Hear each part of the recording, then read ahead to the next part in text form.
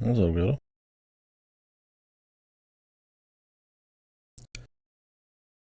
I have to do monitor capture for this game? What the fuck?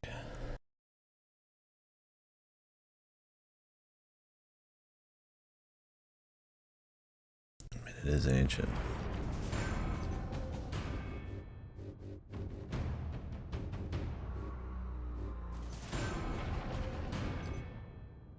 Oh, there we go. Just took 10 years to pop on.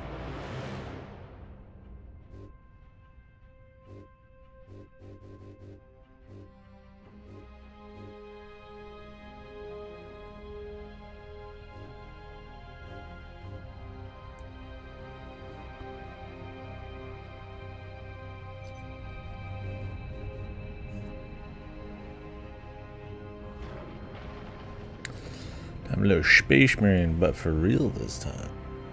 Oh yeah. I should put who gifted it, the title.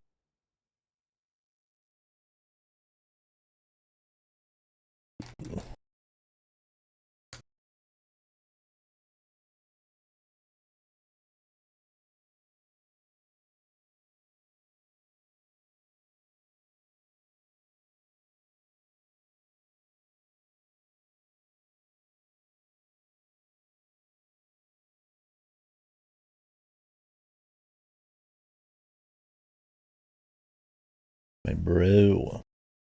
The brother.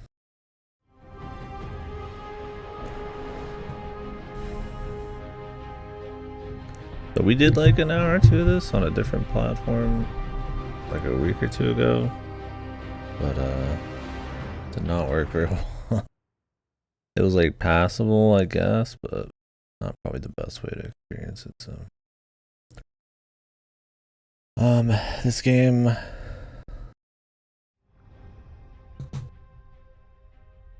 was cheaper than this at one point, then they did the anniversary edition, and I think they might have just raised the price straight up, but it's $60 normally. And the second one comes out in a month and it's $60, so it's grossly overpriced, but it was on sale, so my brother gifted it, which was cool. So we're gonna play this, see how it is, before the second one comes out, which looks pretty neat. My experience with Warhammer is low. I've read a fair bit of lore, but I'm hardly an authority on it. Pretty shaky. It's been a while. I've played Dark Tide, the Orcs, Guns, Bolts, something. It was like a 2D action, kind of almost like a Flash game.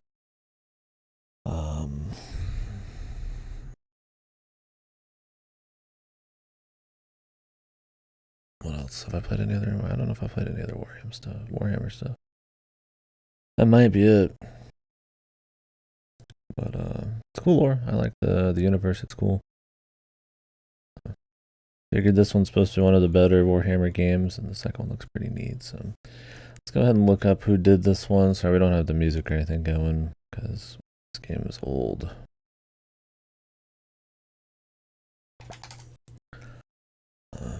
Okay. I think it's changed hands a lot. So the original is Relic Entertainment.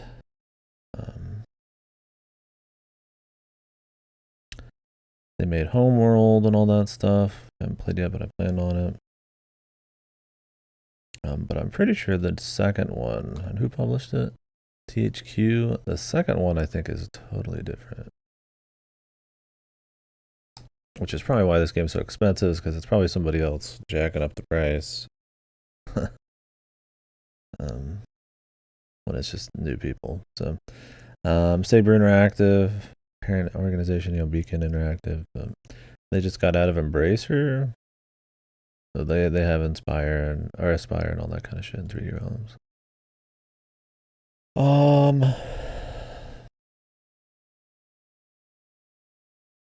Publisher's Focus. Yeah, I don't know where the rights. I don't know how 30 other people have the rights for the first one and they have the rights for the second one, but probably why the first one is bizarro bullshit going on. I think also Games Workshop or whatever. But are not exactly known for being cheap. Anyways,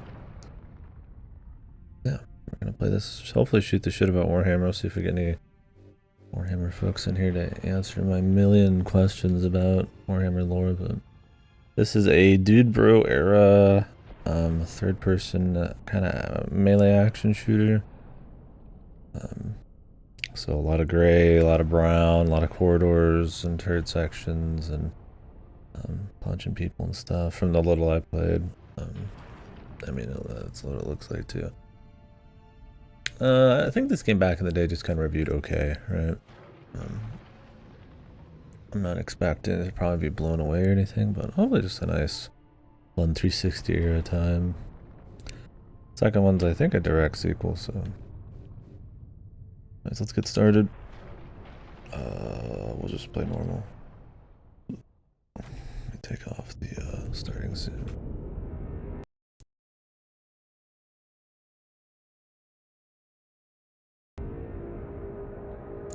There is only war.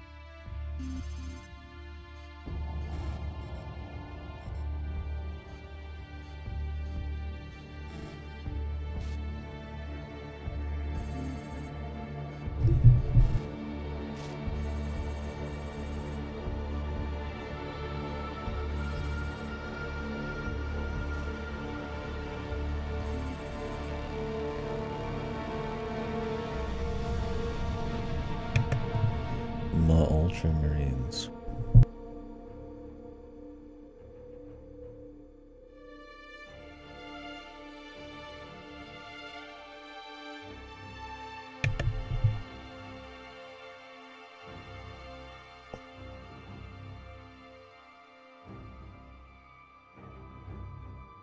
The power of Sega. Was Relic under Sega at the time? I think that might have been the idea.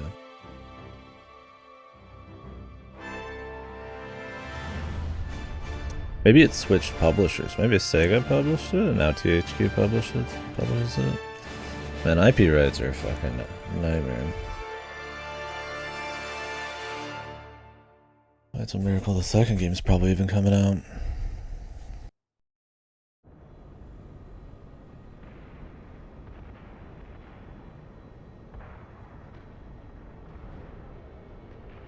Captain Titus, the orcs have massacred the Forge World's forces, and they have taken the planetary defense weapons. Clever of the damned orcs. Keeps us off their backs while they loot the Titan war machine. That's cool, yeah.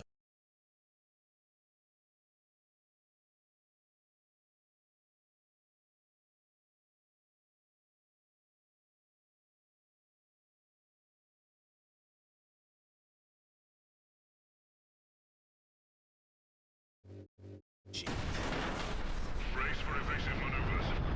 Pilot, report. Starboard engine is dead. I'm gonna have a nightmare of audio balancing. Find another way down. The 1 hour we played before it definitely was. Too low of voices and shit. And it's probably just poorly done. We'll see if we can mess with it though.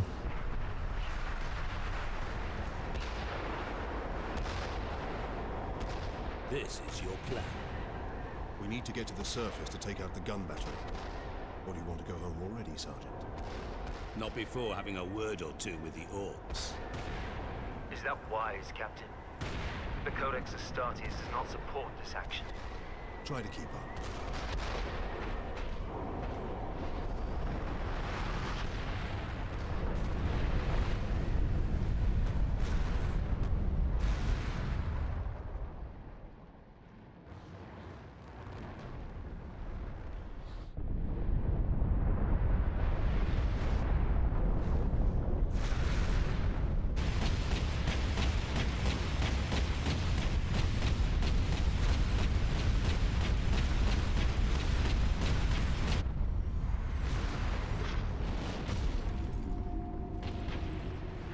Review.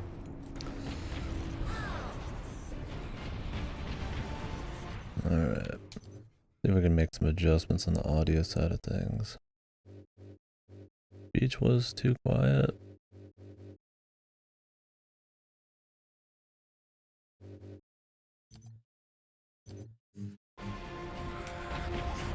That runs a lot better.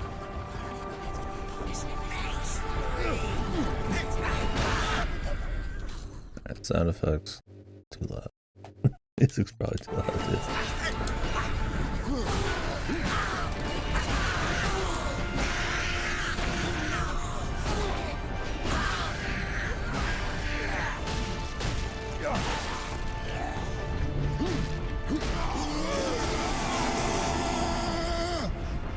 Might still be too loud in general.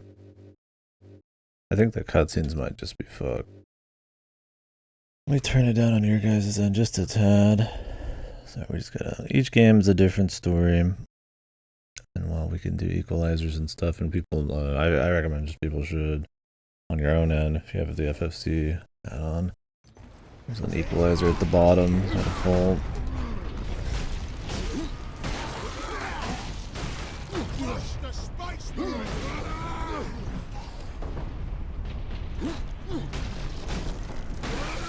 Could maybe try to set up something on my end, but most likely.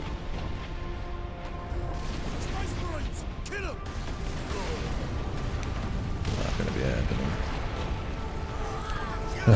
not this stream, right?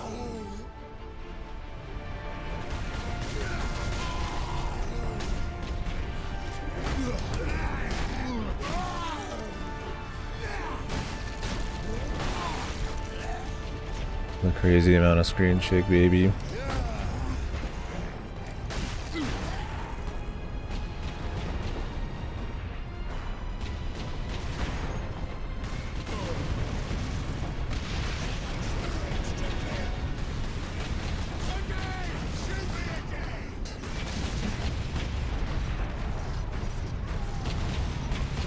That'd still be too loud. Or it might just have very loud, like, ambient noise.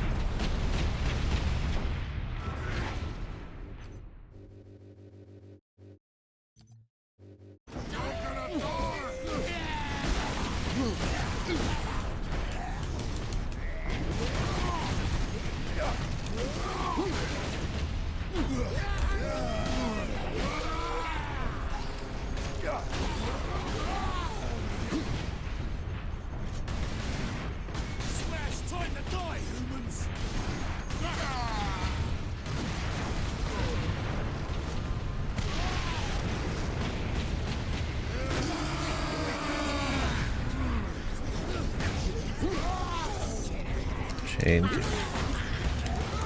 That's what you could set up like combos, I guess.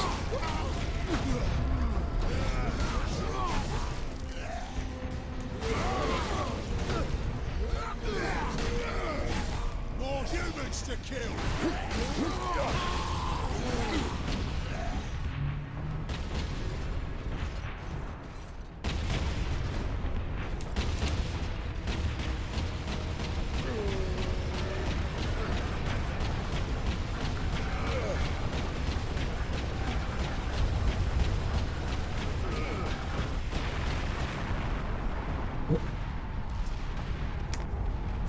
Guess the thing just continuously shoot for no reason.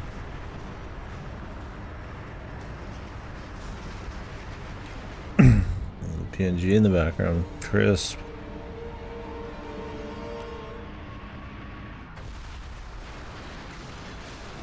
Yeah, the cutscenes are just half volume. I can just see it already. Just a shame that's where you want your audio probably be the best. But oh well. It's just gonna be one of the quirks of the game, I guess.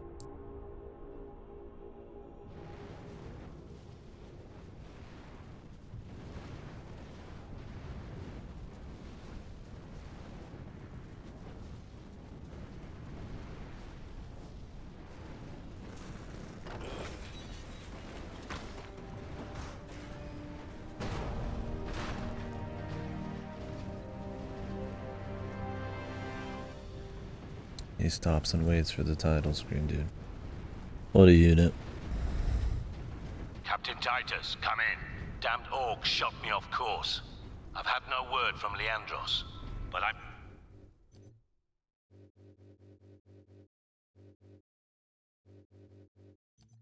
picking up Vox chatter from Imperial Guard forces on the ground. I scarcely thought anyone would be left alive, much less still fighting. Heading towards the front lines now. He's just really loud over the comms, man.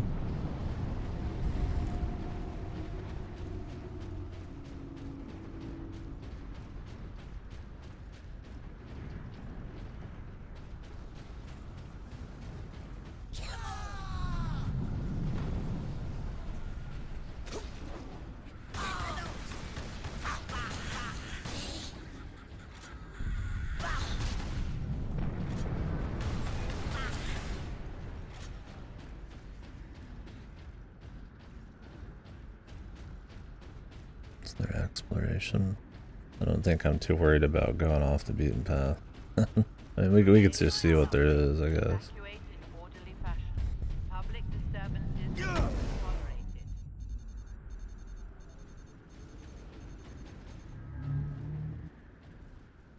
Workers, assemble. Caleb, there you are. The Shiring Brothers are saying we're under attack. Brothers are idiots, Lilith. They saw rocks in the sky. Seen us here. Damn unlikely. Oh. Little dude just disappeared. Access authorized. The Emperor be with you, Space Marine. This way, boys.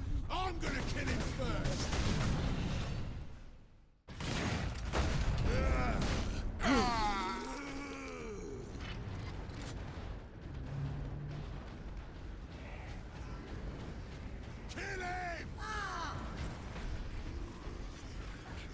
Humans all alone!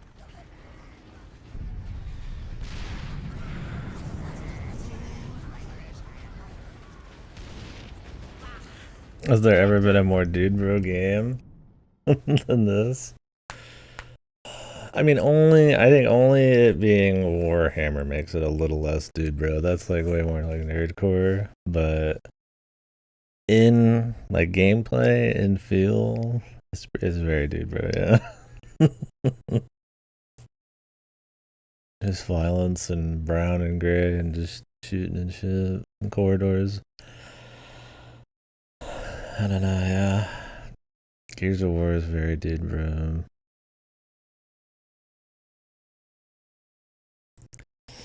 I mean, there's your like Medal of Honors and stuff at the time that were like trying to just like leverage the dude bro era to make a buck, that were just like, you know, clearly not very good. I'm actually curious, what would be a more dude bro game? Third person shooters, Xbox 360. I'm curious to take a look down memory lane. Or dude bro era shooters here. Let's take a peek, huh? This is just this random site's list. I would be surprised if we could find something more generically dude bro. I think because this game is budget, right? It makes it you know, come across as even more dude bro, because it's just like distilled, you know, dude bro elements. But because of the Warhammer, I think it makes it a little bit more like niche. And obviously they're trying to do some cute stuff with melee and shit that most Dude Bro games I weren't doing. The Army 2 is definitely Dude Bro. Bulletstorm was a bit more unique. There's that one Cabela's game, that was kind of funny. Dangerous Hunts.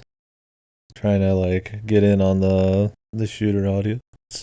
But that one's kind of funny, so. Call of Duty, Child of Eden, I guess. The Darkness. Darkness is... It's not like military. I feel like peak Dude Bro is like military shooters or like some kind of military badass, right?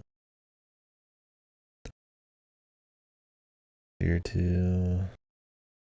Those were pretty Dude Bro, right? Weren't you like military guy and like a barely... Oh, this looks Dude Bro as hell. Frontlines, Fuel of War.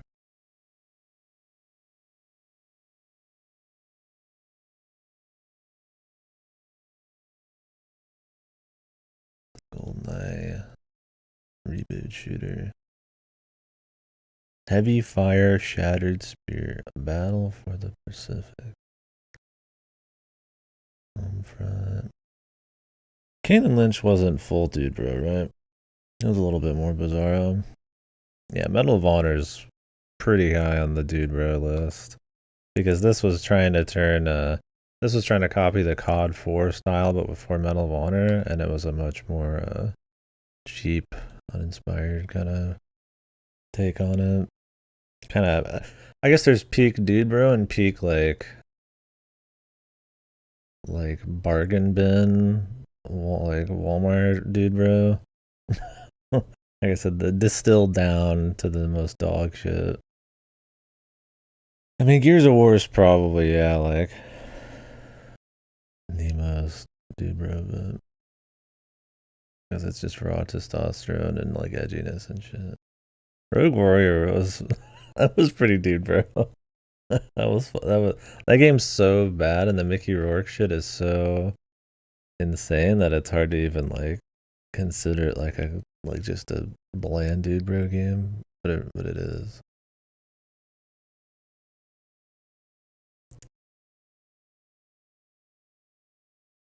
Banquet. I forgot they did a Turok reboot back then too. What wasn't getting like an action reboot? I mean, fucking Splinter Cell did. Like Turok's getting like a reboot. Well, Turok was always action, but like fucking Hitman did. Medal of Honor was getting a Modern Warfare like reboot. Call of Duty got like a fucking new fancy modern reboot. Destroy them! It's more funny when a game that was originally not like a Dude Bro third-person shooter becomes one, though. This might be up on that list, though. I gotta say, yeah, this is peak Dude Bro shit. It's fun though. I mean, it's kind of just cool coming back to like fucking Dude Bro era. Just gray fucking brown hallways with fucking dudes you're just blasting.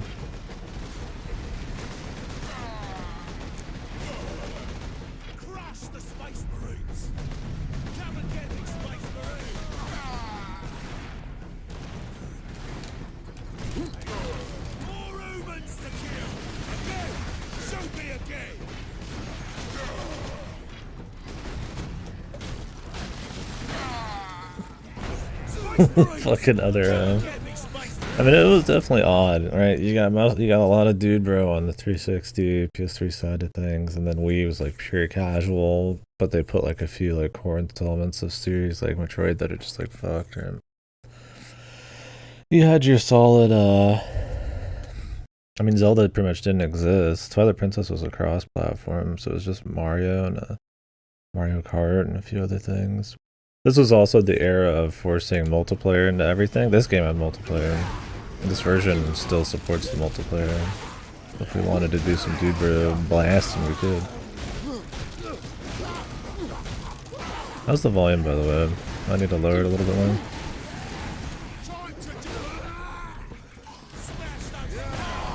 Looks like I might.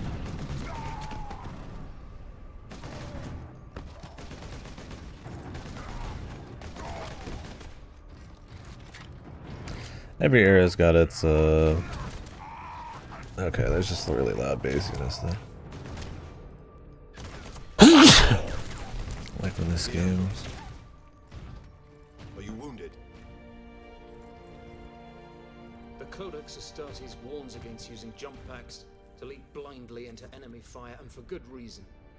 Your days as a novice are behind you. Why do you still interpret the Codex so narrowly? I look to its rules for guidance. We all do. But there are also benefits to thinking for yourself, Leandros.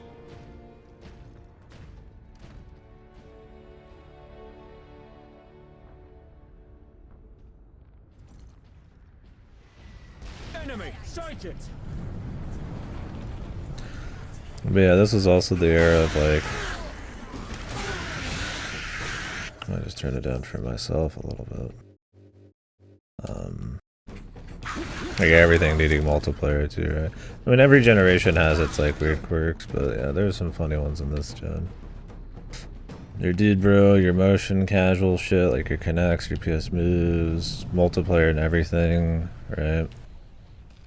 Mass Effect, Assassin's Creed, Dead Space, Space Marine, like all these fucking things have like multiplayer in them. Usually forced in them at the cost of the game. It was the start of microtransactions being a staple in the industry with like Oblivion and stuff, right? Subscription services for playing online. Really, it was the boom. Probably your biggest boom for video games too. I mean, they really started hitting the mainstream, I feel like, in this generation.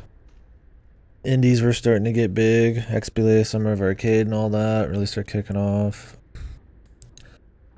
I mean, I feel like PC was considered like a dying thing at this point, but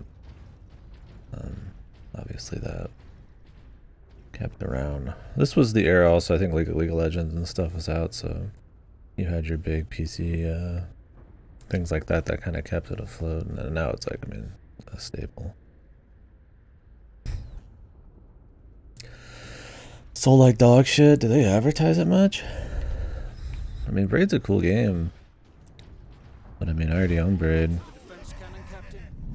And there's a lot of indies nowadays, and to be fair to Braid, I mean, not to be fair, but I mean, to be honest, as the kiddos say, Braid came out a long time ago. Most people have like a fucking very short-term memory for anything, really. Like, yeah, maybe some of your like, you know, more diehard people and stuff are gonna care about Braid, but I mean, anybody new to the industry, it's like, well, Braid's a really solid game. I mean, it's not one you see talked about enough, so people just aren't going to know about it. It's just been around forever. And honestly, nowadays too, there's a lot of competition. I mean, I'd like to go back and play through Braid. It'd be interesting. But I wouldn't expect more than modest sales from the game. I mean, what's even different about it? Did they add like gameplay? Or is it just the Jonathan Blow commentary?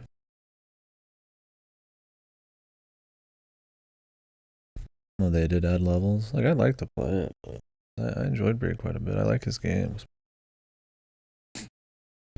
I mean, it's just kind of like, it's a staple of indies, I'd say.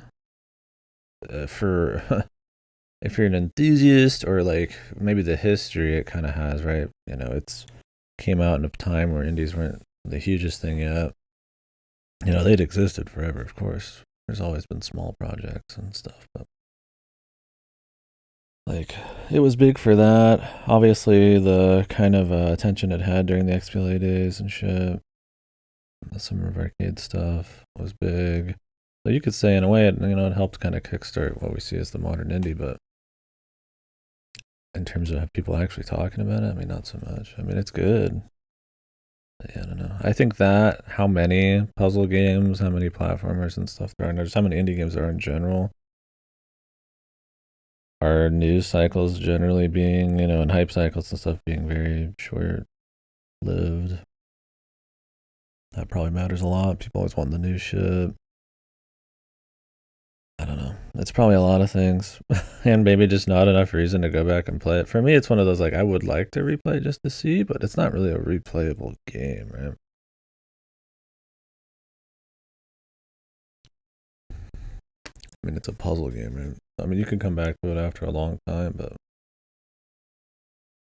it's not like immediately replayable. So for some people, I mean, unless they're just curious or want to relive it, or it's been a long time, it's like,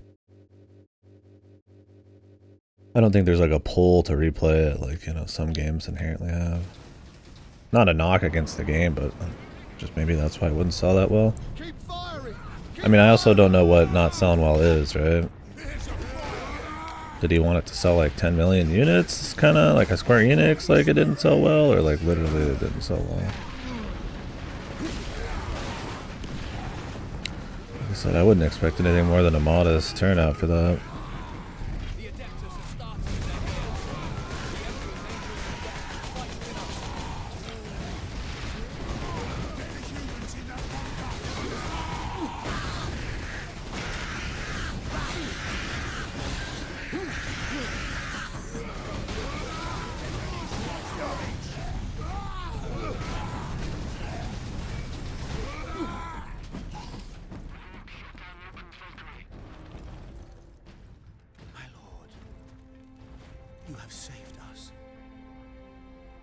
Guardsmen. You saved yourselves. We thought you did. We would be, my lord, if not for the lieutenant. Where will we find this lieutenant? At the front lines. Follow the trench network to the lieutenant's command bunker. Carry on, Guardsmen. We rendezvous with Sidonus, then we find this lieutenant. We need updated intel on the gun battery.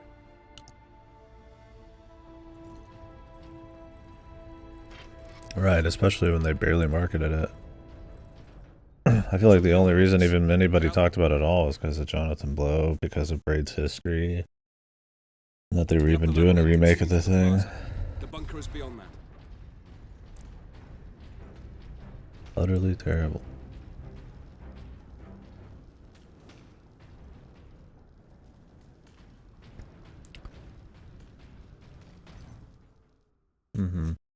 Well, I mean, of course. Is it on Switch?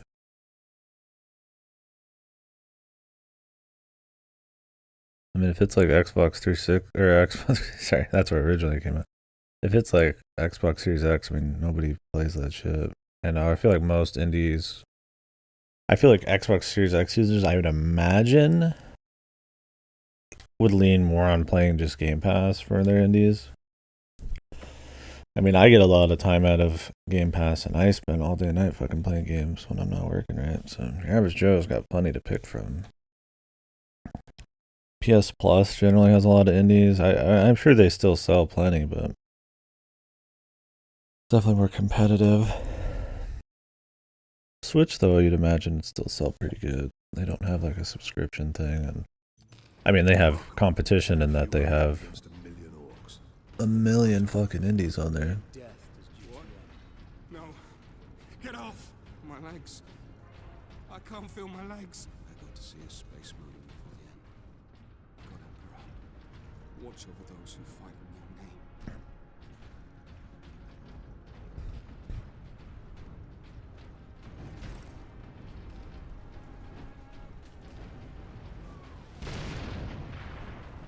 Captain, I'm in position at a broken That's monument supposed to near be the a guard quick, lines. sad moment. Just like real fast, just see a couple wounded people, a couple strings of sad and stuff, and then just right back into it. I don't know, I'm curious what the actual numbers are.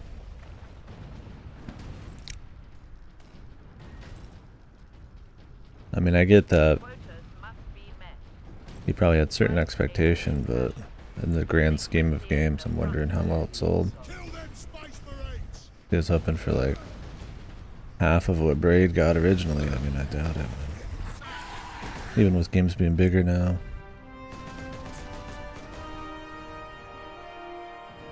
Sergeant, I see you found something to keep you busy. Worry not, Captain. I've saved some orcs for you. The orcs have got that gun well defended, no mistake. But typical orc behavior would be to dismantle or destroy the gun. And certainly not use it to keep our forces at bay. There's a strategy behind it. Their leader is no fool. This day is getting interesting. I may have encountered the orc during our jump to the surface. That was the orc ship I saw crash near here, I take it. Right, and people would be popping off about it, and albeit kind of pretentious, you know, stuff about the nuke and all that. But I mean, it's definitely, I mean, like I said, it has impact. It's a good game. It was one of the things that I feel like helped, you know, get Indies where they are now, just because of how high profile it was. Maybe you could give that to Microsoft at the time for consoles, but it's just, you don't see, there's just a lot of stuff that comes out now, and it's not like a game that's like inherently like super replayable. I mean, I'd replay it just because it's been a long time, but I'd probably get it on sale, right? Like, it's, I mean, when I say not talked about, it's just, I mean, you still see people mention it, but it's like, I mean, it's not like some forever game, right? It's going to go right back into the competition, right? It's not going to be able to just get, I mean, it's going to get some sales based on its legacy, but it's not like a Zelda game or something, right? You know, there's indie games like that, I guess, but I feel like it's harder for indies to have like the perma, you know, that perma history. I mean, for your enthusiasts, sure, but I mean, you're looking for sales not just from like the fans of the thing.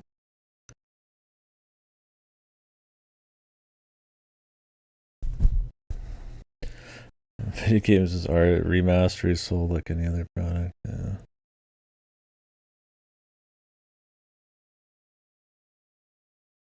I mean, that's another thing too. Isn't it like $20-$30? The first Braid? I would argue most people who play Braid probably, I mean, this is just anecdotal, but I would imagine it was like a 360 type of thing, just because the Summer of Arcade like marketing push behind it.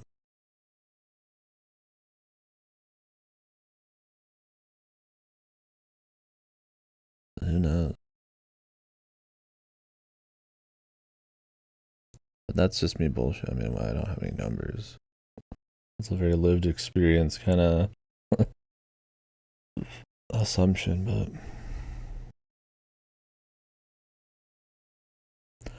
I mean, it's not like it's a problem with remakes and remasters in general. Remasters are cheap generally compared to making a new game, of course. The same with like remakes to a certain extent. That's why like AAA companies do them so much. They're safe. They're, you know, they do it for games that are like a surefire sale. They don't do it for like small stuff or risky stuff usually. It's usually something they think, you know, will give them the most bang for their low risk buck. And it's like it's a I mean, that was the whole point of the Braid thing, right? It's just like a way to like get some extra dough so they could probably keep working on the new engine and the new game and all that stuff. And it's like, I just don't know. I mean, Braid's just not going to be doing like Mario numbers or something. I mean, I doubt they'd expect that, but it's a little different with an indie, right? You see big AAA publishers and stuff do remakes all the time, but I feel like in the indie world, remakes and remasters tend to, while they exist, not really pull up as much hype and shit like that, right?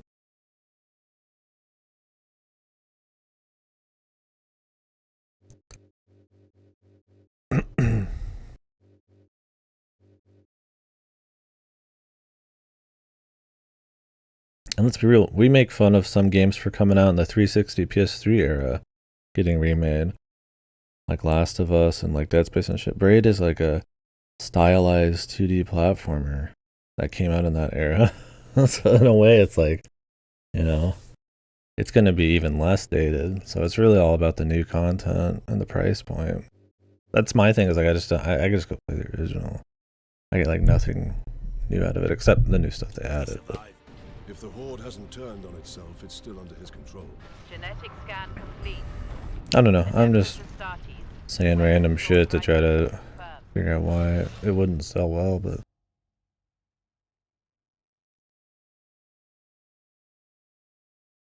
Are you talking about the Braid remake too, Goto, or the original Braid? I mean, 15K would be quite a bit for an indie game. And reviews for something that new.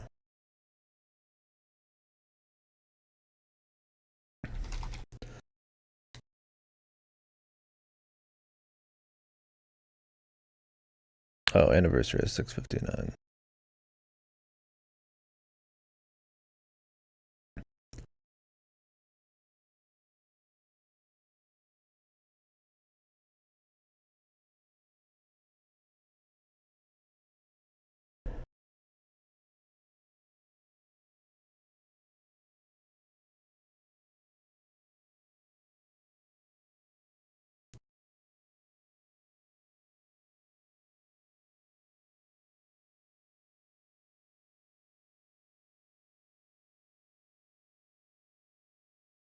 Some people are saying most of the new levels are programmer beta alpha stages.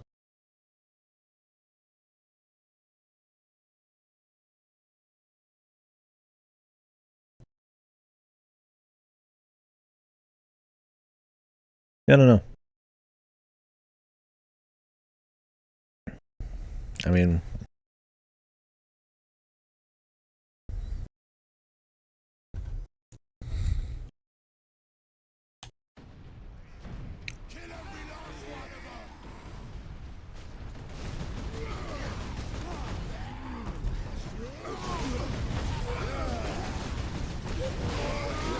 what it's hard to imagine it now, but like what would we even expect Braid to have had? Honestly, like what would we even expect it to have sold before, you know, we found out?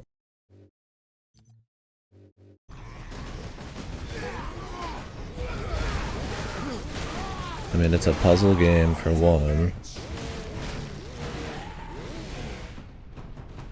It's not bringing that much new to the table for like your average Joe. Or not your average Joe, but your fans.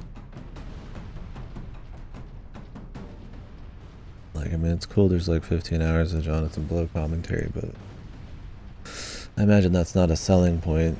Even people like me who play shit all the time, I don't do as many dev commentary playthroughs as I should, but it's not something, you know, that I'm like going crazy on, right? I don't think most people are probably digging into that.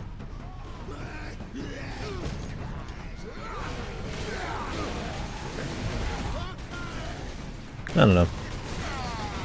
It's interesting. What is it exactly that would make it not sell very well? I mean, it could just be marketing, right?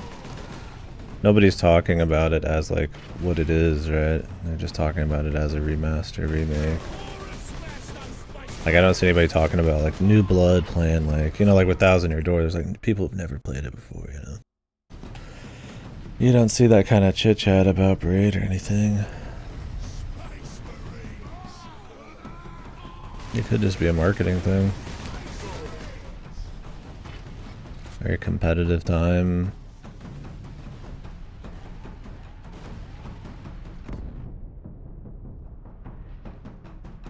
Easy to get lost in a sea of things, and just because it was big before doesn't mean it's gonna like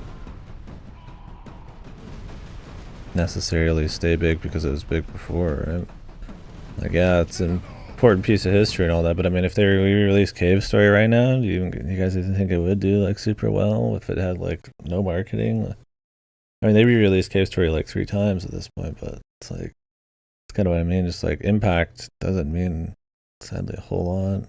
I feel like, I mean, it does, but it's like, this isn't like a Mario IP that they're constantly milking and and bringing back to the public eye, right? Like, it's just dudes like us just talking about it, and you know, people going back and talking about all-timer games and game history, and sadly, things for your average Joe just kind of disappear, right? People tend to trend chase. So I feel like with like that marketing and with how competitive it is, yeah, nowadays,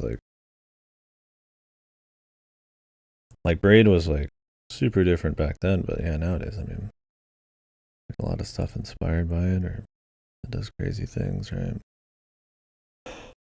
So maybe that's it too. It's like a quality thing, the novelty thing. That's what I mean. Is like, I mean, you don't see people like talking about the game.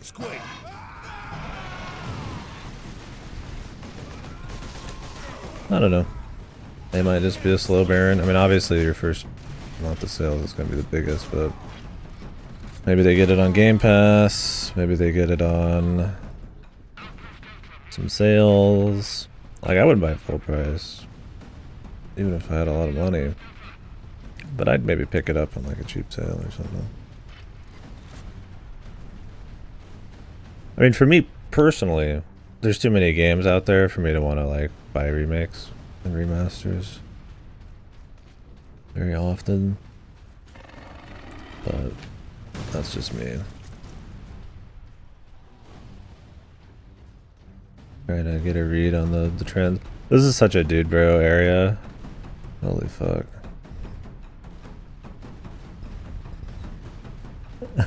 Like just the brown just fucking like trench corridor here. Is this like the quintessential dude bro area, man?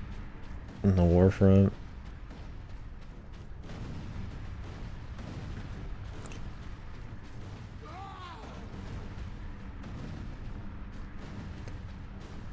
How many times did I have the remaster remake rant?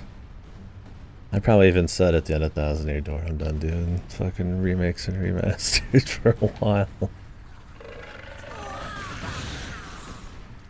He's trolling me. Where's your helmet? Did they have to emote, bro? You need to see these, their emotions, man. The ultramarine emotions.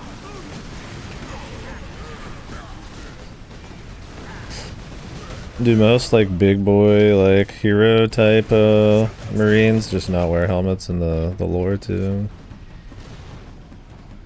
That's just for generics like stormtrooper types.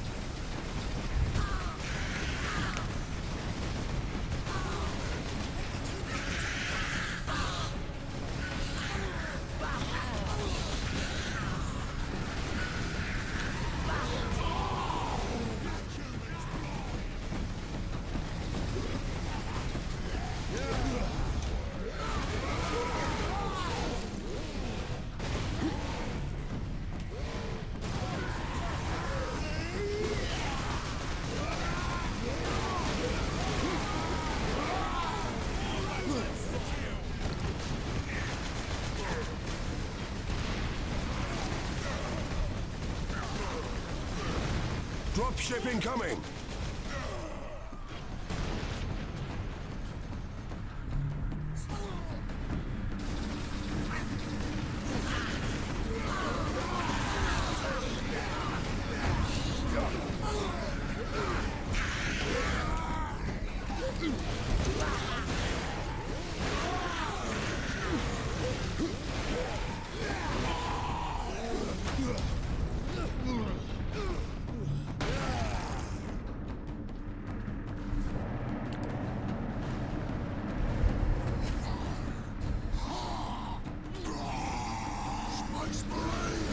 But that's a personal thing. It's like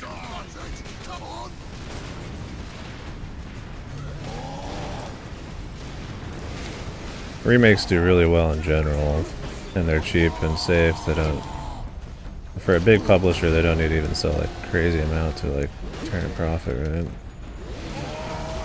And they can just dish them out. Like your average show is probably okay with picking up remakes and remasters all the time, where, you know, I don't know, I'm kind of getting more disillusioned with it. Inside, but the door is sealed. I believe they will let us through. Imperial Guard. We are Ultramarines. The Emperor's sons Open this don't. door. I mean, this guy's just a generic. He had a helmet on, and then it fell off when he jumped from the air. I think they're trying to, like, establish the characters or something, so they just all have their helmets off. Word from the second recce. This is an Ultramarine captain we're playing. I think this is a lieutenant. This is just some dude. Damn Gretchen stuck a knife in Saul's throat some months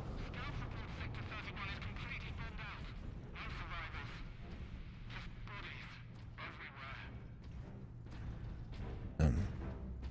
Emperor's feeding these boys some good food, some good porridge, man. This guy's like a full, like, 2-3 heads taller. I don't even know if that's accurate. They're supposed to be even bigger than that. Reinforce their position. Hold the line. Although they've probably got some extra height on them booties.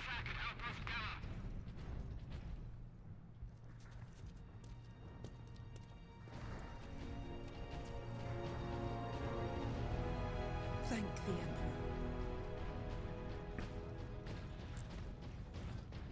Second Lieutenant Mira, 203rd Cadian Regiment. Captain Titus of the Ultramarines. You are in command. I'm all that's left, my lord. Unless my commanders rise from the grave. So far, they seem content to stay put. Lieutenant, the scouts have returned to forward base. How many? 2. Damn. I sent out 10. Are there zombies in this? That damn gun. We don't have the numbers setting? assault. And as you might have seen, Like some it's chaos shooting down thing? all our support Zombies? bases. That is why we are here. Leave the gun to us. Come with me then. I should warn you, my lords. We've got a slight orc problem down here.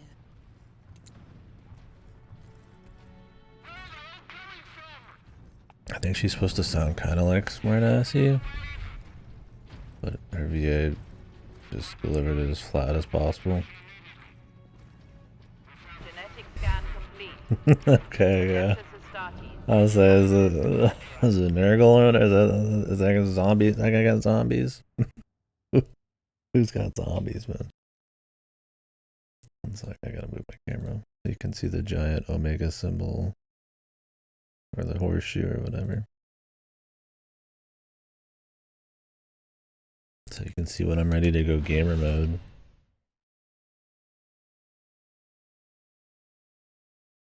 Oh yeah. What do you know of I don't know much about the Star Wars zombies either. Troops were sent to guard the Titan Invictus at Manufactorum Ajakis. But that was 2 weeks ago, and we've lost contact with them. We need to reach that Titan. You're The volume balance in this is, it would make a modern AAA game blush. Those games usually are horrible. This game's fucking all over the It leads place. directly to the western gate of the Manufactorum.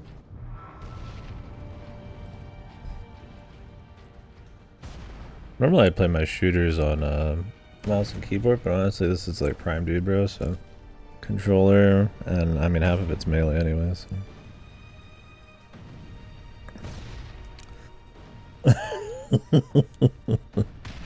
Fucking comics, man. Just some contrived bullshit just to have some kind of fan fiction situation pop up. Like, isn't there a Batman zombie comic and everything? Or is he a vampire? I think he was a vampire in one, he was a cowboy in one.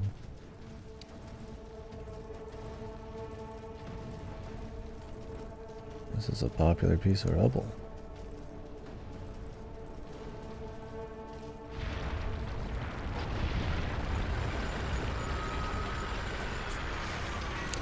I'm having fun with this stuff. Just honest dude bro era gaming, man. Just violence and brown and fucking bullshit.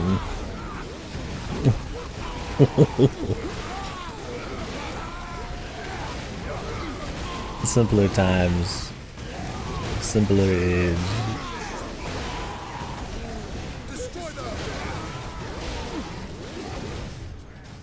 Now, do I expect the second game to be a little bit crazier? for sure. I hope so.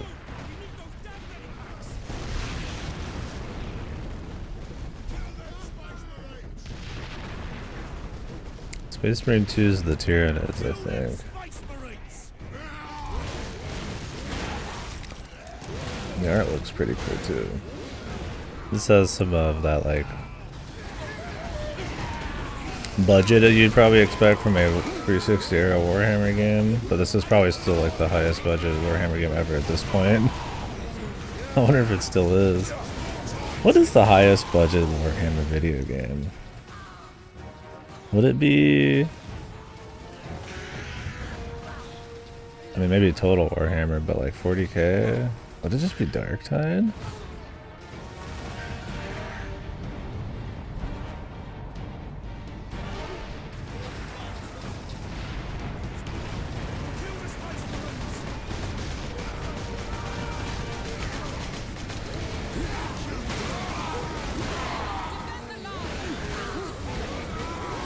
The turret section.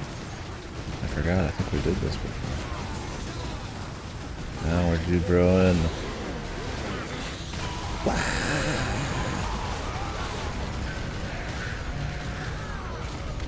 Oh yeah, Rogue Trader might have been a bit.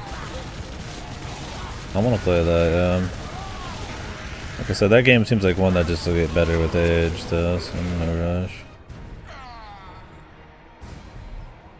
The Orcs hold the trenches beyond the ruins and the battlements beyond that. Ripping off turrets, baby. The Orcs took it almost as soon as we got here. Now we're fucking gaming. Our unit was the only one. What's up?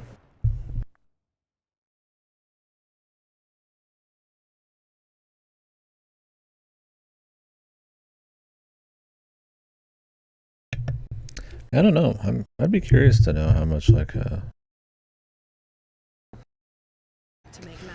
non-Baldur's Gate kind of CRPG would cost these days to make.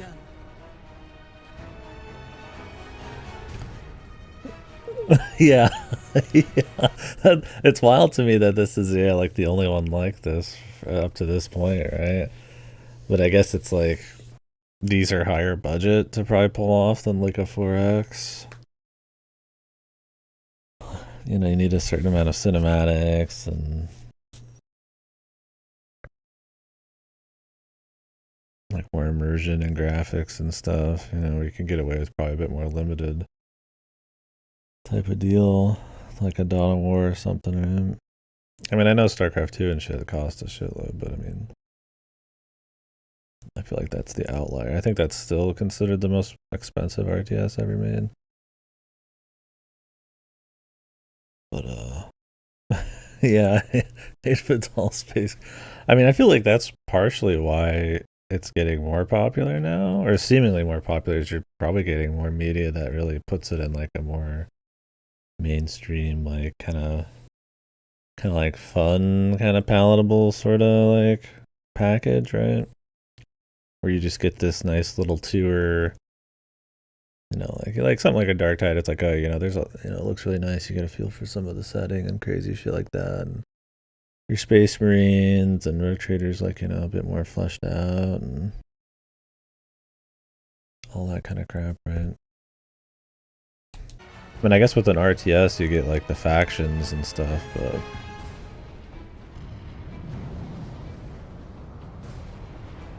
I feel like to break into the mainstream a bit more. Stuff like this is like, you know, like that's the medicine. And I'm sure that was probably the idea with this. I mean, it's a Dude Bro era game, which is Warhammer, right? Weapons authorization confirmed. Access granted.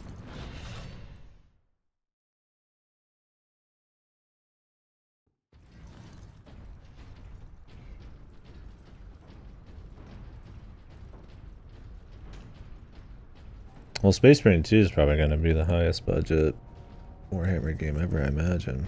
That's where the Orcs breached the gun battery. We haven't been able to make it inside the wall. There just aren't enough of us. You have survived this long on your own, Lieutenant. You have done well. But you are no longer alone. We will retake the gun. We will get your reinforcements. I'll hold you to that, Captain.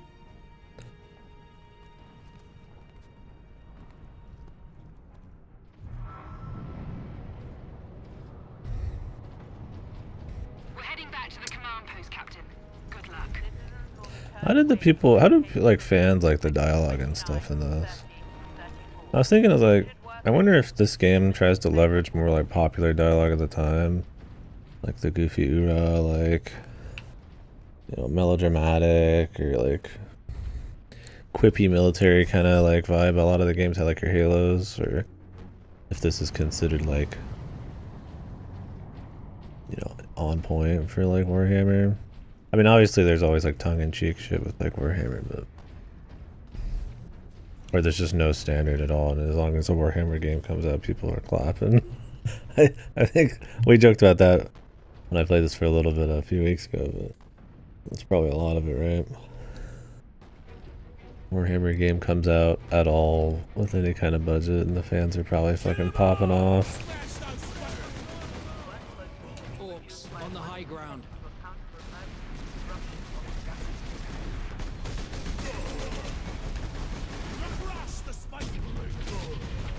Oh yeah.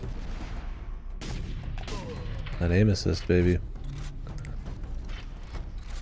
The Emperor's guiding my shots, man. Yeah, I was gonna say, I feel like, I mean, Warhammer games are like, generally like, dog shit. So, there's been a few good ones in the last like decade or two, like maybe, yeah, there's some standards happening soon.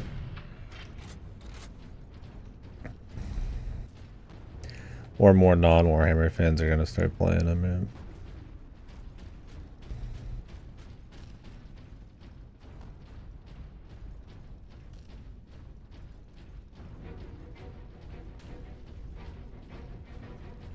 Yeah. Reminds me of like with Helldivers. I mean, Helldivers was a great game, but it had a huge defense force for pretty legitimate problems for a really long time. I think it's just interesting when you have like a devout enough fan base, how much shit can be brushed over. It's like your Pokemons and stuff like that. I think Endless Ocean's gonna be forgotten to time. It was already forgotten to time once, but somehow it's pulled one arm up out of the fucking the puddle of time. And then the devs, they took their other hand and they pulled it back off and drowned by making a dog shit game. Their one chance to bring that series back to any kind of somewhat relevancy. And they fucked it. No, let's be real, they probably only got money for it because they were doing some kind of gimmicky multiplayer. Otherwise, I wouldn't be surprised if Nintendo wasn't even gonna bother.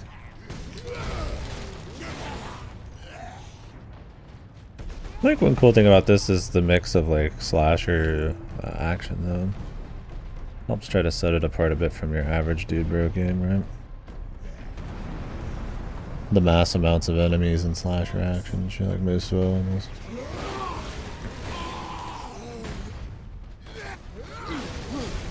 If it was just third person shooter, I mean it would be like bargain bin, like dude bro shooter. But I think you get enough variety here, it's kind of cool. I feel like the Warhammer part's what kind of really carries it so far, but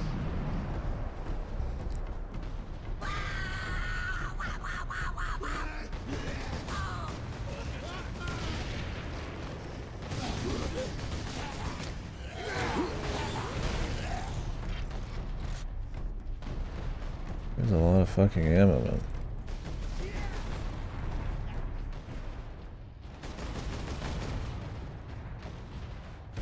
These are some pretty long hallways of nothing. Or battlefield, I guess.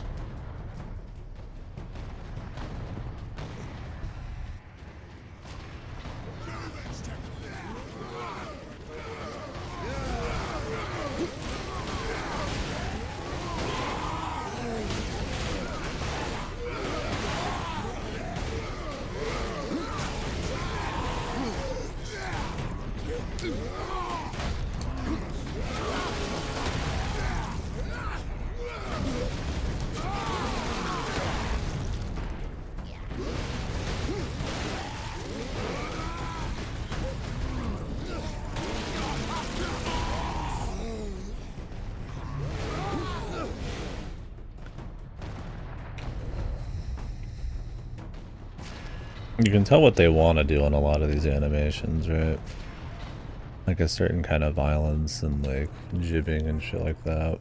But there's like a budget, right? Where they just can't do it, right? Because you'd see stuff like Gears of War doing exactly what this is trying to do there. But with like full violence. But it probably takes a lot more animation work and time and all that for it. So they just give it super loud bassy smacks, screen shake out the ass and a blood spray, and then they just kind of disappear. I'm sure with more dudes on the screen than your average game too, it's like you probably can't have too much giblet bullshit going on. Captain, assault support pods were dropped in this area. But I'm not gonna give them the benefit of the doubt on that, because I doubt this game's probably was considered a paragon of like optimization at the time. Runs well on PC though, not right now. Alright. I remember this. I think we only made it to the section right after this. Pretty cool.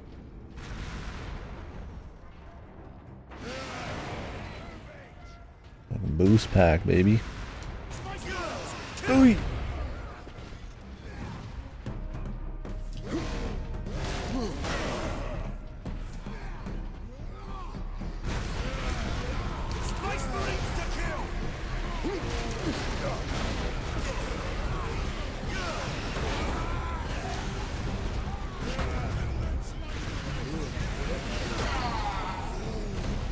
I wonder how dude bro this is truly.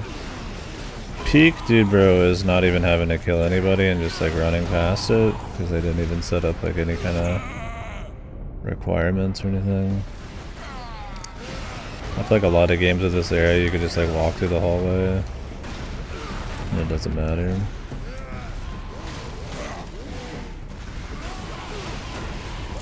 I'm not gonna like do that.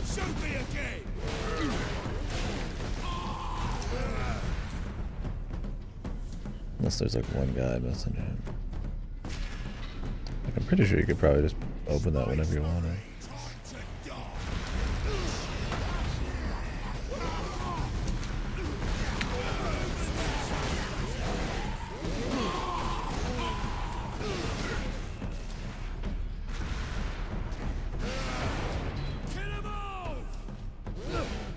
How common are these jump pack things?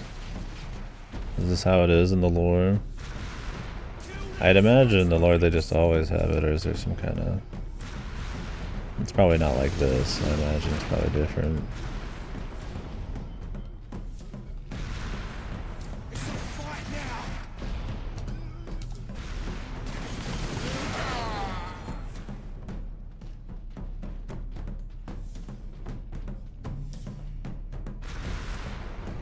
The music popping, man.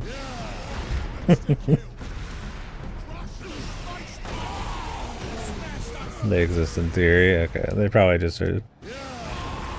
I mean, if they were like this, it'd be probably too much. And also, you probably don't want your Space Marines to just be like these shock troopers that just jump in from the sky and just pogo around killing dudes. Otherwise, you'd always call into question why they didn't just do it all the time. It's like you said about the chainsword thing.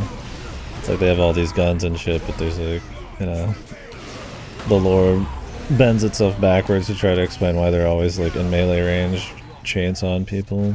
It's just to make it cool, but you know, you add too much of that shit and it makes the lore shitty. Super power armor boarding on Mecha. Okay. And you said last time that there's like very few actually like Gigamechs and shit. Which is the plot to this game, I guess. There's like a super mech here they're trying to save or whatever. They've got power armor you wear while in power armor. Do we know how many layers of power armor the highest level is in Warhammer? It needs to be like a shonen power level thing. He's wearing his 4th suit of power armor. His 4th exoskeleton.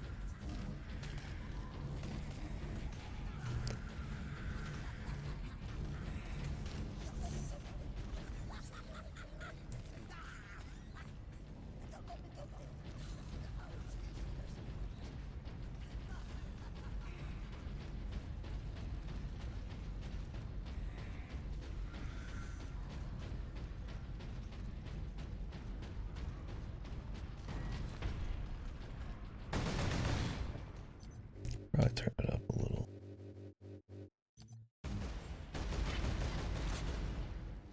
Artillery shell moving into position.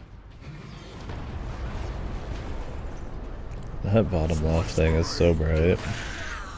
Way too bright.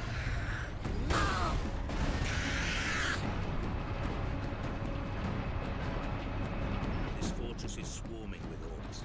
Clearing this place will take days. Those guardsmen cannot survive that long. We find a way to destroy the gun.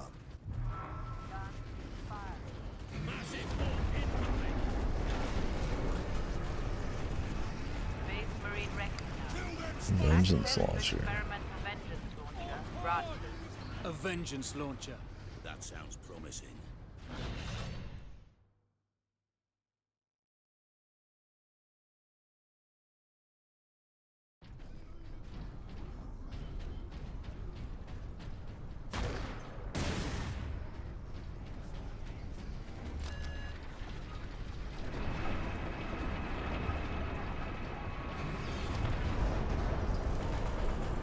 Medicare facilities should expect significant delays regarding removal of deceased persons.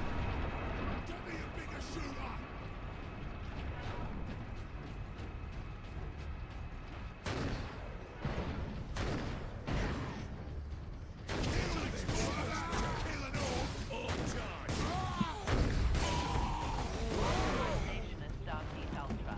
Access granted. An armory. Sure to be something useful.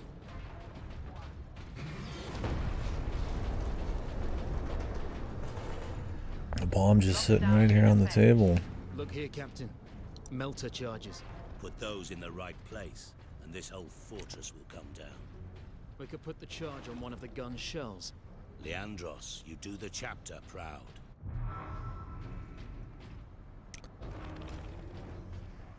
Releasing safeguard. Brace for all Remember that we honor the Lord by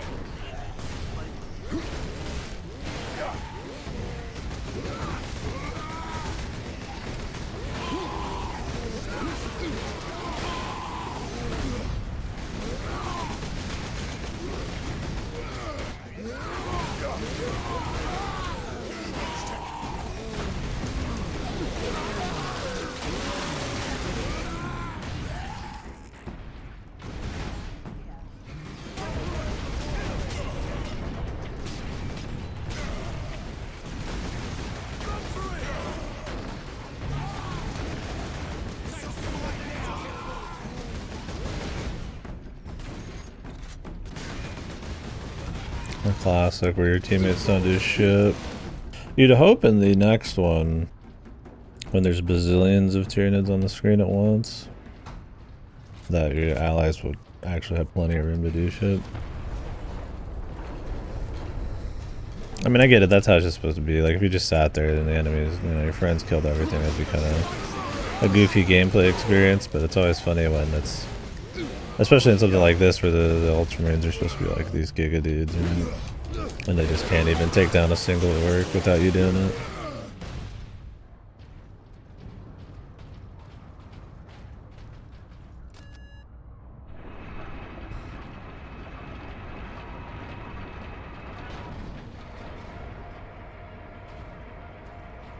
access restricted to upper decks.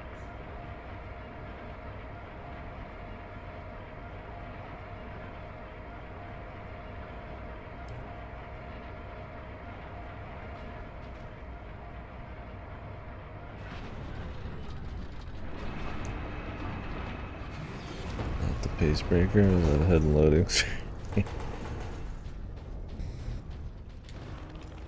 They're not about to run short of ammunition.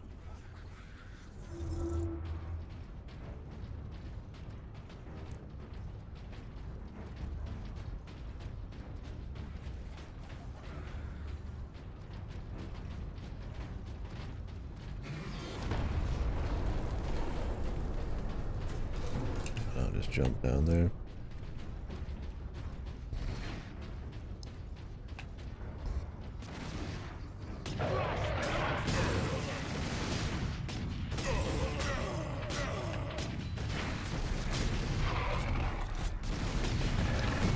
Kill them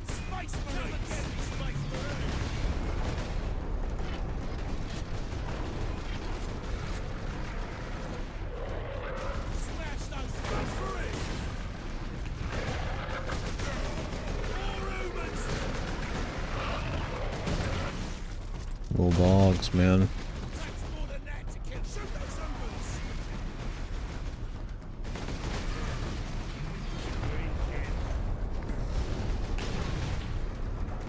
Rude scoods. Nice hitbox on this pillar, dude. Jesus, this like massive. I was hitting the pillar, I don't even think it was in my sights at all. We didn't like the peripheral. I love these guys taking cover now.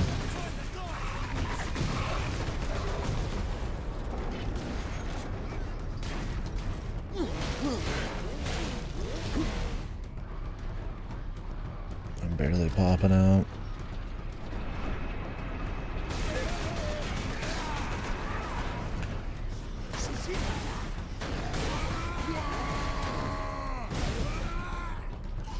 Here, Captain.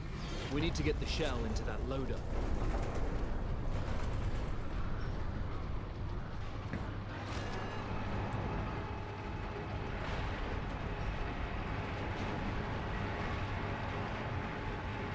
There. I will place the charge on that shell.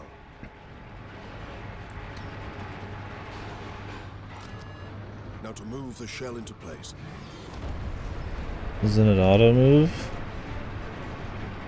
Why does he need to move it?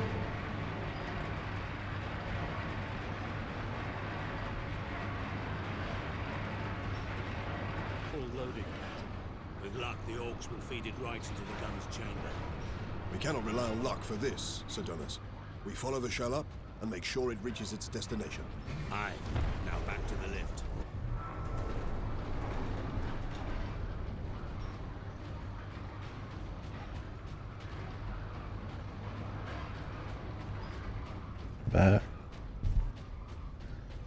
Back to the left. Alright.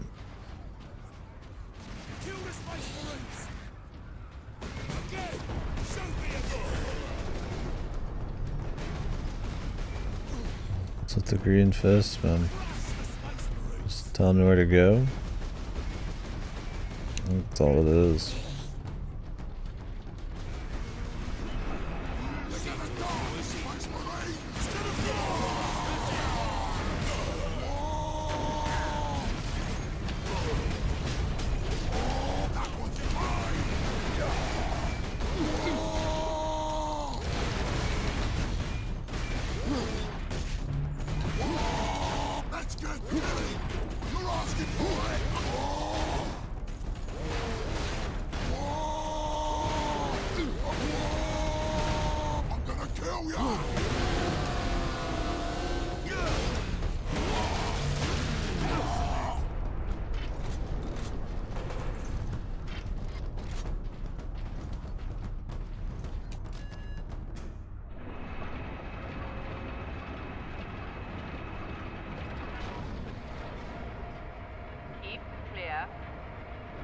This is not a drill.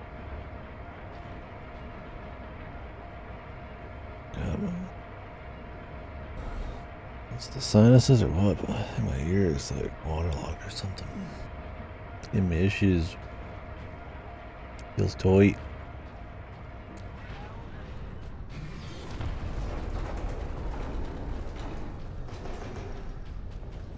Pretty dry level design on this one, huh?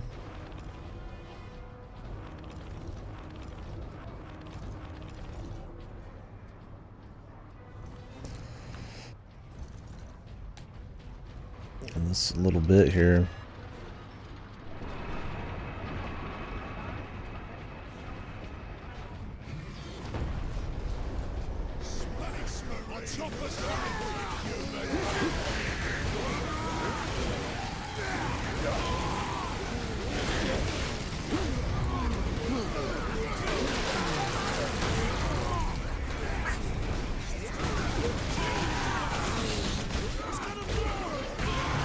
Well, at least they take some of the heat, man.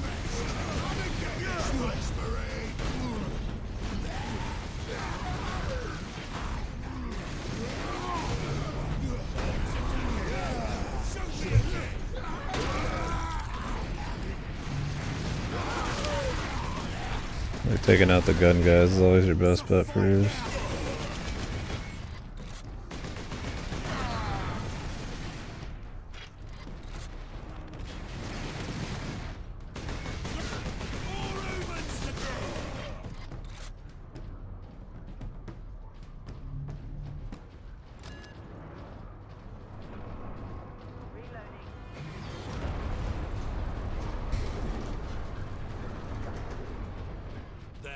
secondary lift.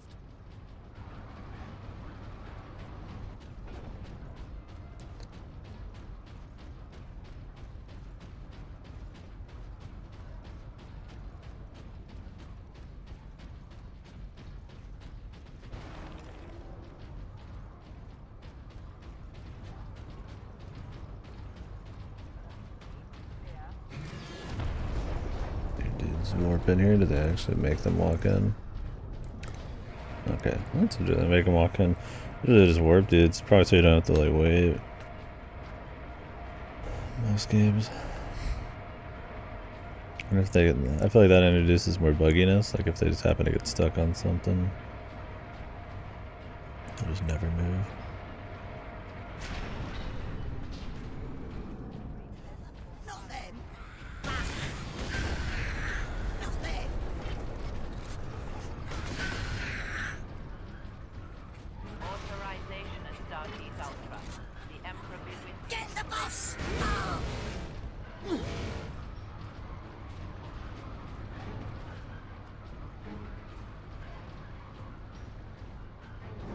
Purity marksman mode. What's this shit?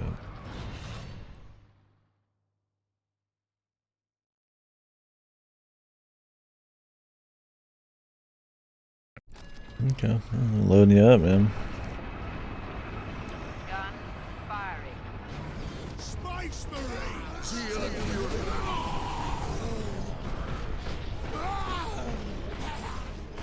I have to like manually tap the trigger.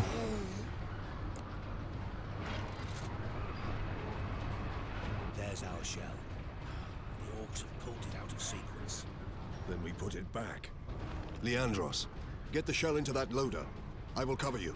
Reset for How do the firing. orcs even see it?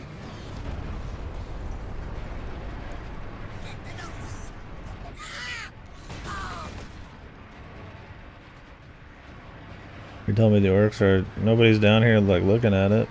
The orcs are like scanning these? Fire. I doubt it then.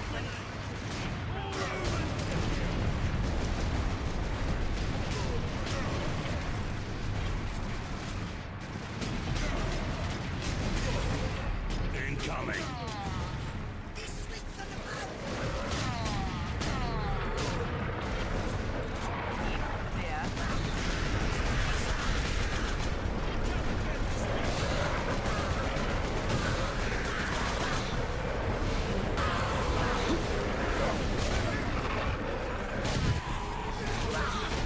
Enemy sighted. Artillery shell.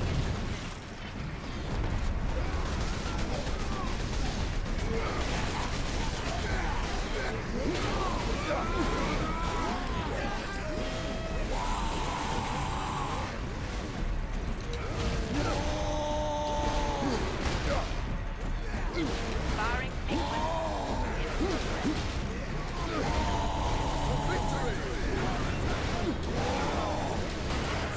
For victory!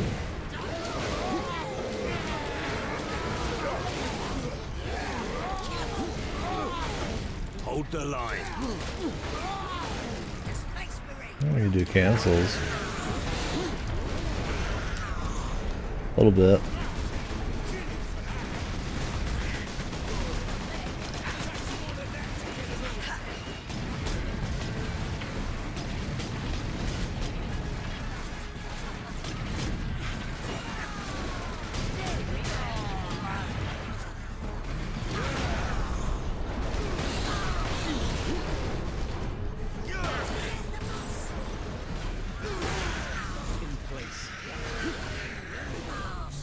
We'd be better off seeing this fortress detonate from the outside.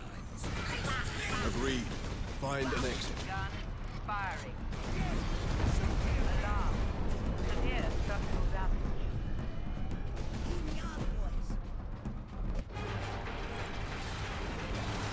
Just barely making it out, of course. Just kind of crumbles. Surprised they didn't like let us see it go into the gun and then explode or something. Guardsmen will get their supplies now. Captain Titus, you are a man of your word, my lord. Thank you. What is your situation, Lieutenant? We're gathering our wounded and are heading to the Andres habitation block to establish an outpost. With the cannon down, our support craft will land there. Very well. My battle brothers and I must secure any operational Warlord-class Titans before the Orcs can loot them. Good luck.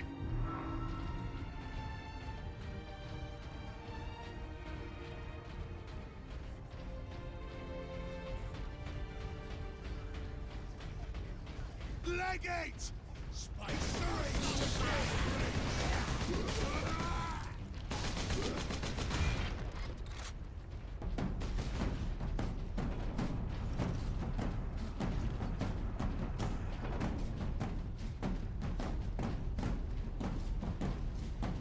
Boink, boink, boink, boink, boink.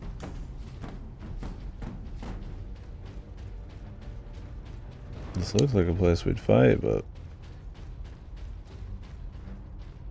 we're coming back.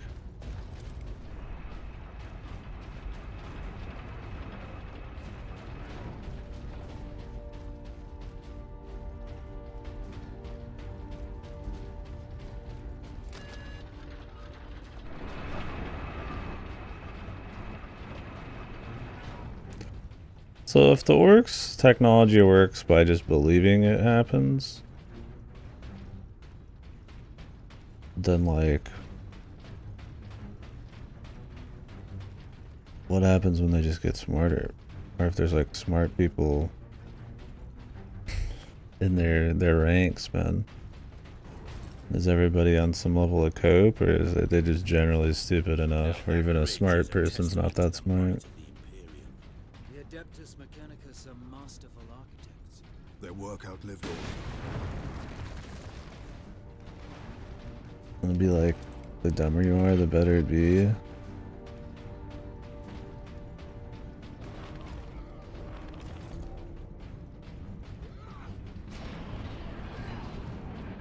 Maybe I don't know the full details of how the Orcs work. Did the Lieutenant not say these tracks went to the complex housing the Titans? That thing is a battering ram.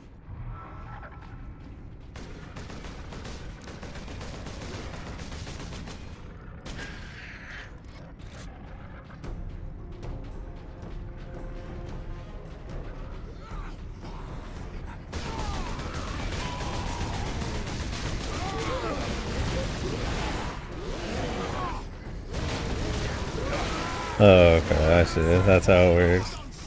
So it's like what level of delusional, like, mindfuckery you can shit out. What level of fucking crazy delusional cope you're on. I gotcha.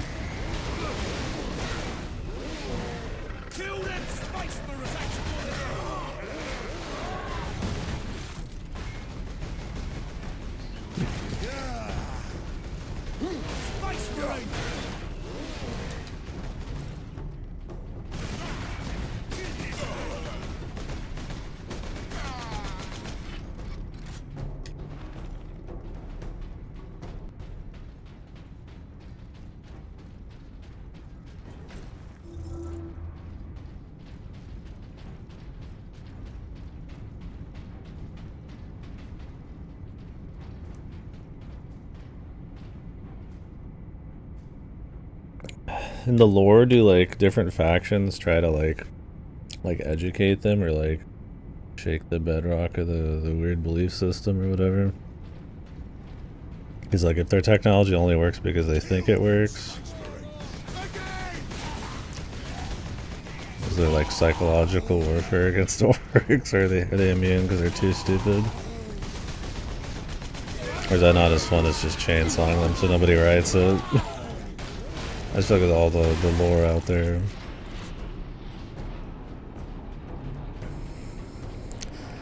There's my field of contractors typing out on the on orc Twitter about fake news and shit. But in reality, it's explaining why things don't actually work. Real news, I guess. It works. It's like you want only fake news.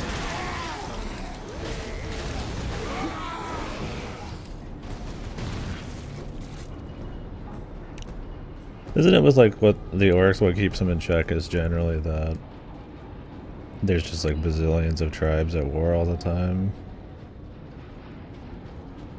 And only rarely do they have like some kind of super warlord or anything.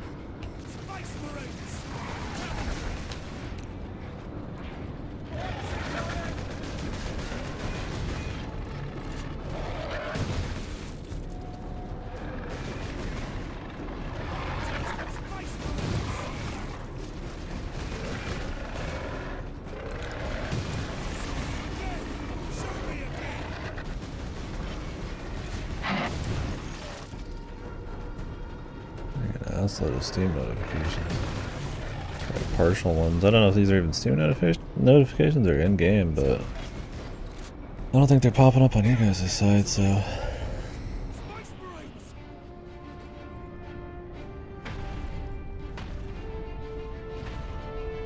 Wow. Now to stop this Nice. riot. Time to impact. No more than 6 minutes. Time enough.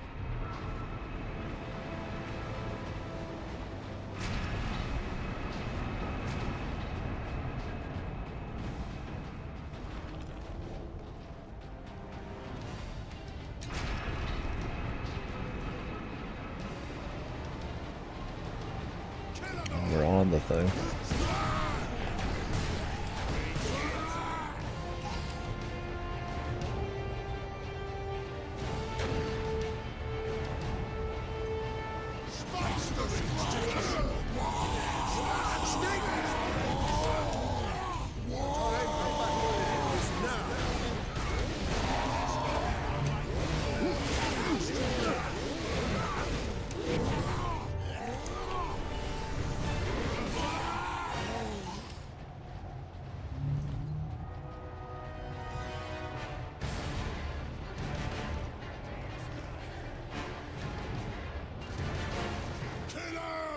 Sedona's time to impact. 4 minutes.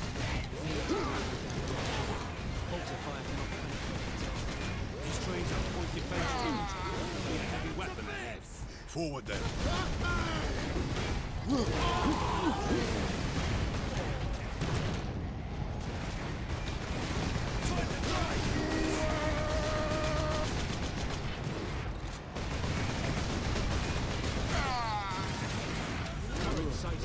Cover me while I get to that weapon. Come and get me, Space Marine!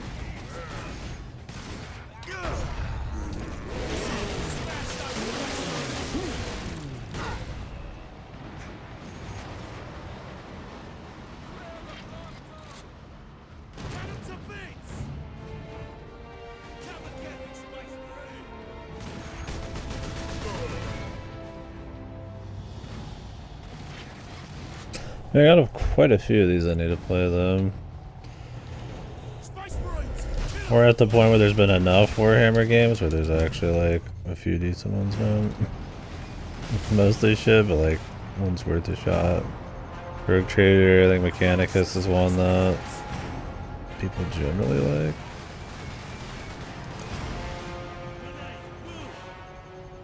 This is my health.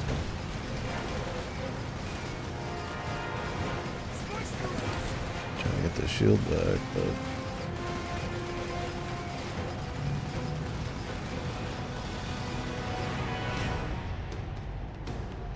I can rip this thing off.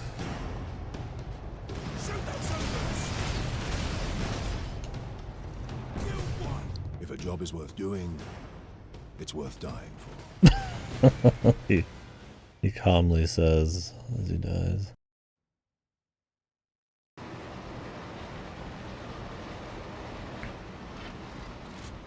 I think they want you to rip it off, but I don't know if it's limited ammo then, like Halo 3 here.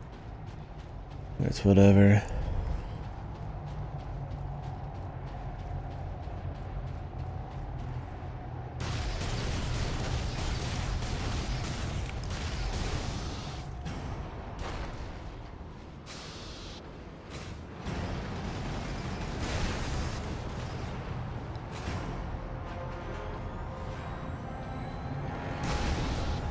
Oh damn.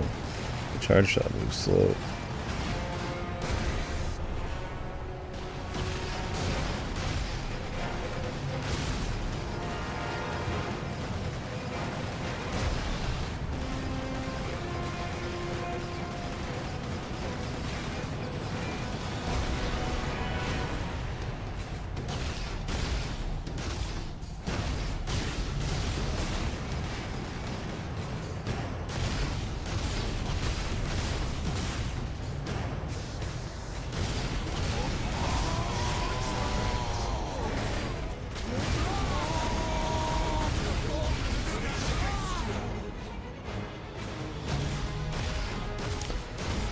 god, there's an achievement called The Bigger They Are. Is that the most common achievement name? Or is there one that's more? I feel like there's some meme achievement name that's like in like so many games. It might be The Bigger They Are. I don't remember.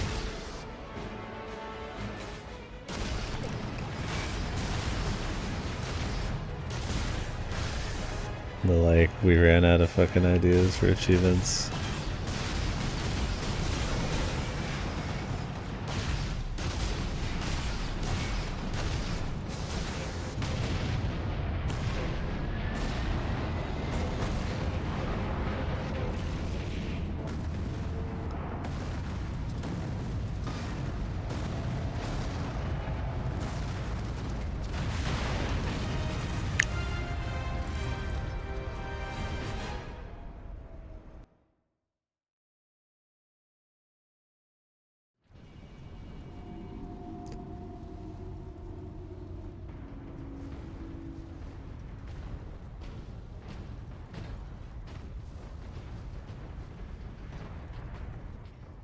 The Manufactorum still holds. Some Imperial Guard units made it here after all. They cannot hold for long. We must hurry.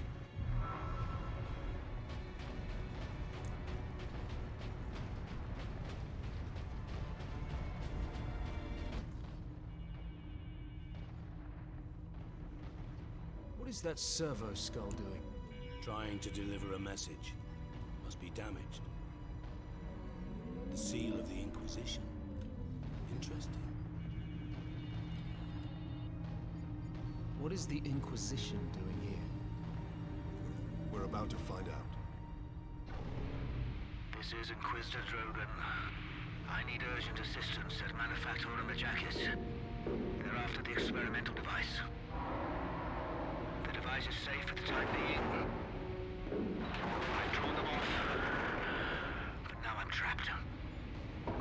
If I die, you must keep the device out of enemy hands. Or he'll be unstoppable. I needed more time. I was nearly ready.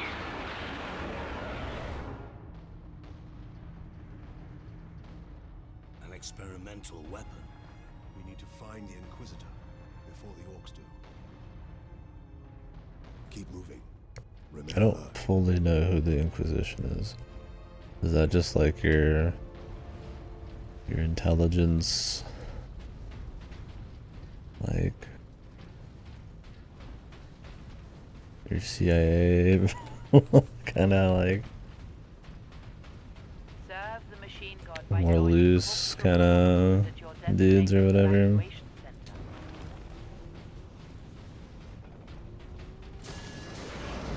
Not exactly grunt work types, but important. Captain, look! The orcs must be operating that crane. They will not stop until they break through that gate. We must disable Maybe the it's crane. like those Mechanicus guys or whatever.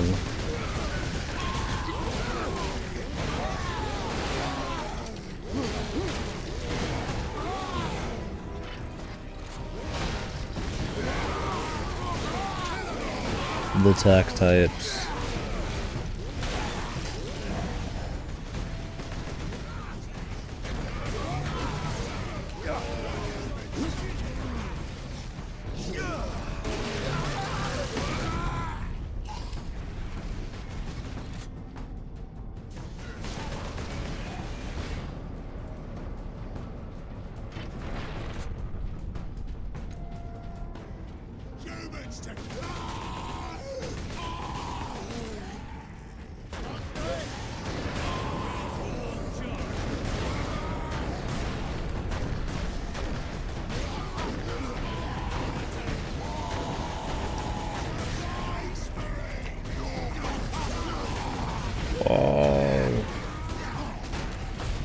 They do say so.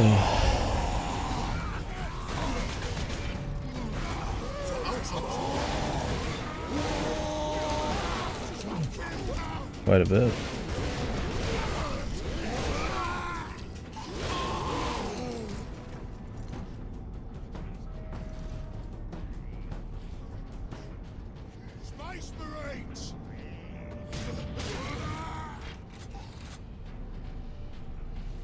Oh yeah, that's how it works. The bigger dude, man. Simplicity there. Does it count like fat? Or just like... maybe it doesn't even matter, maybe any kind of big.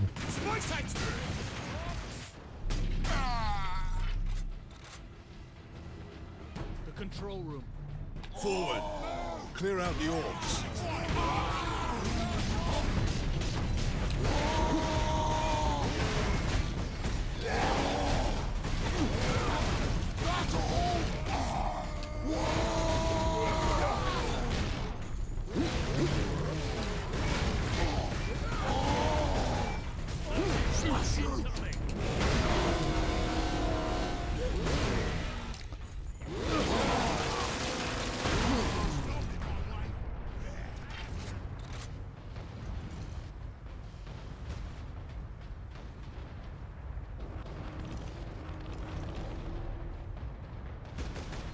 The orcs have managed to power that cannon. Even a single shot will blast right through the gates. We cannot allow that. So we just drop the thing. Number 2 control deck, do you read? This is Captain Titus of the Ultramarines. Identify yourself. This is Corporal Antioch, sir. That is, my lord. I need access to the Manufactorum, Corporal. There is a service lift in the hangar directly below where you drop the cargo, my lord. We can meet you there. Stand ready. We will be there shortly. Titus out.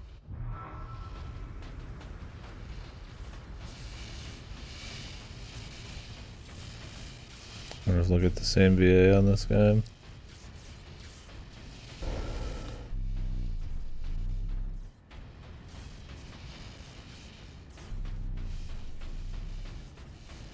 Oh, there was something above me.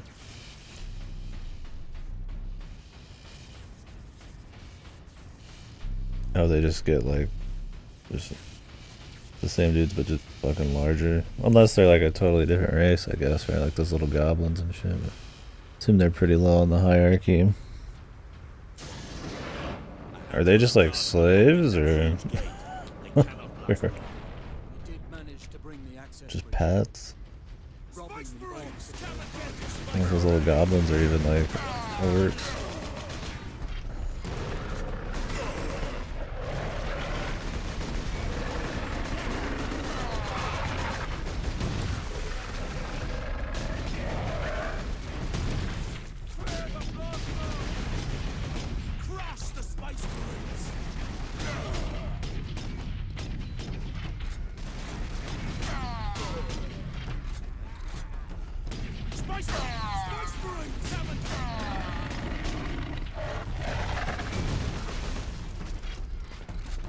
Yeah, that's kind of.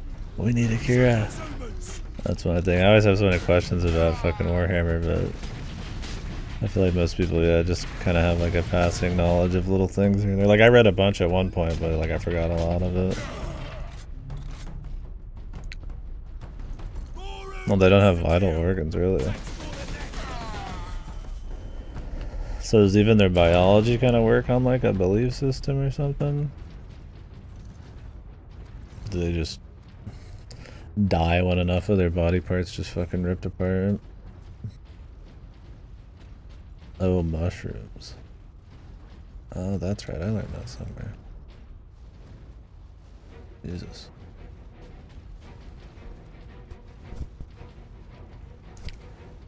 So are they like grown? Is that the idea?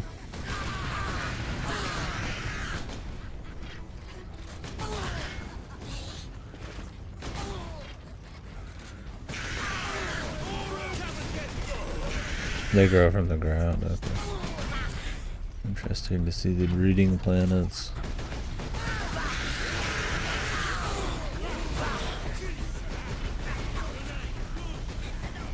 My lord, you must hurry. The greenskins are on the move again. If they find the access point we are using, we will not last long.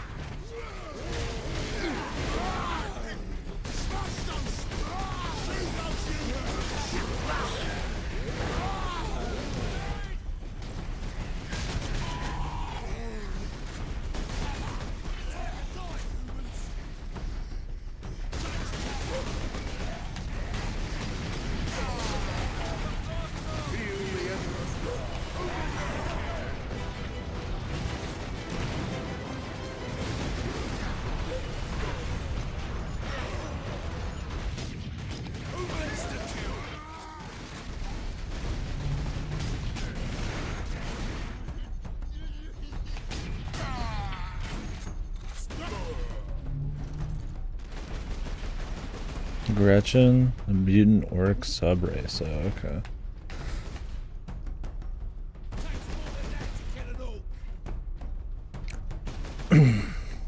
Do orcs like purposely like create like mutant versions of each other, or does it just kind of happen because of the nature of the fungal bullshit they are? It just happens, guys.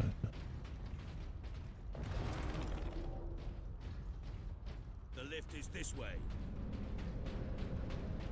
Corporal Antioch, we are in position. Excellent, Captain. I'm sending the lift up now.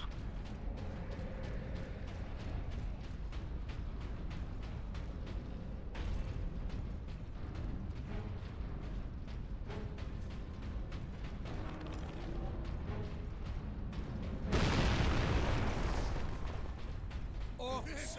An entire horde! Antioch, hold the lift. We have orcs inbound.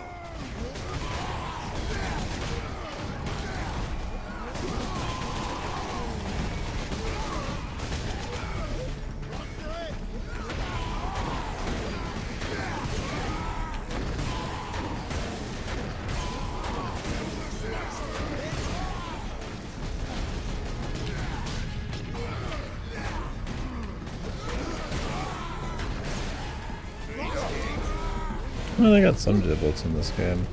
That's mostly just headshots. Authorization as Starteeth Ultra. Power up.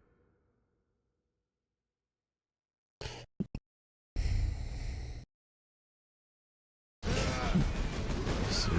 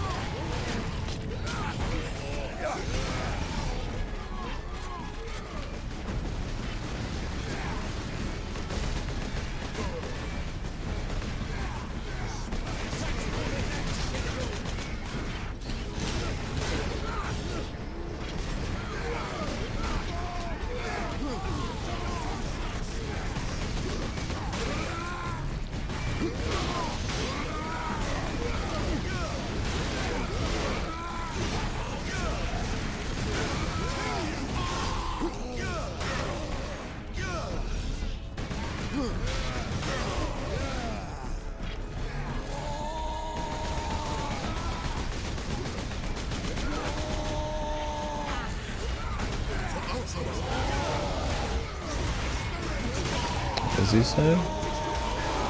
Ultra something for ultra something?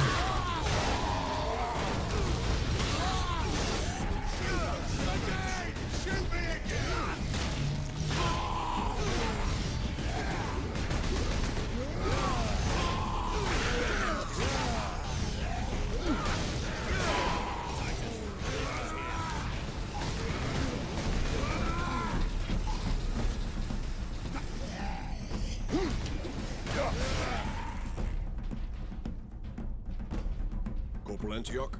Yes, my lord. We have word that an Inquisitor is in the Manufactorum. Yes, Lord Drogon. We have not seen him for several days. Has the Liberation Fleet Tell a arrived, frick my can't use lord? this Gretchen as The ammo. fleet is still en route, Corporal. The That's pretty Ultramarines awesome. are here as a vanguard to cripple the enemy and secure the most valuable assets. I see. But the facility and its titans remain secure. All I can say for certain is that no orc has breached this gate, my lord. Contact Lieutenant Mira. Her unit is establishing a bastion in Hab Center Andres, and your support craft now have a viable approach from orbit. What of the Colonel and his staff? They did not survive.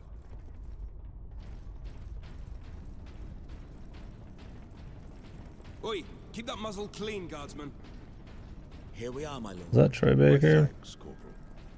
This is before Troy Baker was too cool for or too big to be in like micro shit. The fucking like a random guard in a fucking Warhammer game.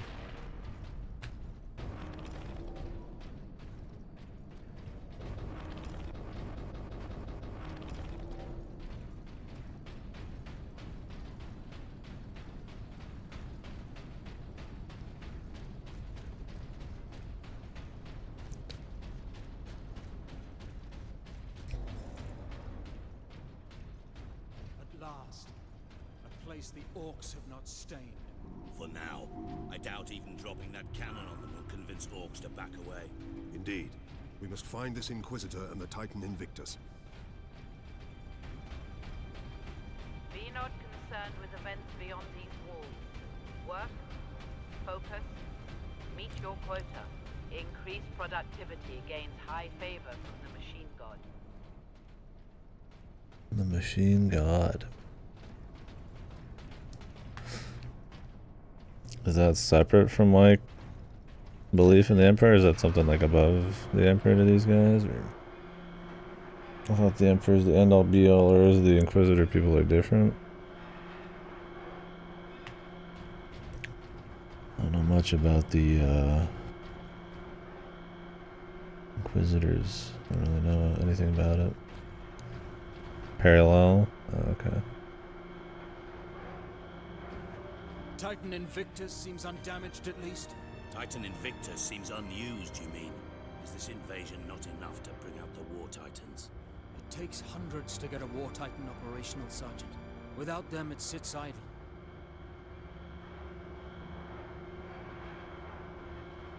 Mars is technically part of the Imperium, but it has its own religion and culture. Okay.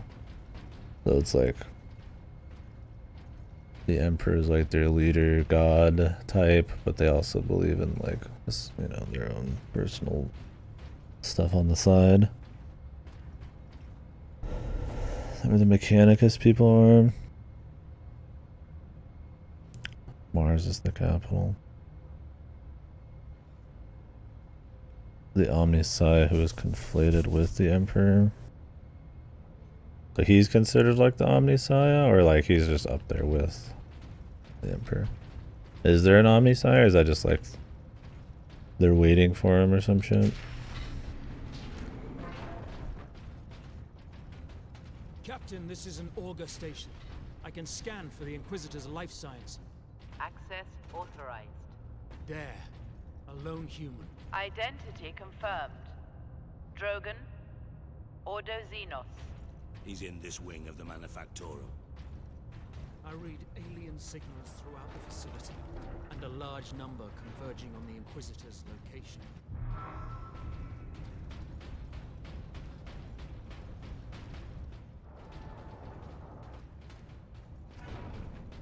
The Emperors consider the Omnisci for political purposes. Okay, gotcha. So they just believe in him in a different kind of way. But there's a little bit more going on, I guess.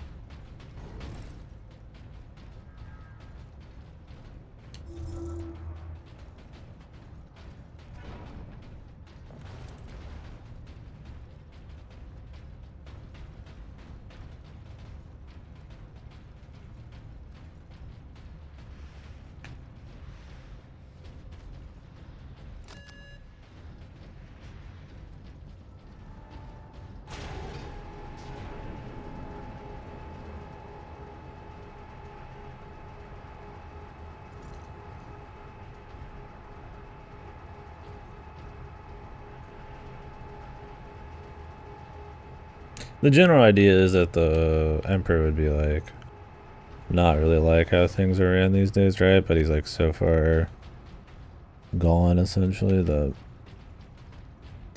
and the religion and all that shit's been so twisted that things are much more grim or whatever the fuck. Leandros, can you use this panel to contact? Because he's just like some dude strapped to a fucking throne, right? Is he supposed to be like, he's basically a Reddit atheist if given godlike powers? Yes. Okay. Yeah, because I thought it was like he's supposed to be more like a legitimate, like, not maybe a good dude, but like a Giga hero type. But now it's like, you know, it's turned into some like religious crazy town thing. Gotcha. Directly. Because the idea is that he's supposed to be like alive and like physically, but he's not like mentally there, strapped to the throne or whatever. Access authorized. Ultra. Yeah, isn't it like warp travel? They have to like use his power to triangulate between like where they are and all that shit. Be able to warp properly. Because he's just that juicy, I guess. Is it like his psychic power or something, or what? Or what he's strapped to? Here, Captain. Ultramarines, this is Captain Titus. Are you receiving? Captain, this is Sergeant Midas. This throne also has omnipresence. Okay. So he's not like there, but he's just kind of like around maybe. Or is he like ascended to some other realm and he's just kind of like beyond people? We are at Manufactorum Ajakis and have located the Titan Invictus. Or is that the mystery of some of it? To come secure the Invictus while I divert to a priority alarm. I thought I remember in the lore they sacrifice like thousands of like giga psychics a day to keep him like alive or whatever. Okay, nobody knows for sure. On our way, Captain. Midas out.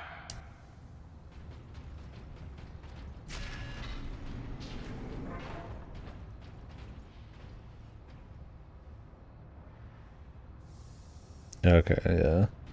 Makes sense. That's part of the mystique of the whole thing. I guess if they answered that too much, it might kind of fuck with shit. Exact nature, the power isn't clear.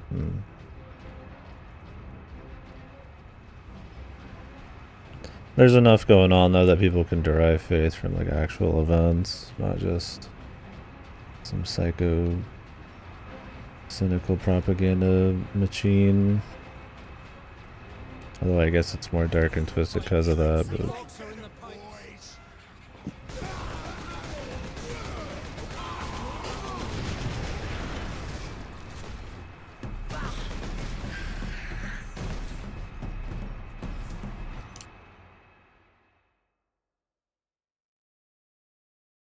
was it disarm psychers so they don't become psychic bombs is to plug them into a tiny piece of the Emperor. That works, there's probably something there. Huh. It just removes their powers entirely? Or it just like pacifies them? When you say tiny piece, what do they cut off a chunk of his hair or like mentally jack into his like field or something?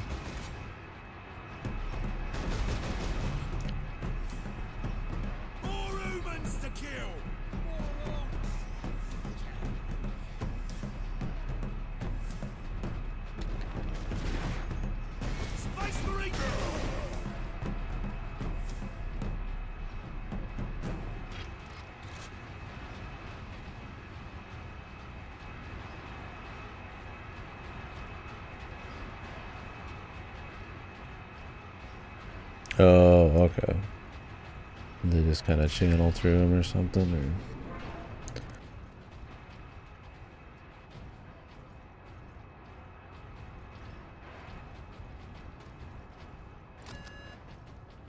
A small cable that eventually goes back to the throat.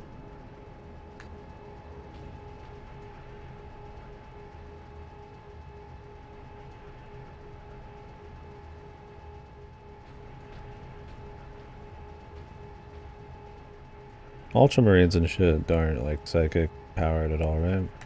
Well, I'm sure there's some lore marine that's a psychic marine in a fucking mech suit, and he's also fucking part god or something. But I mean, I guess the Emperor's kind of like that, huh? But on average, I imagine the Marines aren't really like psychically charged. Repeat authorization. Drogon, prepare the power source. It's a small part of the entire throne device. Yeah, I assume it's some kind of like monolithic, huge giga structure. Speak clearly. Repeat authorization. Psychers start to use the librarians or psychers, but the infantry aren't. Okay, so there's people who are in the ranks, just not your rank and file.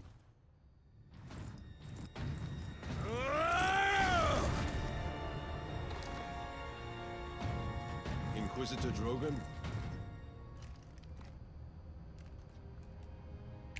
I am Drogon. you are? Captain Titus of the Ultramarines. We received your distress call, but you seem to have weathered the enemy's attack. I am soldier and scientist, both, Captain. What is the status of the experimental device? The power source. Who did this guy get struck by, man? This is supposed to be orcs, man. Do they have like claws they'd hit him with? They look like they use weapons, man. Grey Knights specialize in stories that are all psychers. That's its own thing. Huh, okay. Yeah, I didn't know if that was the realm of like fan fiction, giga fan fiction type of shit. But seems like it's a bit more. Is running the entire manufactorum from the generator room. This device is a fuel source, not a weapon. It is a complex device and an unstable one. If the orcs find it, they'll try and take it apart. It could detonate with enough force to destroy the entire planet. Then we must move it to safety. And for that, Captain, I need your aid. This way. You are wounded, Inquisitor Drogon. I'm a psyker. My psychic abilities are controlling the bleeding. Very well.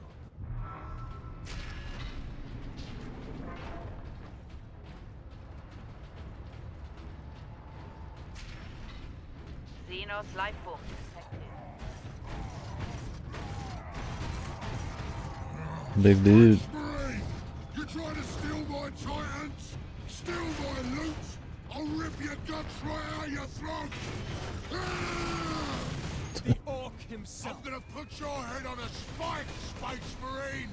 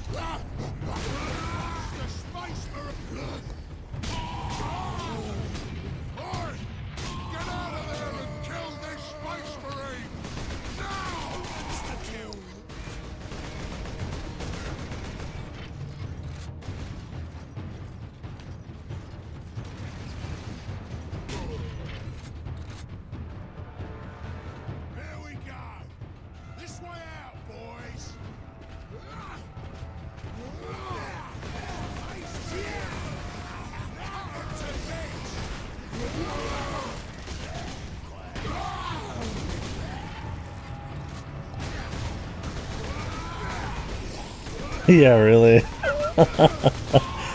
That's kind of what I was wondering in this, because there wasn't many like giga high profile Warhammer games. If this would just be like a they do all the calling cards and all the hallmarks and the most well known like Warhammer things, right? Like they overly use like, you know, oh, they said the line, the term, the thing, you know. Space Marine TM and all that. I mean, I don't know enough about Warhammer to just know if they didn't do that, but usually that kind of thing really bleeds through.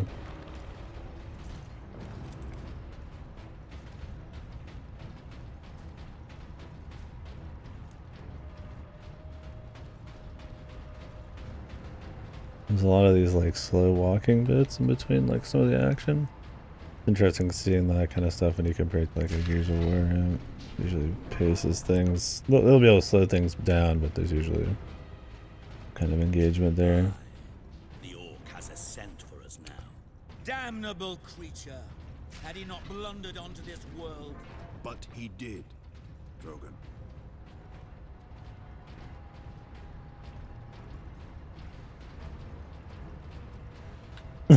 Yeah.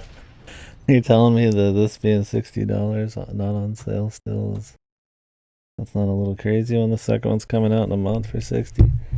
I don't know if that's because of the rights issues and the the changing of hands on the publishers and the rights, because nobody... I mean, maybe some of the people, but the developer and the publisher are not the same for this and the second game.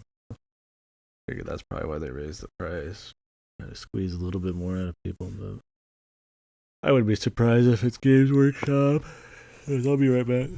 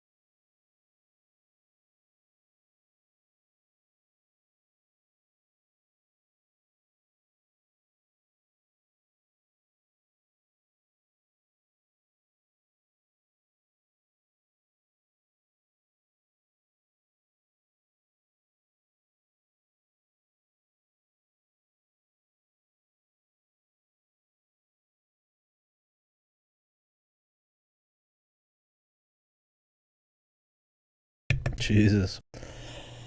That's probably why even places like my town have like a fucking Warhammer shop. Not specifically just for Warhammer, but yeah, there's Warhammer. I mean, that's probably part of the reason that the IP still keeps burning, man. But yeah, it's definitely looks kind of pathetic a lot of the time and like super greedy, right?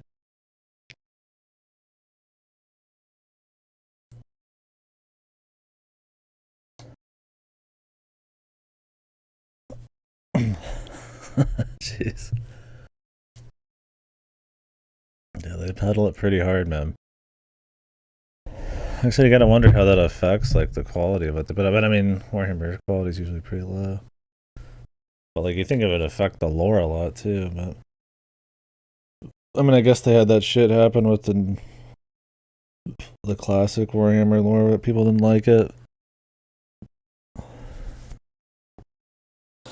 And I don't know what the general consensus is on modern Warhammer lore and all that.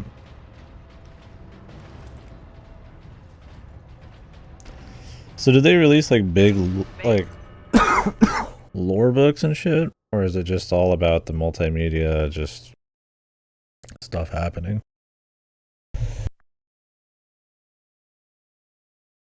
Is it like the tabletop specifically that's like the main thing that they put out and everybody else just gets to borrow from that and make their own stories? Or is it at this point just everybody does something? Because I imagine, greedy as they are, they want to have like at least control over the core of everything, right? Which, I mean, isn't that bad of a thing if it's their thing, right?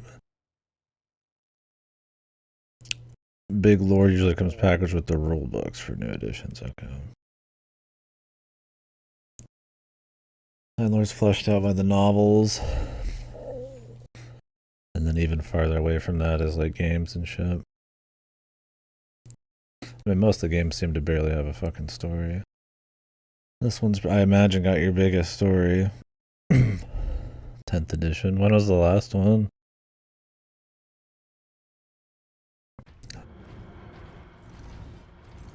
And do people like the current, like 10th edition? Last year, okay.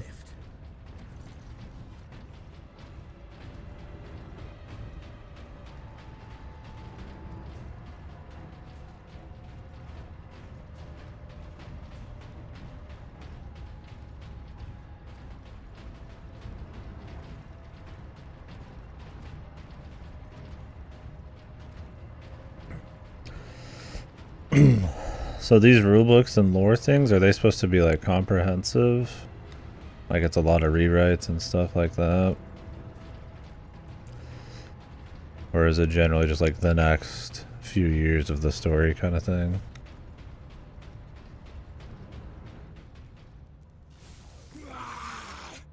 My boys want to give you a proper greeting.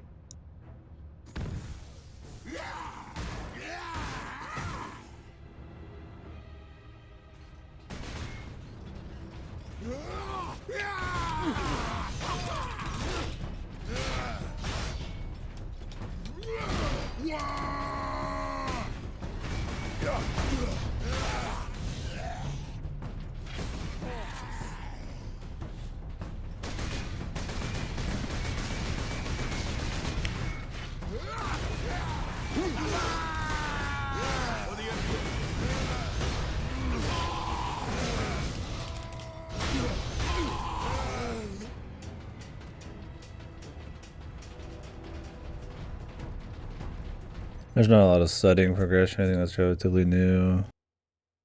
Okay, so just further fleshing out. I mean, I guess there's so much size and stuff they can flesh more shit out.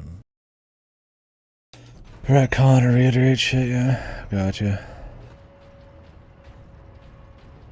I mean, Warhammer's been around for a long time, but it's not mainstream enough for them to feel probably the need to keep like a next chapter feel going. Because I feel like that's almost the downfall of like good lore sometimes is I mean, like WoW, right? You build up some fun lore with Warcraft 3, and then you don't know where to go with it, and you start closing too many threads or start cannibalizing too much shit without introducing new stuff, and kind of ruin shit. Not that you can't have good lore and make a new chapter, but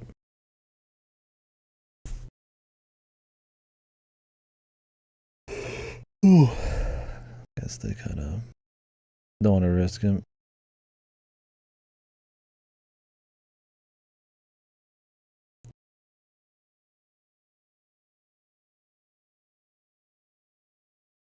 The progression was 8th or 9th edition, which had the newest starties, and Big Galactic Warp Storm. Not the rift in between, like, the galaxy or whatever, something else.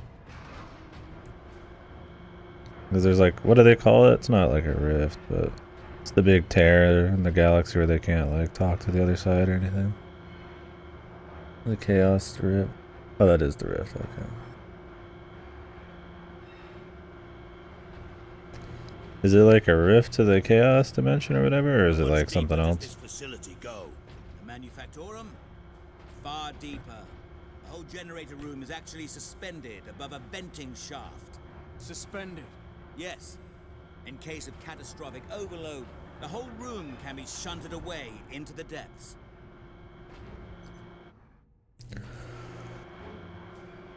The Great Rift, if you speak English. Yeah, they have their fancy name.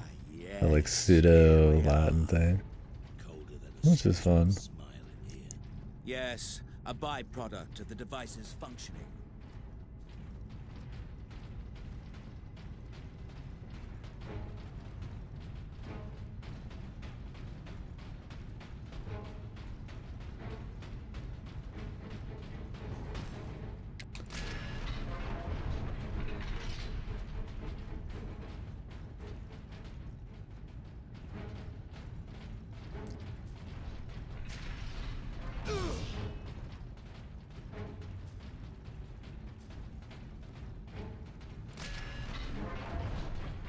Captain Titus, proceed into the main chamber. We need only obtain the power source at the core of the generator. Yeah, I mean, tabletops are usually about having, yeah, just like a lore, right? Stories and fleshing out of settings, not really like a characters or progression of like too many events, like a news bulletin or something. I feel like that's more the grounds of stuff like this or CRPGs or something, right? I will initiate decoupling. Shows. Understood.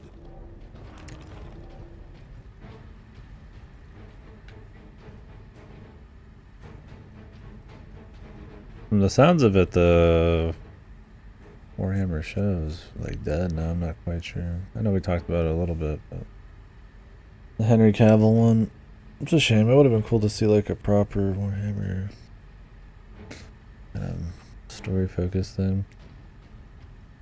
So, is there anything considered like not canon other than like retcons, like this game or something, or is it like a Kingdom Hearts where everything's canon and it just fits into the world somehow? Or is there crap that's like, you know,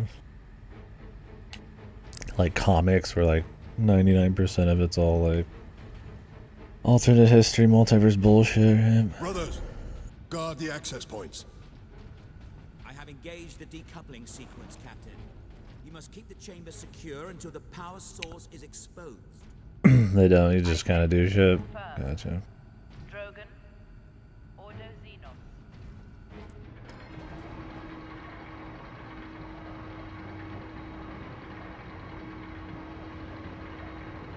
Warning. Primary containment fixture disengaged. There. The primary shield is open, Captain. Head into the central chamber. Alarm. Xenos detected. Space Marine!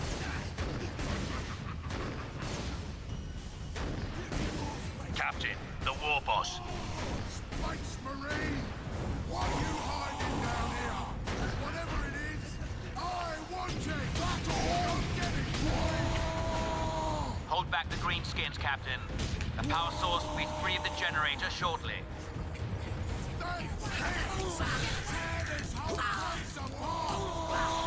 Is the war boss like a general or like? I'm guessing so.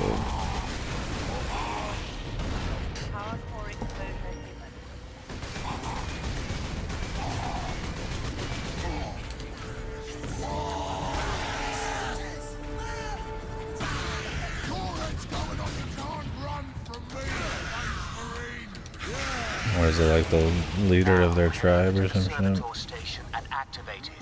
And also contradicts in world building. I go to Bolter can kill.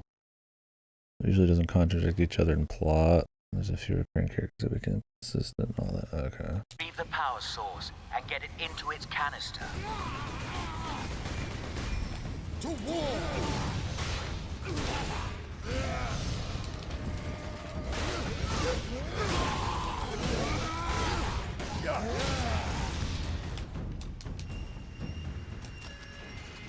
This time, then I'll take it for myself!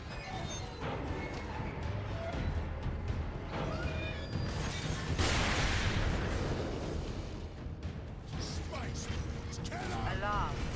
Severe structural damage. That damn orc will kill us all. Grab it, Captain. Force the power source into its canister. Quickly!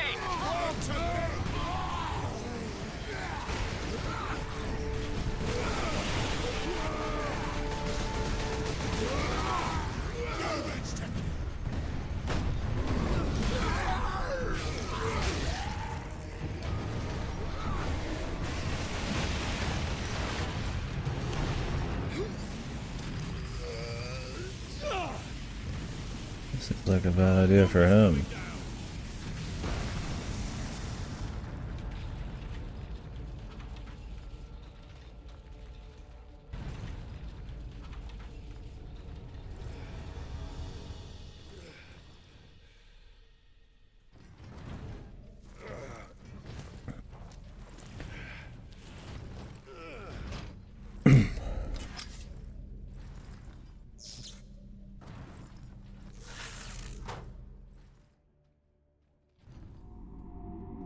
Sidonus, Leandros, respond. Captain, the Inquisitor insisted you could not have survived. Well, I did, and I have his precious power source. We set a rendezvous in Hab Center Andris. These tunnels will spit us out there eventually. Fine. Continue heading toward the Hab Center. Kill the Space Marines! Alright. That was an interesting segue there.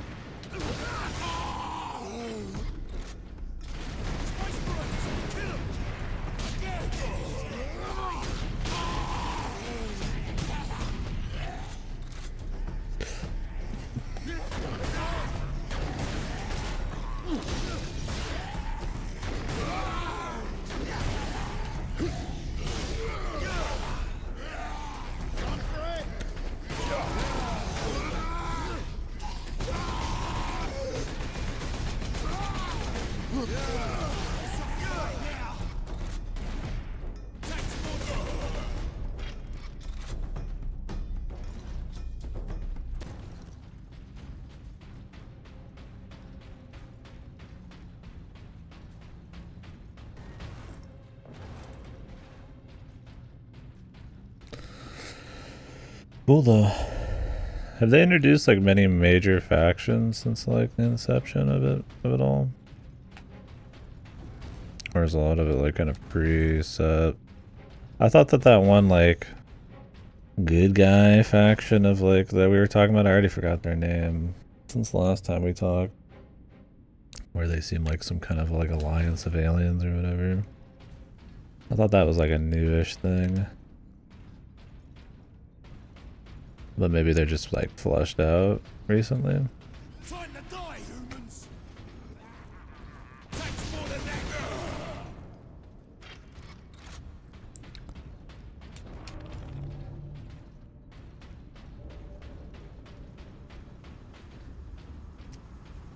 The Tau, that's what it was. I was like, it's something short.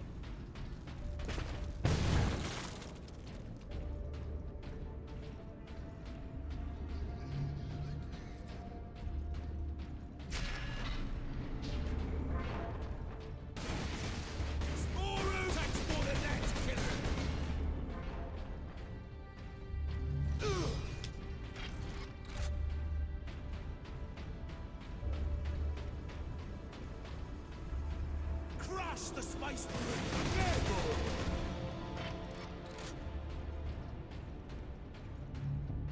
Less popular factions get huge reworks, Necrons and Tyranids mostly? Oh, okay. The Necrons are the robots that are from like the ancient times or whatever with super technology and like mausoleums hidden away. Or am I thinking of somebody else? Who were they at war with way back in the day? Wasn't it some like weird god beings? Some like sun dudes? Or were they used by them? I don't remember which. Created by them. The Terminator guys. Okay. That's what that Mechanicus game is all about, is like risking going into like some kind of like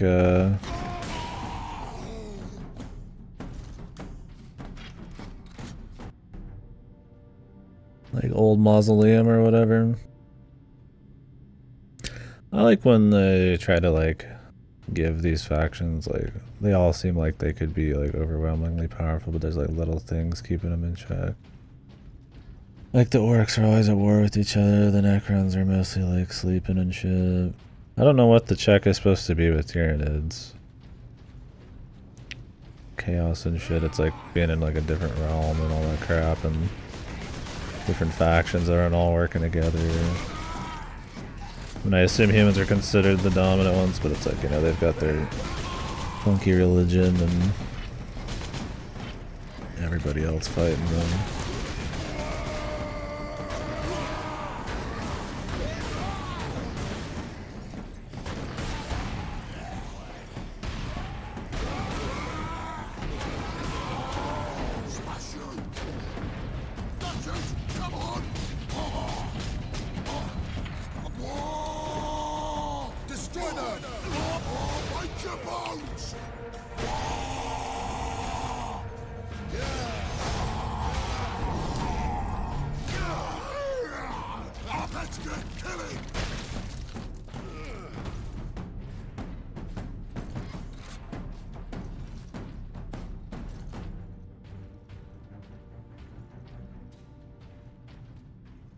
They're at war with this town, which are star-eating aliens, but also gods or something that they broke into pieces and turned into god machines.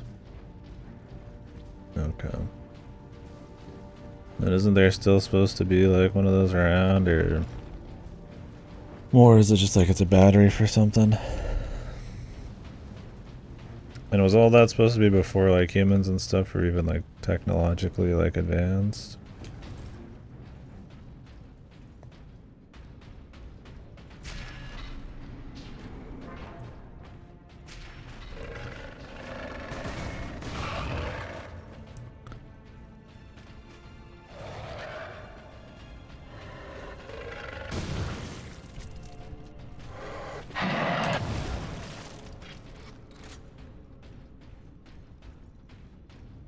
Oh, okay. They've been around town for a while.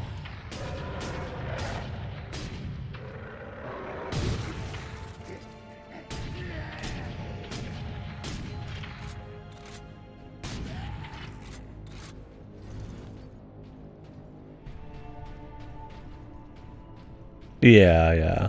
I mean, that's kind of the thing, fun with Warhammer is it's like you get a little bit of everything. But I find they usually have like a neat little twist on all of them instead of just being like the most generic versions of everything.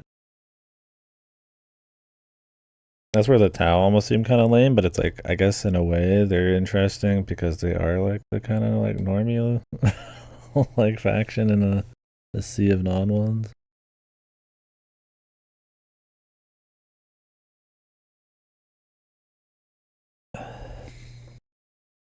I didn't know the Tyranids got reworked pretty hard. They seem cool.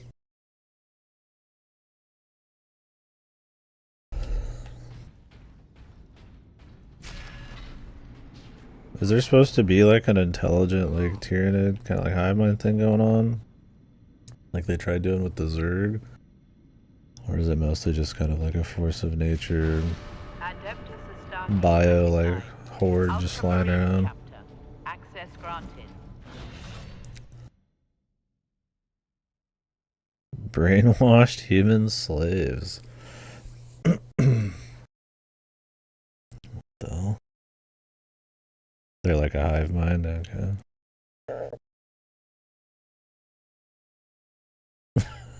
So now they're just like these bio like their ships are like super giga like massive like biological things they like live inside of and shit, and there's just like all sorts of different types. Are they supposed to have like crazy evolution crap like the Zerg does, or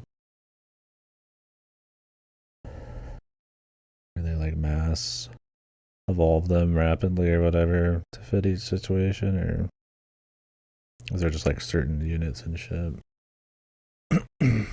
I'm guessing for tabletop there's not too much variance, but okay, they do rapid evolve. That's cool. So what's supposed to be the check on them? That they don't plan a lot? That they just are kind of like a wave of stuff? Or is there not really anything? They just don't magically take over everything?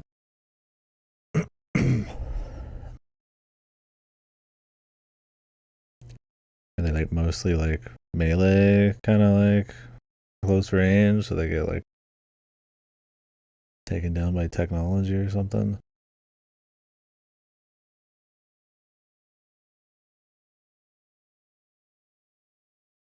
Even here, the tech priests honor their machine god. I guess we could try this thing. Shotgun.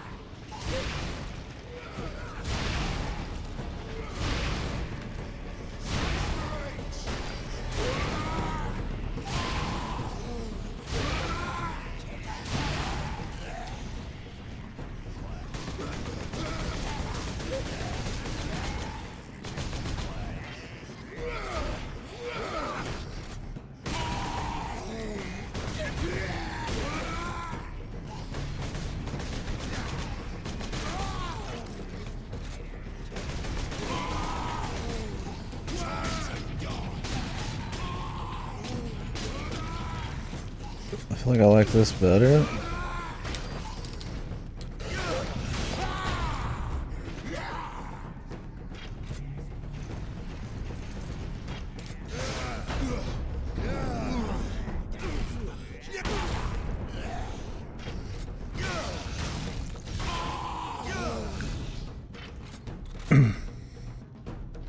Okay, since they're flying around in giant like aliens, super aliens are just kind of slow.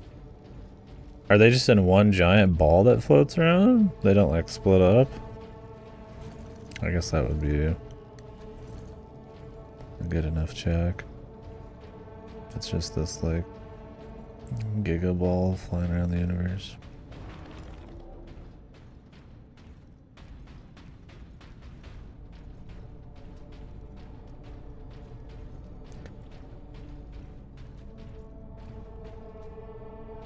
A massive tendril that splits into smaller tendrils? Okay.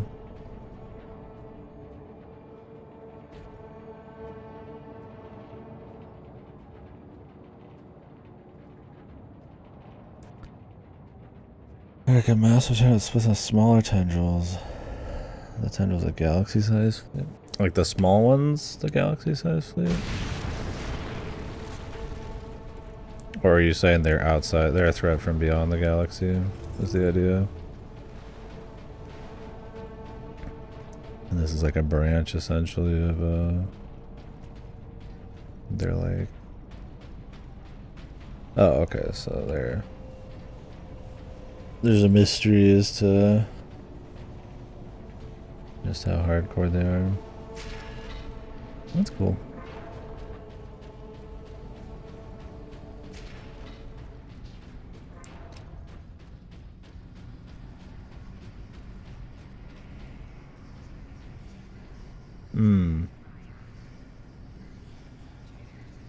So they just like suck shit down and just become bigger, and it's just the goal. Kind of just depends on how much intelligence they got. I'm sure they're more interesting than the Zerg in the grand scheme of things.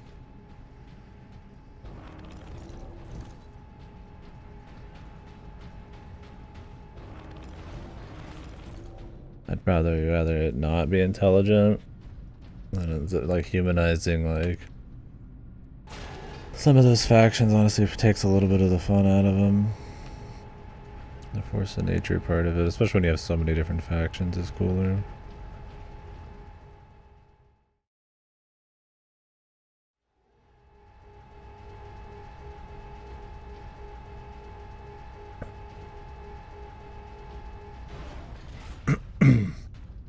Adeptus Astartes recognized. Access authorized.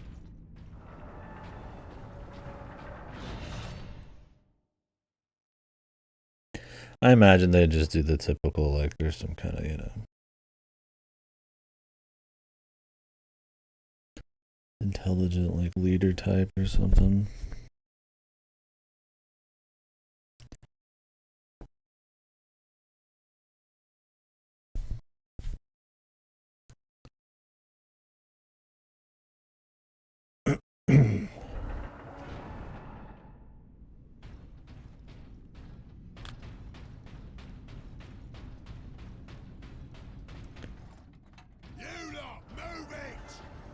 Just xenomorphs, yeah.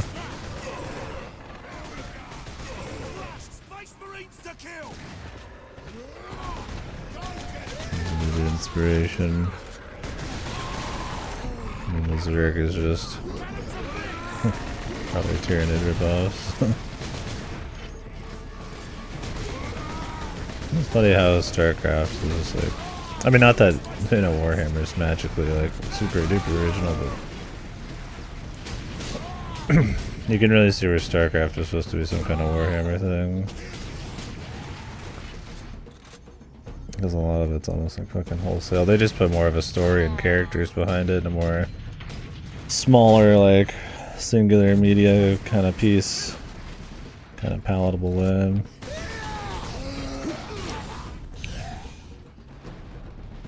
And obviously put a quality game behind it. It's not just about lore, it's about the game and shit.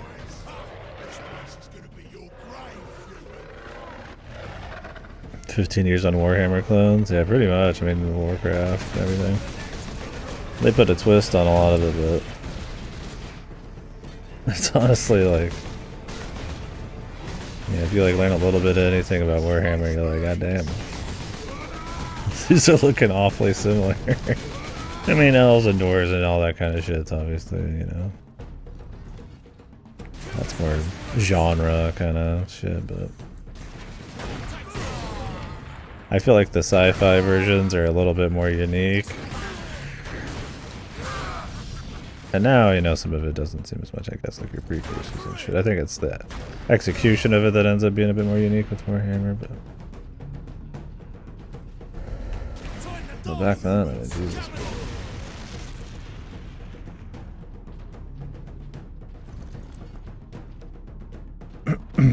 a lot more shit, like more media, or more like it gets dumped on more.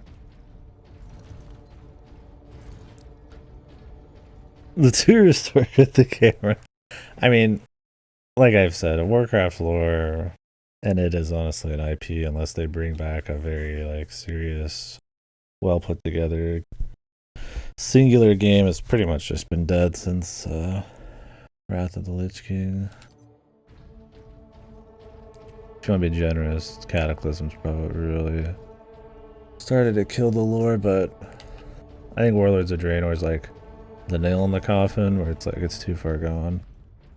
Because then you're getting into multiverse time travel shit to like reuse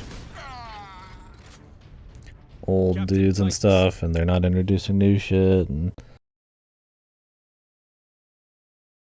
then yeah, just all of the like Giga corporate, like you know, kind of modern politics type of stuff, and the quality of the expansions being dog shit, and Blizzard's reputation as a company and all this, and it just makes for pretty much just killing the brand.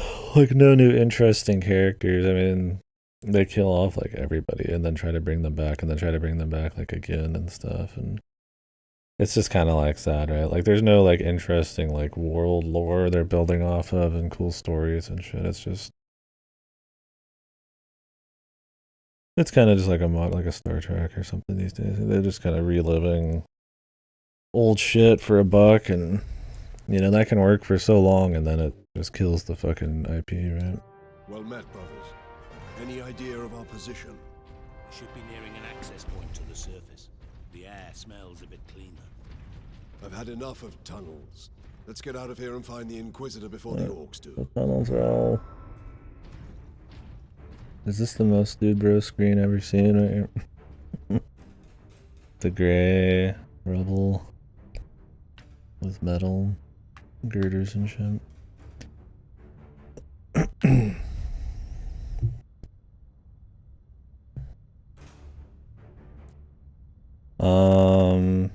No, the newest expansion, I don't know what the newest expansion is. So there was Warlords of Draenor, which was after Mist of Pandaria, which was the time travel thing where they bring up all the old orcs from Warcraft like 2 and 3 and shit back.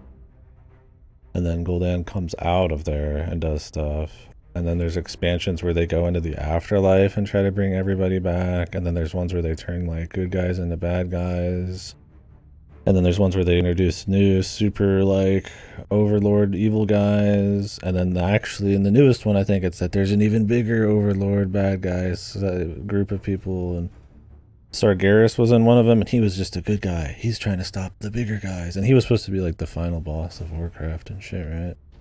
And it's just like, it's just one of those where they just continuously up the puppeteer scale, and then they bring back like guys through afterlife and time travel and all that kind of shit. And instead of owning it and kind of just being goofy like a shonen, and even that gets old, it takes itself so seriously from what I've seen that it's just fucking lame as hell.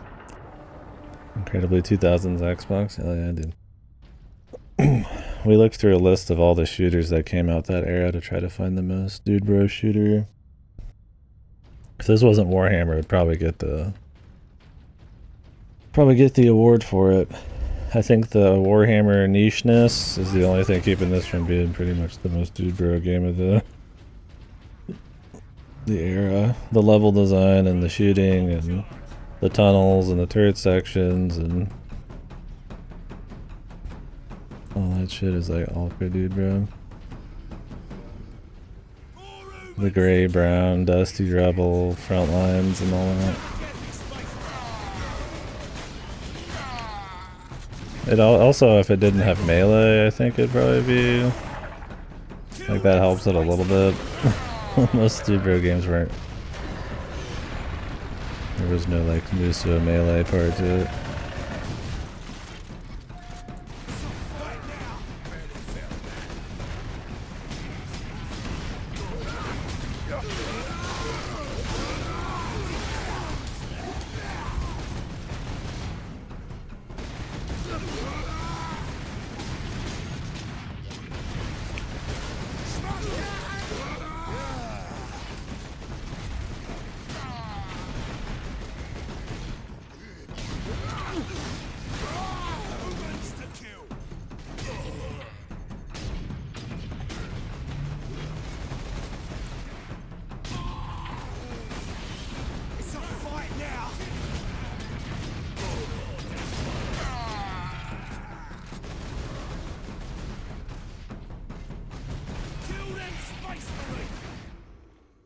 The music's been pretty bad in this.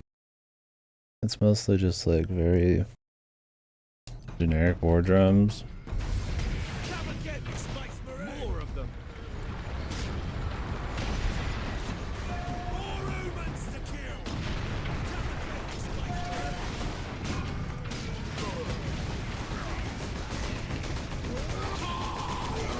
Yeah, it's something you have to like pay attention to even notice it exists.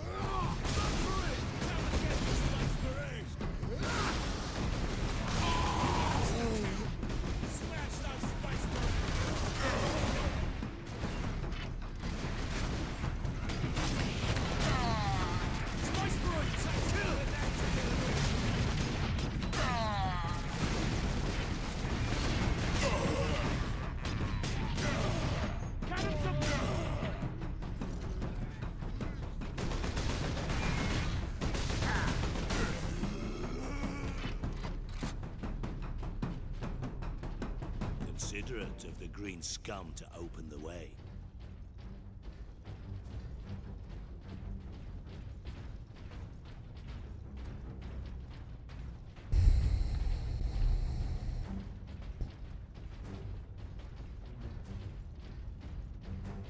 At last, a way to the surface.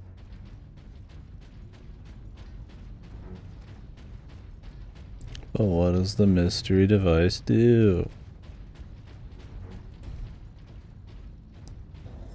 Other than glow blue. Not much tidier than below.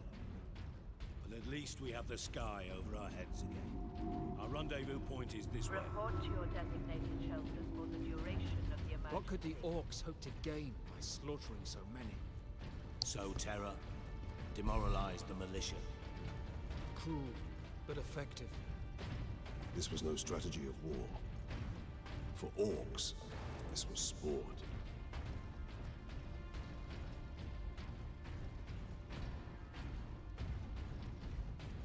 This is sad moment number 3 that lasts for 30 seconds again. Where they talk about what happened very briefly and then just move back on to running through corridors beating the shit out of orcs. We got like 50 seconds of strings this time. Let's see how long it lasts.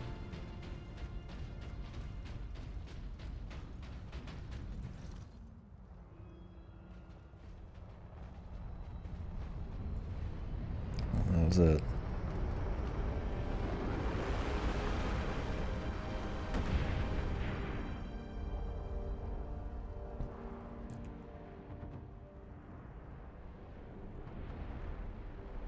Who dat?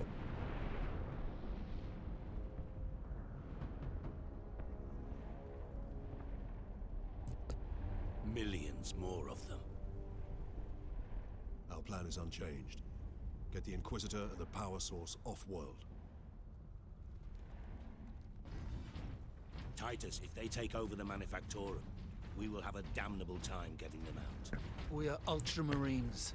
Orcs are not a problem. If we had a week, perhaps. But by then, the Orcs will have worked out how to dismantle the Titans. Space Marine recognized. Granting access.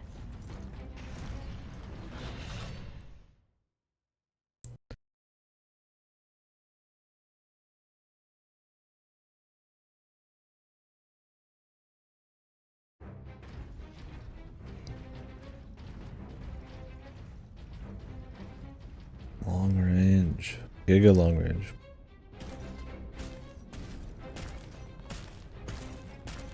Look at this guy.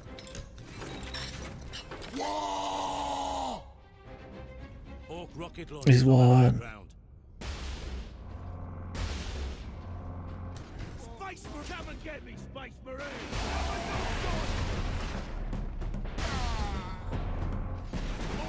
I'm fucking one.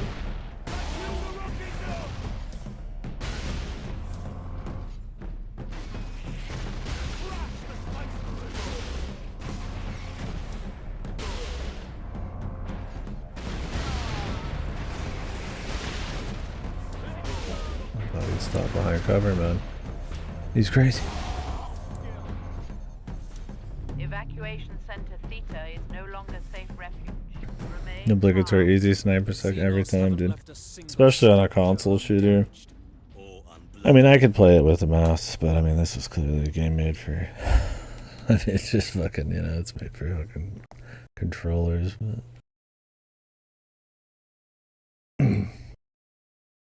yeah, they gotta have, instead of you popping out of cover and shit. Because I mean, this one doesn't even have cover unless you just walk behind it. You just gotta have them come out in like 2s and 3s and shit. I mean, I guess they gave you the sniper to try out, but you already had one before, so it's not like you're not familiar. Yeah, you gotta have the sniper section. I just need a vehicle sec. I don't know if this game has the budget for a vehicle section where you're on a turret, riding around on the vehicle. We're full dude bro then, but that might be more AAA endeavors. I mean, it's had turrets that you can rip off of shit, but... and we've been on a train that was moving, I guess, with a turret, but... you're fighting dudes on the train, not off the train, so...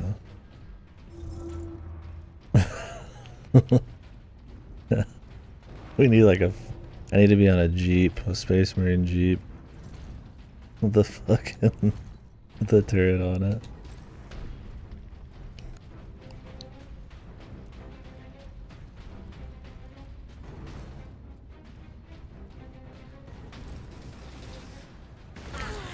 Nice RE5 was kind of dude bro too.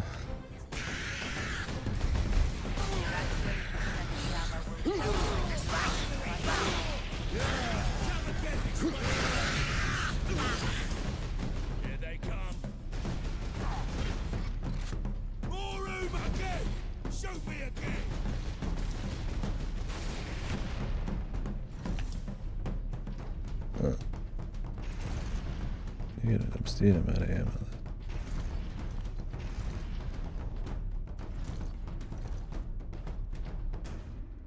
Oh, you can swap these out.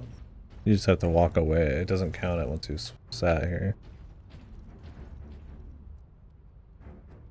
Can't get rid of your bolter though. The melt again.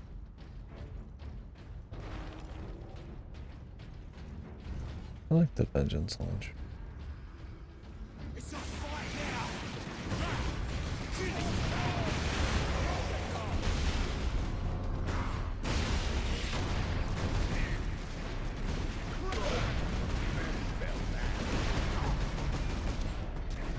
Who's the guy?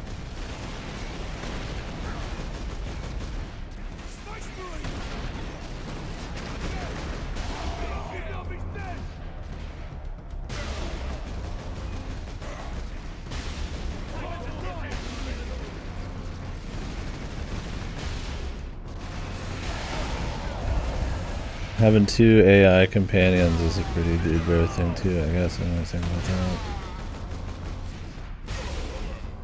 That don't do much. They're just there to make it feel like there's a battle, man. That isn't just you shooting.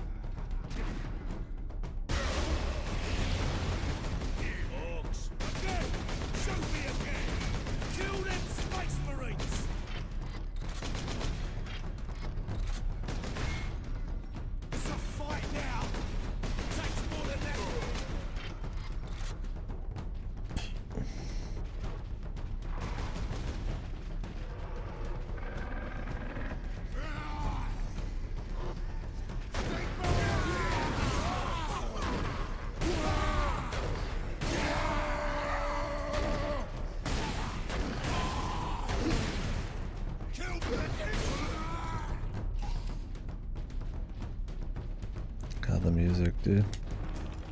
I mean, Jesus Christ. Every song is just like the most phoned in, like war drums, man. Awesome.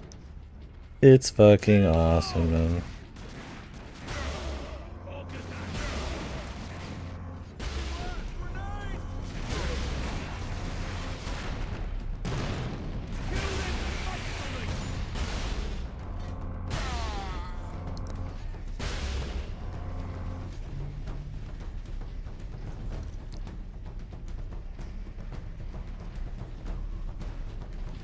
Space Marines!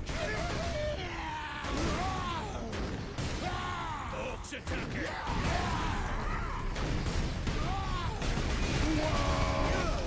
Time to die!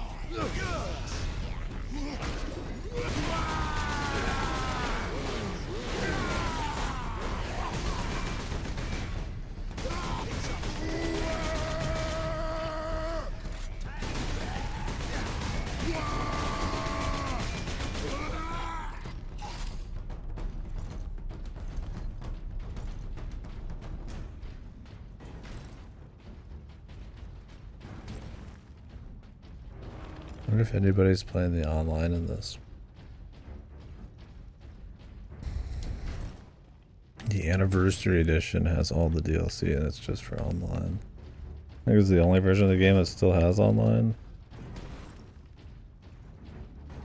I can't imagine the online in this being entertaining at all unless it's got some kind of twist to it. This game seems like it was made purely for you to just beat up hordes of assholes, not fight other people.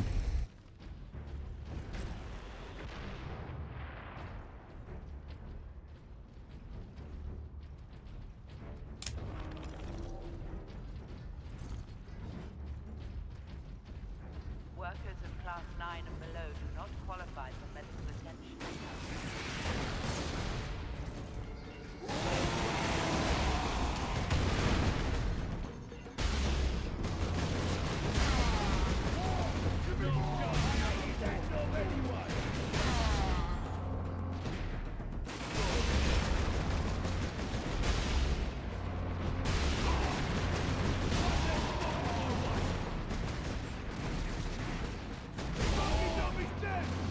They give you so much ammo that this gun ends up pretty good.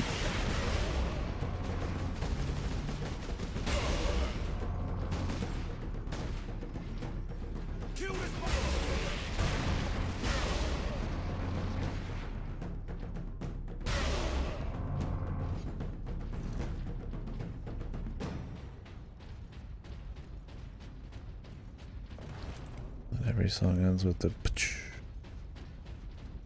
I'm playing Halo, bros.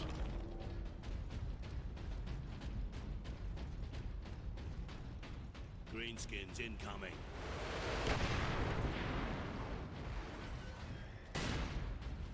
It's a fight now!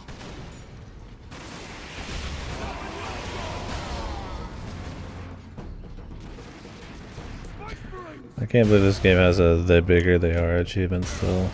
It keeps updating as I kill giant dudes. That is one of the most dude bro things you can have. I'm actually curious if there's a list of how many games have "the bigger they are" as an achievement.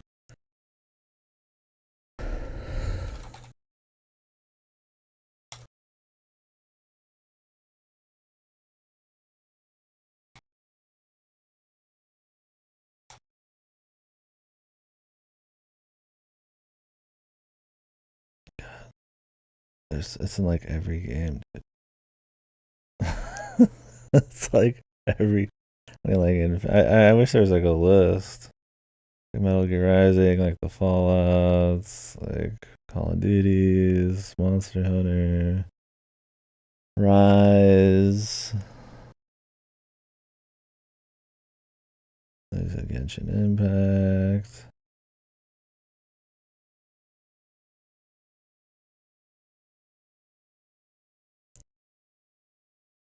Base Engineer, I mean, Mad Max. I mean, maybe that's the joke. Is the bigger they are is like everybody uses it, so everybody continues to use it or something.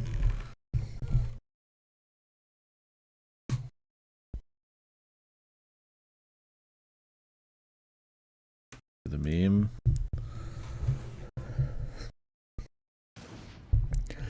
But I feel like that was an achievement name that was like popularized in the Dude Bro era.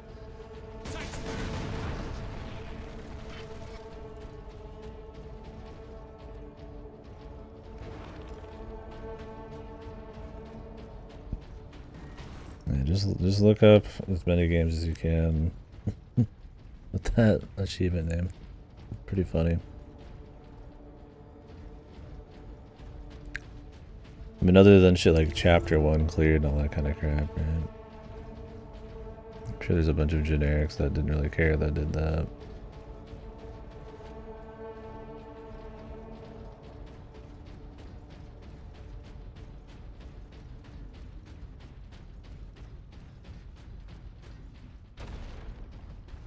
The tech priest will have to bring all of these structures down and rebuild. This time on top of a mass grave.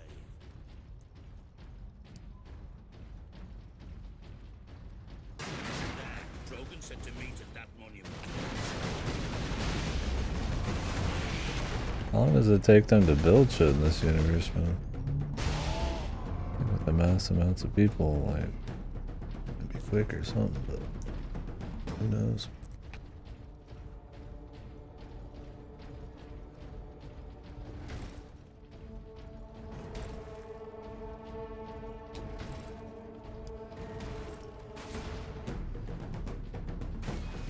The drums are back, baby.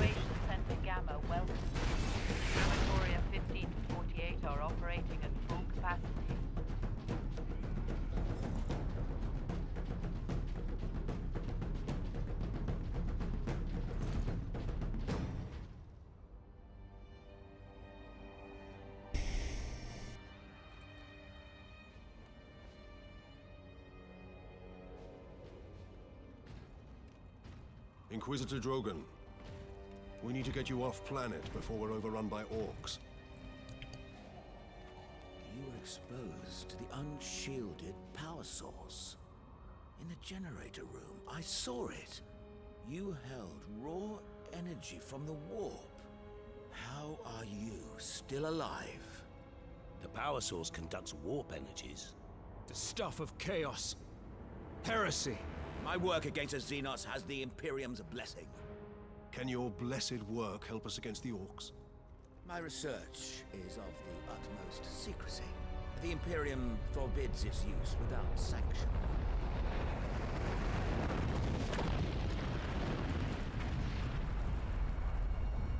Consider that your Imperial sanction.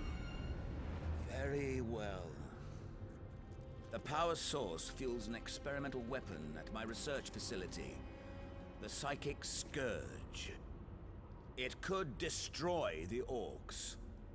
You didn't think to bring up this Scourge weapon before. The Psychic Scourge has never been test-fired, Sergeant. If it malfunctions, it could crack this planet in half. We're out of options. We fire the weapon and take our chances. Okay. The Psychic Scourge is at the Calcis facility, my research laboratories. It is a fair distance. We will need transportation. Captain, we aren't far from the Jeep plaza where with the turret. Lieutenant Mira was headed. The Imperial Guard rally point. They will have Valkyries. We can fly to the research facility. Let's find this Imperial Guard. Hover plane with the turret? Or wait, no, a helicopter with the turret. Come on.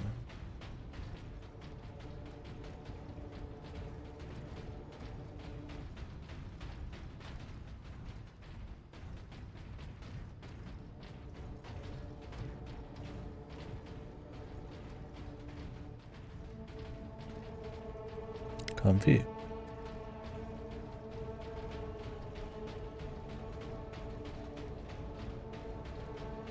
If you are injured, return to your quarters. The machine god will watch over you.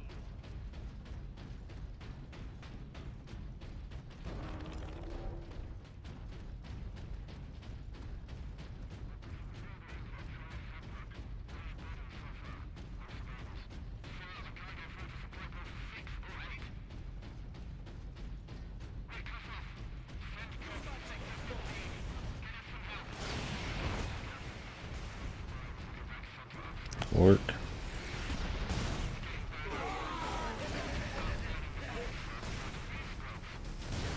Going for 40 more minutes of fucking shooting orcs in a fucking brown ruins, baby.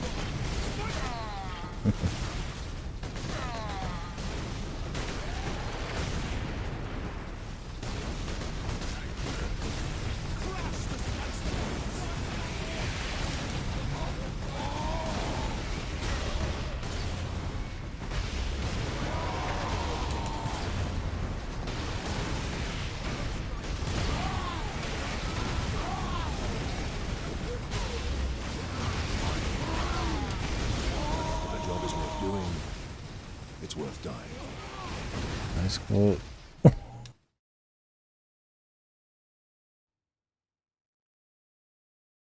The shooting guys, man. I'd rather stay up here, man. I activate them and then walk back up.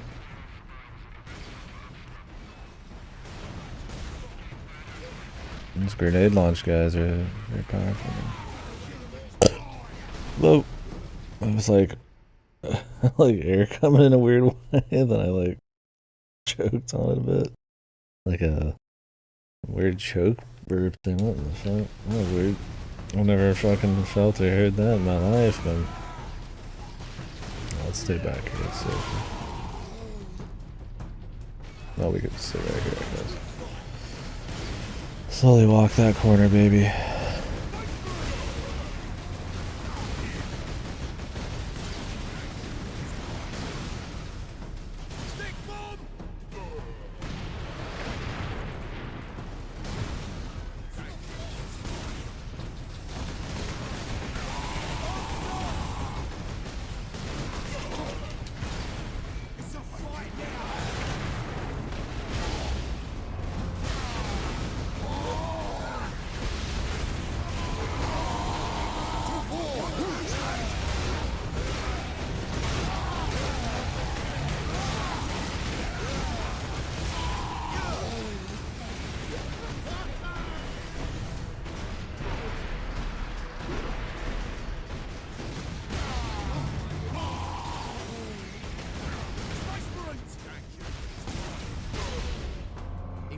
Drogon's alive.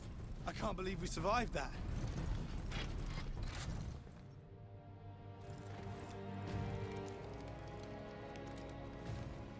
Inquisitor, your wound is slowing us down. I can manage. Brothers, take him to the Valkyries. I will draw the orcs off and meet you there. Give the power source to the sergeant then, Captain. No, Drogon. The orc chieftain wanted the power source. When his orcs see I possess it, not you, they will follow me. Move out. Which route to the rally point, guardsman? Bastion Primus is that way, my lord. But it's all orc-held territory. Yeah, it's the turret, son. It's my dude, bro, turret.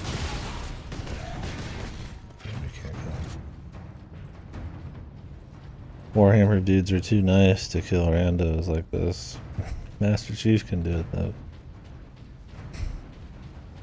I just don't think they wanted to destroy any kind of scripting or anything. Do not bring personal possessions to public evacuation centers.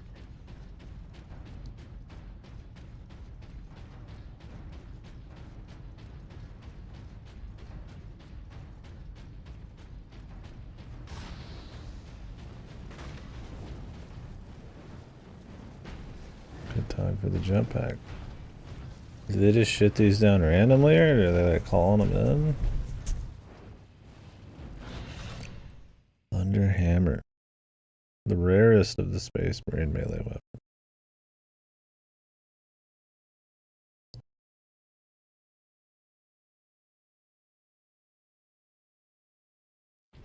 Now to knock over some orc nests.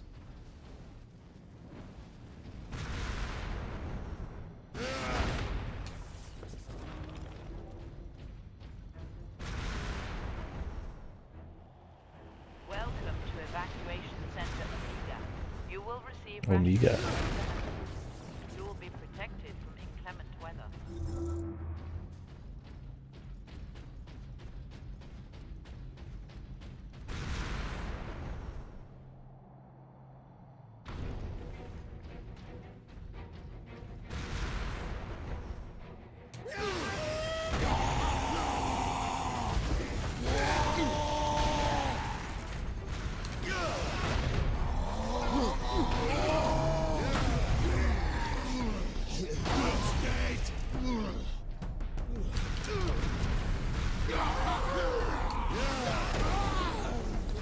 Boink.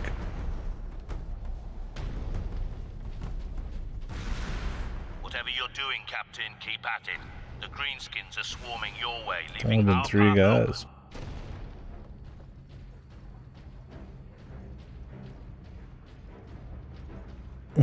Oh yeah. Jetpacking around with what? Kino is a dude, man. Very famous dude bro saying.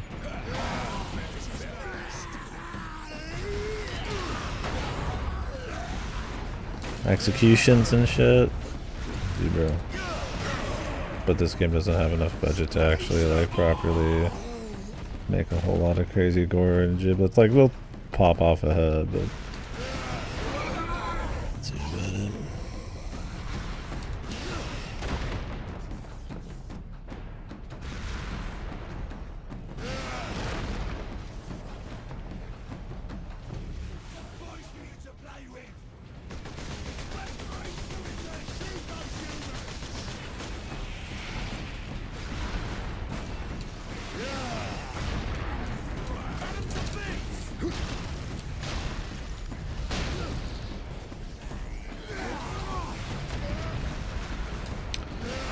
Orc wizard.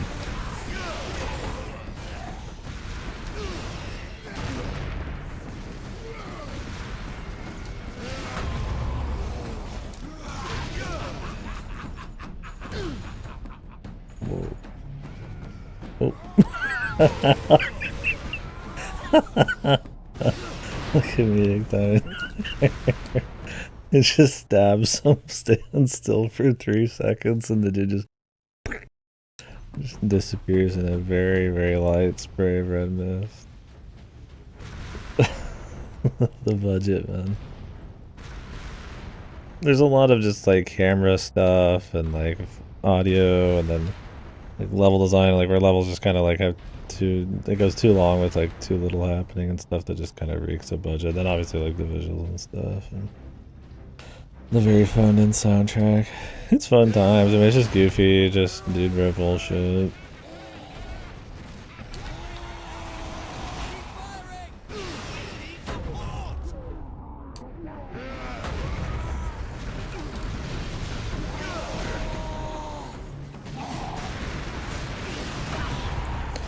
I'm talking about Warhammer's fun, but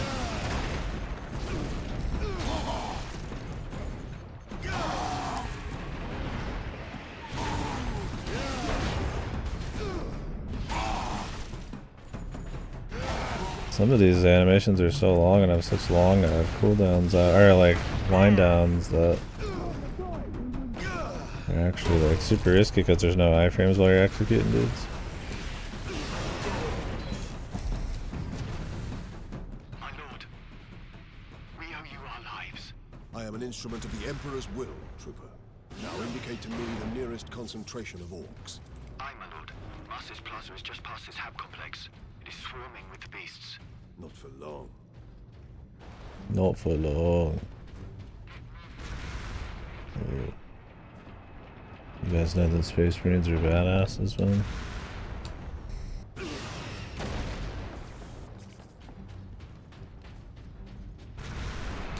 Captain, we are within sight of the Imperial Guard bastion.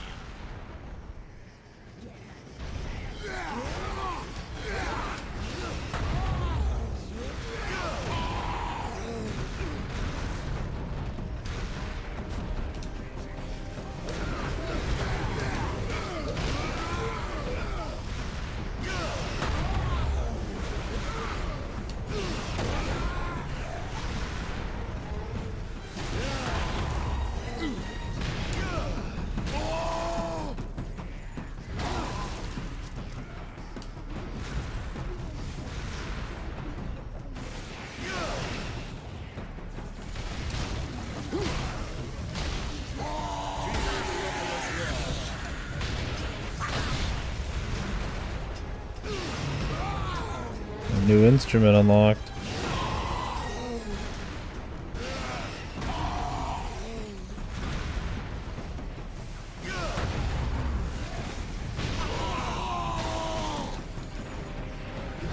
For a second, anyways.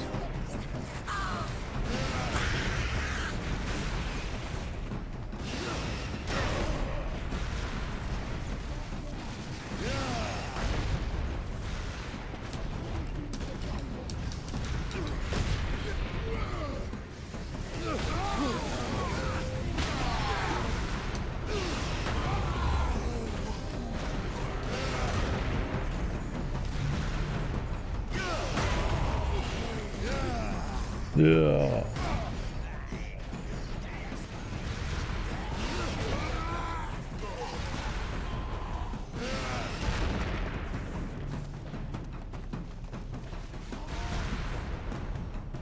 How many more wizards are there? Out of fuel. Of course. This is Primus Command. Orcs inside the perimeter. Move to secondary defense positions and hold the line.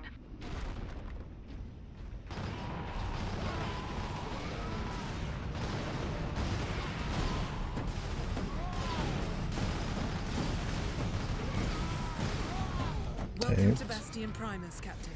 Sergeant Sidonus briefed me about the Inquisitor and his doomsday weapon. He said you require air transport to the Calcus facility.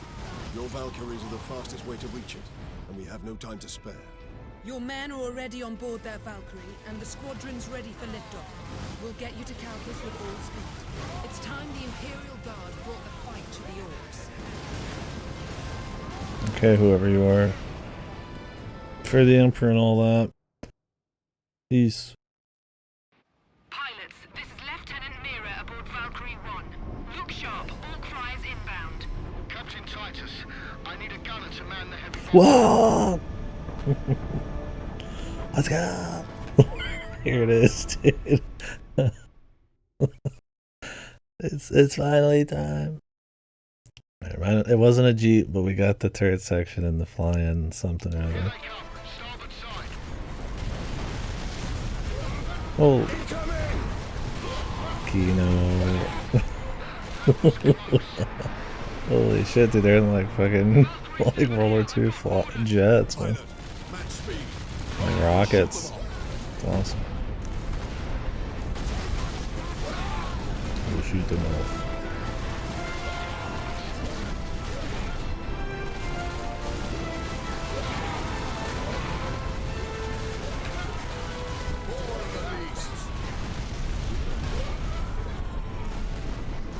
The Storm Boys.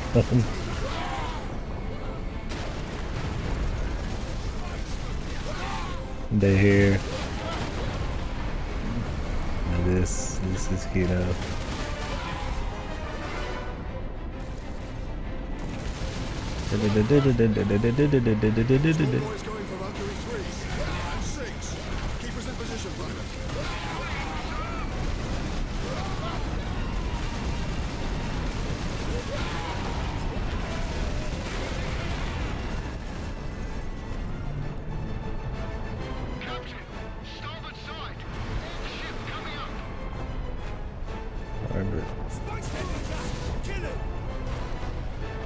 What? We're ripping it off.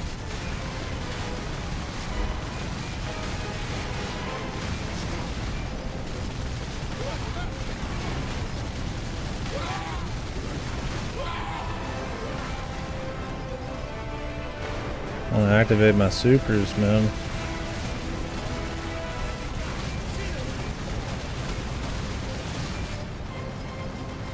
Let's get some health back.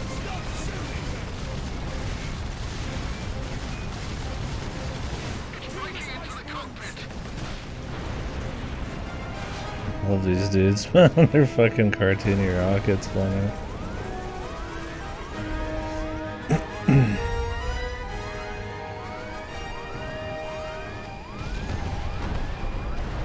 I guess we made it far enough, huh?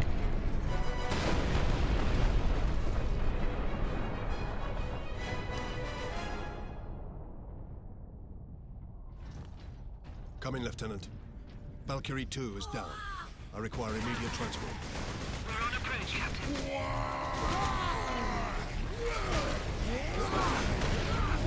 I'm gonna get this Melta gun. That's pretty good too.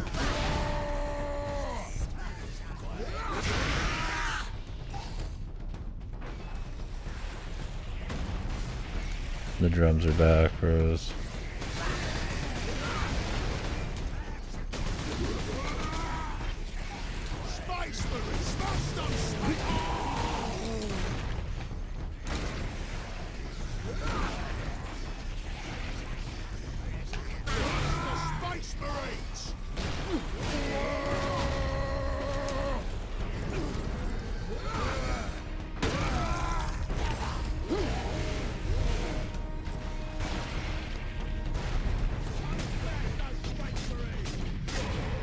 just give me a generic list of weapons and shit.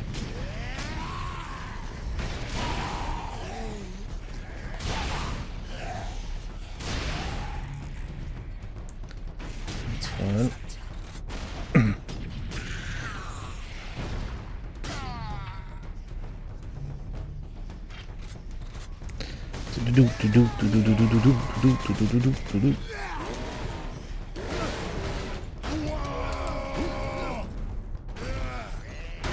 Shoot those humans!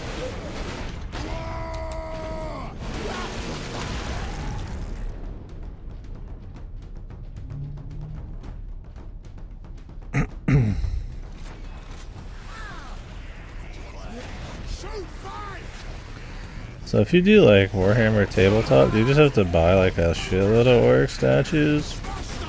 Or do they all stand for like 50 or something? It's being a human player the cheapest thing or some shit. He's got just one Space Marine.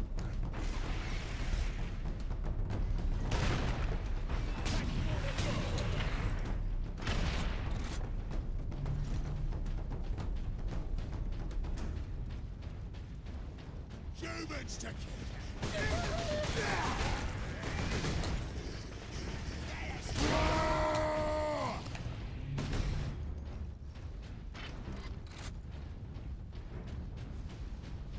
Yeah. Yeah, I play Orc and you have to buy like 100 and statues all hand painted and just like one Space Marine. Valkyrie on approach. What is the Inquisitor's status? The modded price. The remainder of the squadron has escorted his craft to the outskirts of the Calkis facility. Very good. Yeah, this is just... You got some G.I. Joes, some army men in there because you can't afford all the works. Those damned Orc flyers cost me too many good men and too many gunships. We'll be hard-pressed to defend the outpost. Thank you. And good luck, Lieutenant. He's dead. Where is it? The device is secure, Drogon. What are we waiting for then? Further delay is intolerable. Inquisitor, are you all right? Yes. Come. We've no time to waste. Is there something suspicious with this guy, man?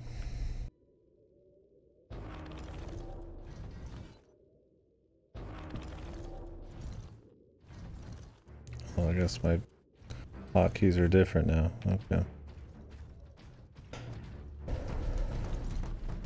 Can I actually find a way to swap this properly?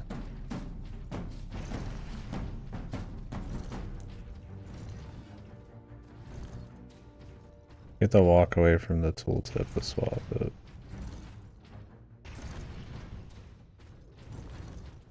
I think if they're gonna default you, they default you to at least how you got them the first time. Welcome to Brown Zone. kill the Space Marines! Different from Gray Zone and Brown Zone from the last era. A little sand in this one, or dirt.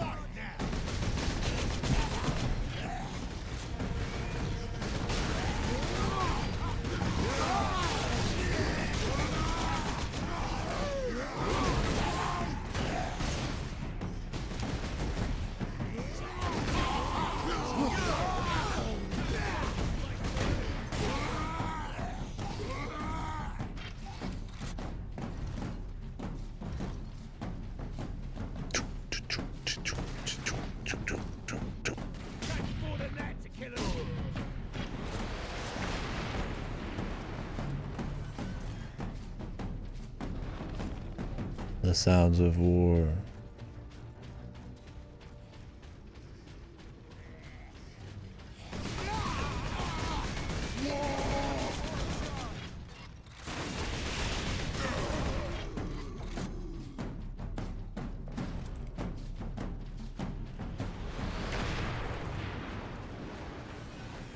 More of them. Dispatch them quickly. We must hurry.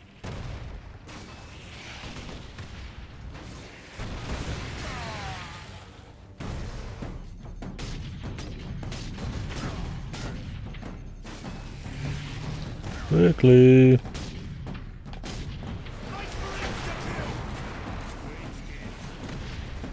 Bird's good.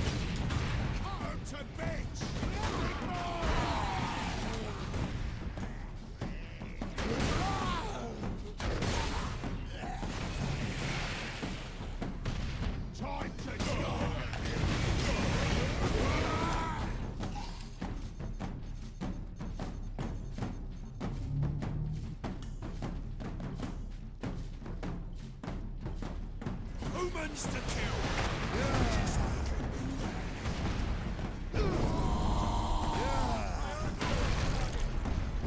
Stick bomb! Come on, humans to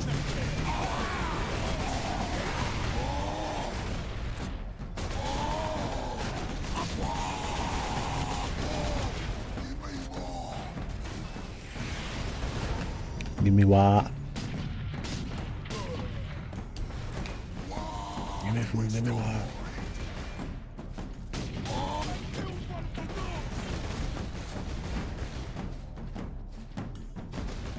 Space Marines! Another wave of orcs! Smash those Space Marines! Shoot those orcs! Kill you for that!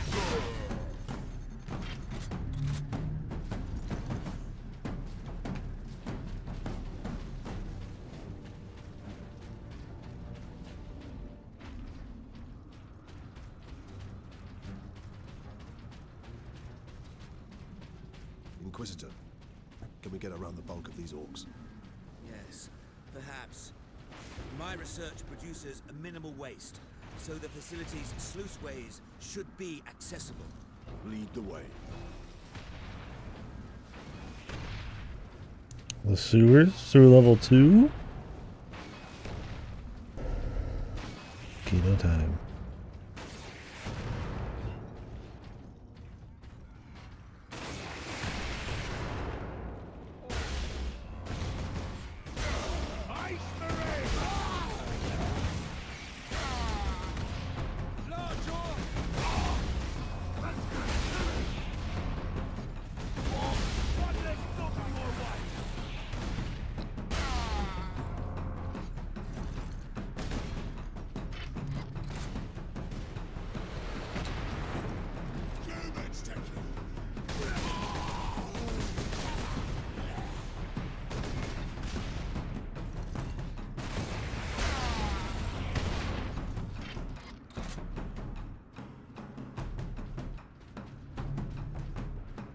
It's a fight! Smash those Space Marines!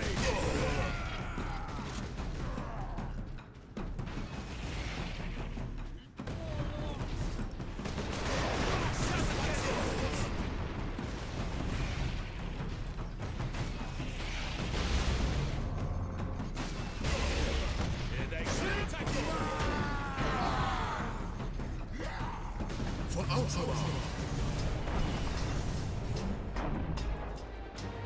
Humans to kill!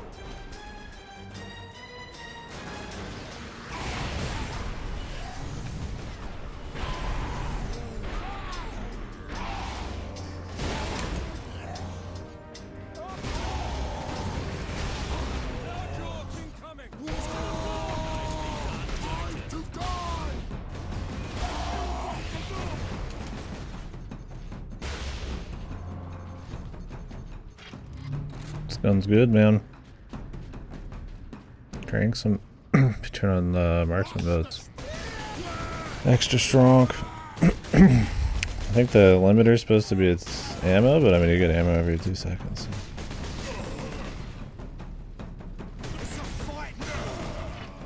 As long as you just use it against ranged guys and bosses, I mean, you got plenty of other stuff. Servitors were destroyed in the initial attack. I may need your help to activate the psychic scourge. How large is the weapon? The firing mechanism is at my research lab, but the energy pulse itself travels along conduits from the lab to the orbital spire.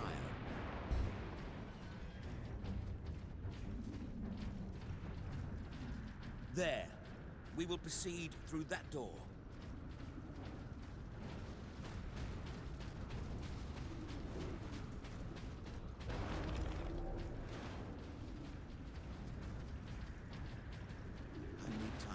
override the lock, Captain. Understood, Inquisitor.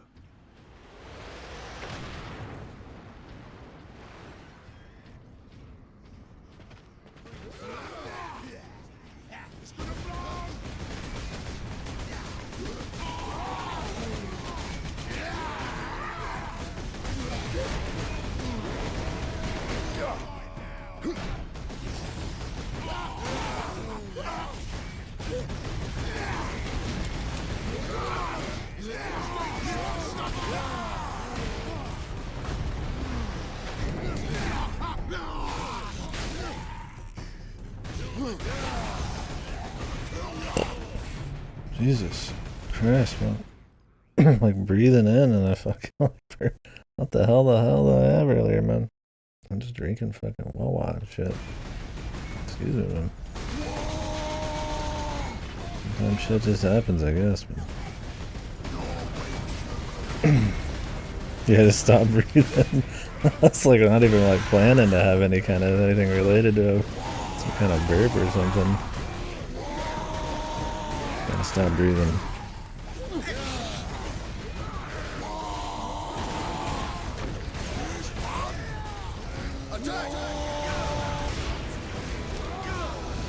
Super mode. Oh, I wasted it.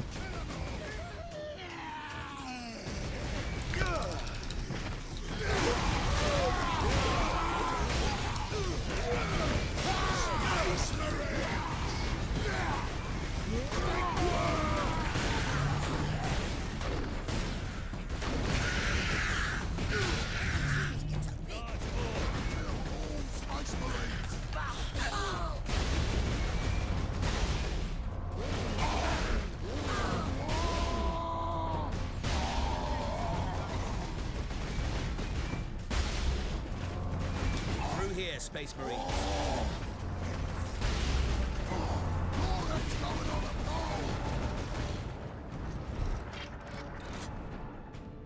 I thought the Spire to be a ground-to-space transporter. It is. With a few modifications, it also makes an ideal firing tower. The energy pulse should not damage the Spire. You do not sound confident. Improvisation and experimentation go hand in hand.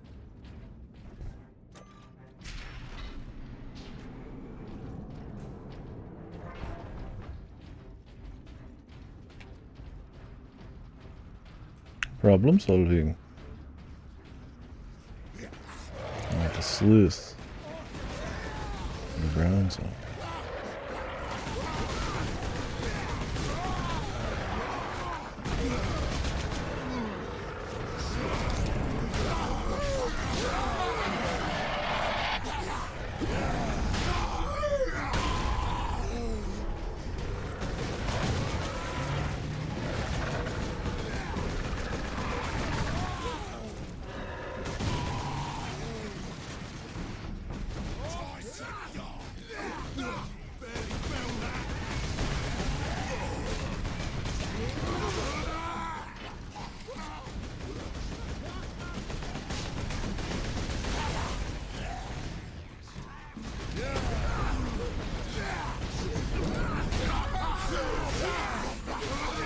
Suppose you don't get collateral some of these executions.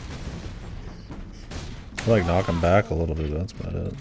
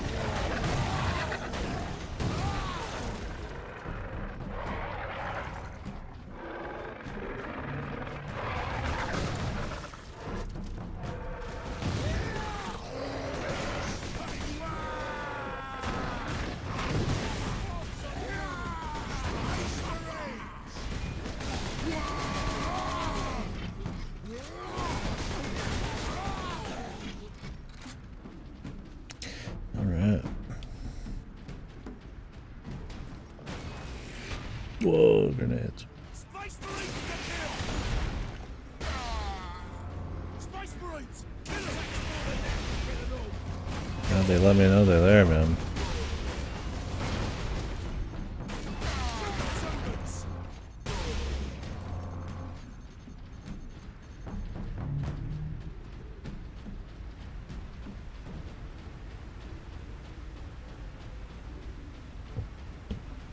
There's no way to get health back unless you execute, I guess, or just probably hit like load points. There's 48 of these things, and I've probably missed a few, so maybe we're halfway.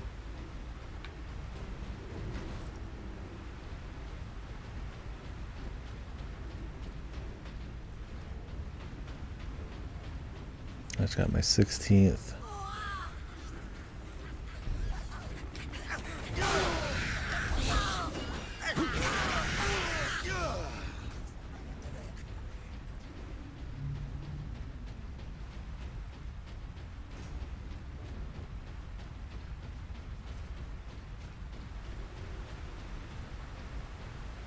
These pipes lead into the facility's sub-basements. And here is our entrance.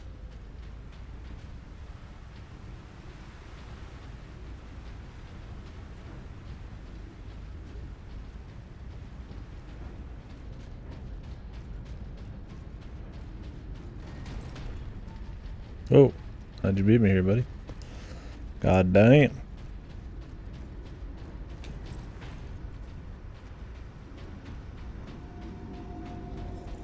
What can we expect inside, Inquisitor? Oh yes, just a This guy sounded ultra suspicious. few defenses. What comprises a few, Inquisitor? Servo turrets, mostly. Set to eliminate orcs? Set to eliminate anything with the misfortune to move within their range.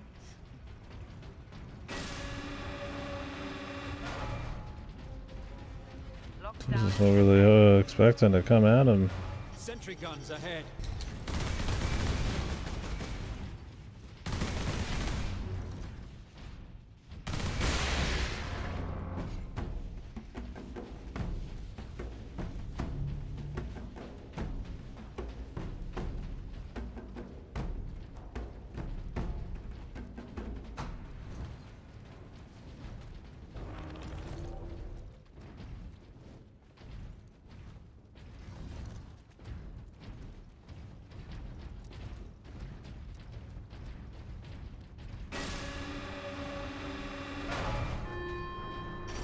Authorization required to implement security protocol. This gun fucks me. It just No fucks. way to move quickly with these guns everywhere. We need to shut them all down. I can do that from the central security room. Then that is where we are headed. Lockdown in effect.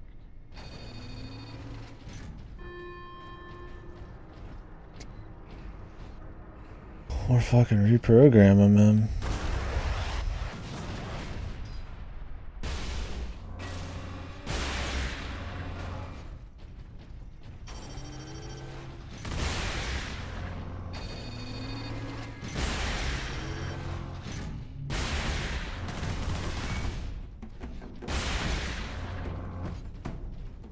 Need some damn ammo.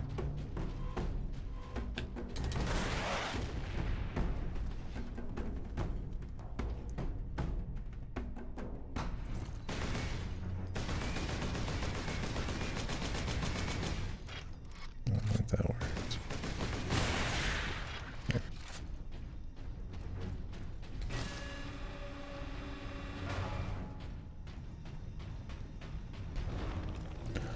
Ask and you shall receive, baby.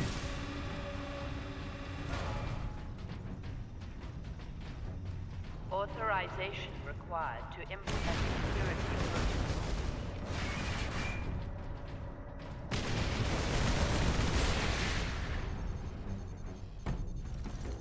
I'm going back to the cannon, man.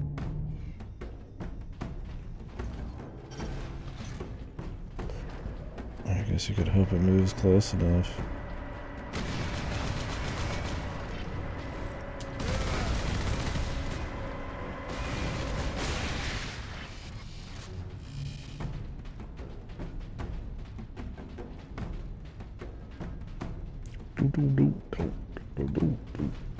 Maybe there's someone out there popping off to this soundtrack. They got it on their media player. God, it's on Spotify, man. Everyone is jamming, dude. Every morning they wake up. The generic drums. Yeah. And they wake up with a wop.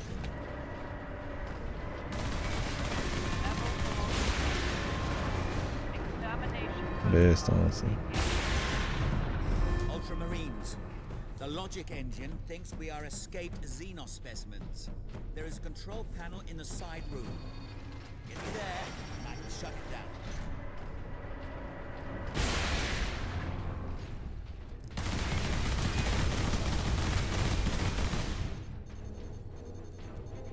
Jesus. Destroy them!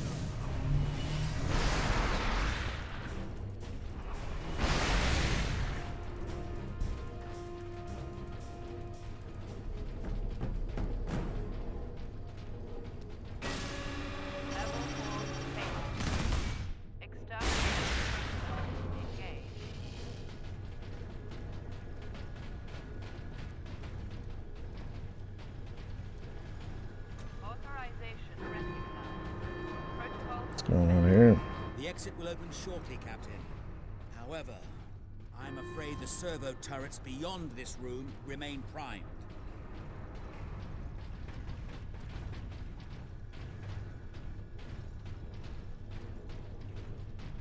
I don't know if I'm just like overly used to these deep burst shooters or if every section just goes a little too long. Probably the latter. Like that's more budget, so I mean they're probably gonna try to squeeze out assets and ideas.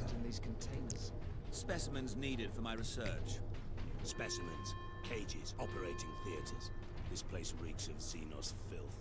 That is the business of the Inquisition, Ultramarines. This way, Ultramarines.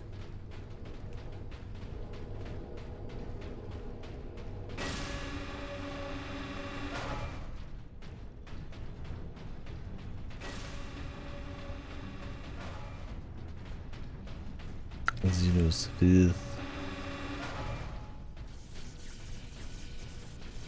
Space Marine recognized. Ultramarines chapter. Better bolter.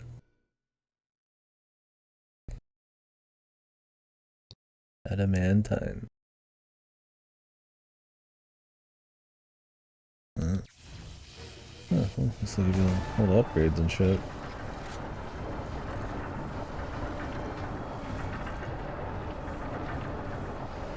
The firing core is still active. Excellent. If this is the firing core, Inquisitor, does it discharge through the whole facility? No, not precisely. The core actually raises to the rooftop of the facility. That is where the rest of the firing array is located.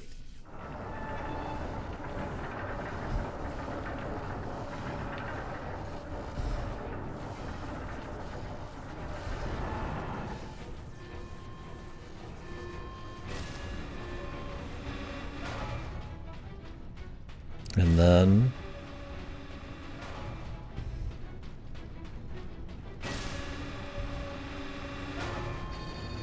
Alarm. Xenos life force detected.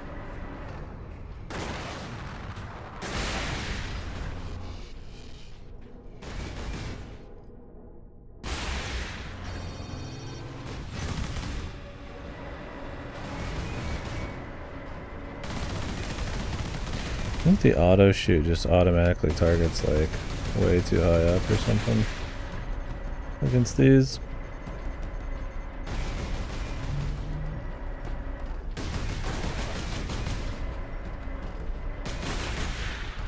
Sucks not having ammo for the sniper on these.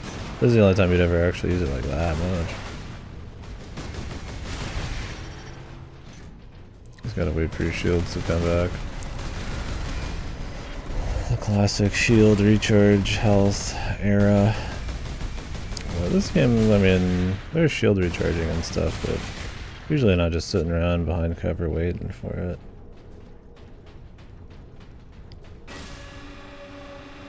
And then there's the health you gotta get back from executions, but these guys, I mean, there's no executions. Xenos detected. Doesn't matter much.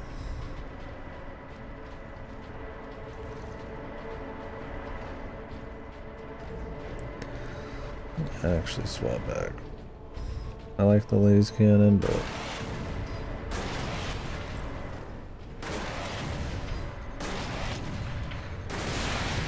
they stun lock you, man.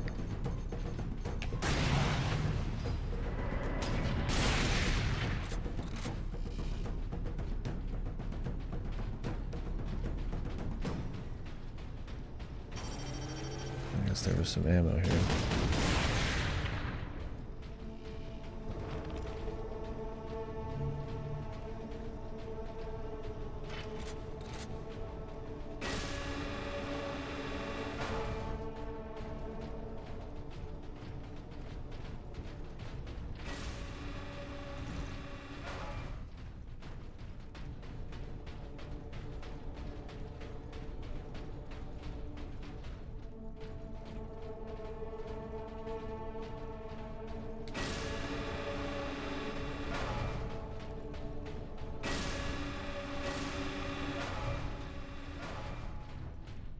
There. The command room is beyond those doors.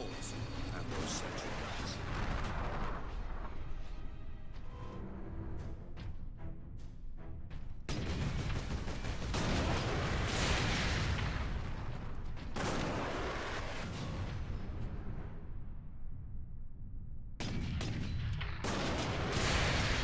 Fucking hitboxes, man. It's really that hard to just get like a tight hitbox. Like right now I'm like hitting like up here there's like a hitbox for this thing in front of me. Like right there. I had to move like an extra foot out. Look at this shit, man. Where is the hitbox on this? Or maybe that thing just didn't register? This might be a this shoots through fucking cover. Maybe this one's like different. Huh, maybe if you don't aim. Don't know, some of the hitboxes have been odd. Maybe some of them are alright and there's just no like feedback. It's hard to say.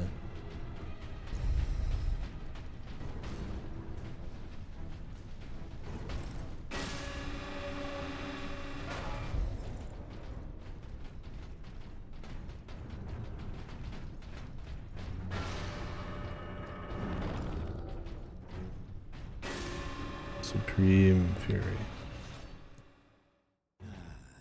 Very good. All the security measures will be down shortly, Captain. I'm afraid they were the only thing keeping the orcs outside, however. But you will be able to fire the weapon. Indeed. We had better do so quickly. This place will be awash with orcs before long.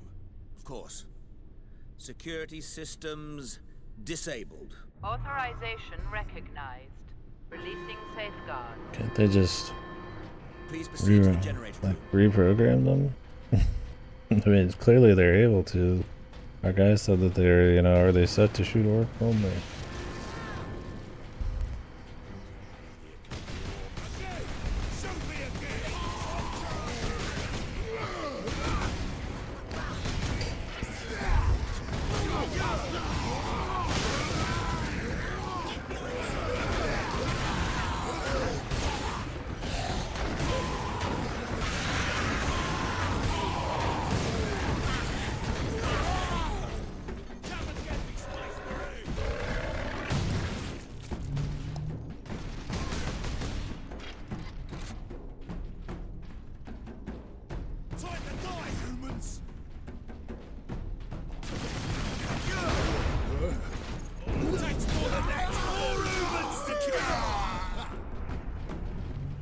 Place the canister into his cradle inside the power core, Captain. Do we risk exposure again? Only if you drop the canister.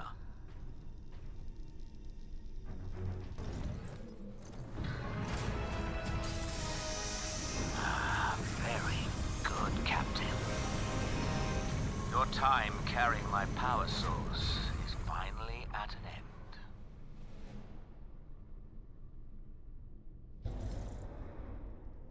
Stand clear.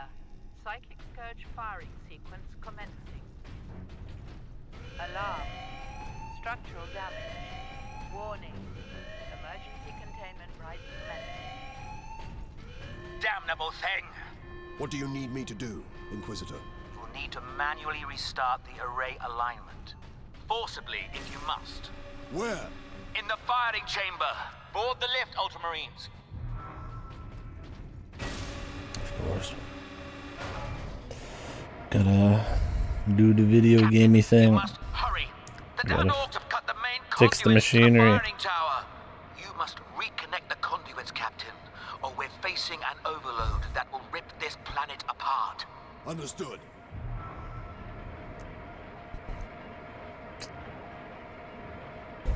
I guess they only needed to send 3 assholes in, man. Jesus. I mean, they do work, but we're flying by the seat of our pants here, man. These guys don't have anything to say about it. They're just along for the ride, man. The chamber is infested. Clear it out. Oh, now they got stuff to say.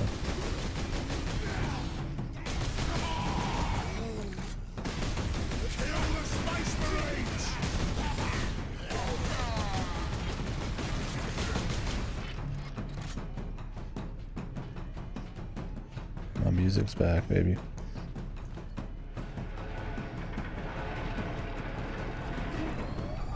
Psychic Surge firing sequence commencing. Inquisitor. The conduits are reconnected. Now, proceed to the main control panel.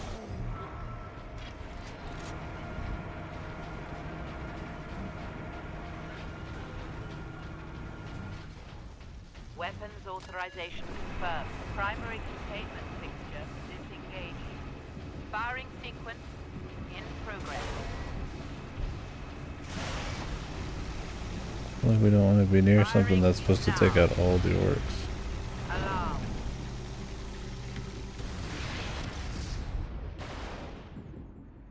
Look at the spire. I've been looking for you, Space Marine. You got something of mine.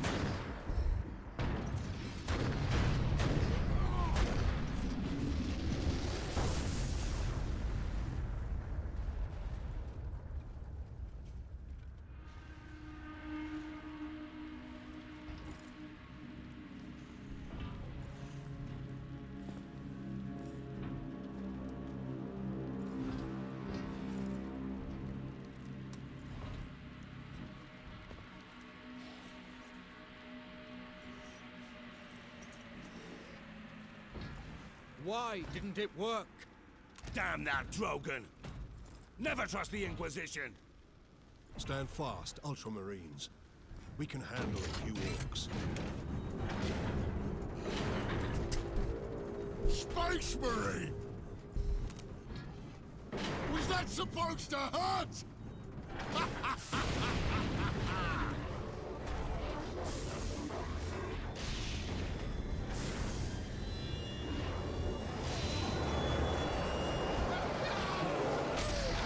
Chaos demons! How is this possible? Ah! Ha-ha! You got new friends now, Space Marine!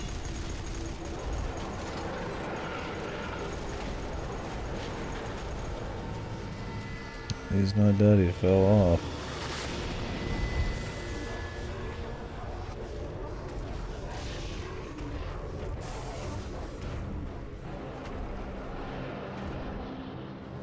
It's the Chaos Marine.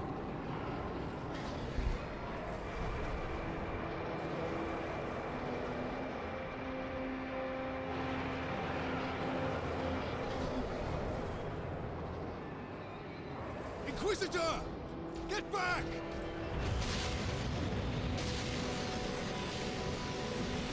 How heroic. Drogon!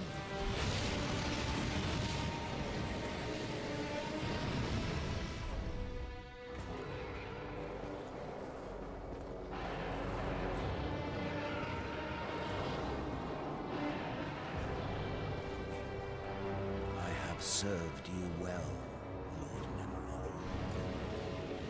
Traitor.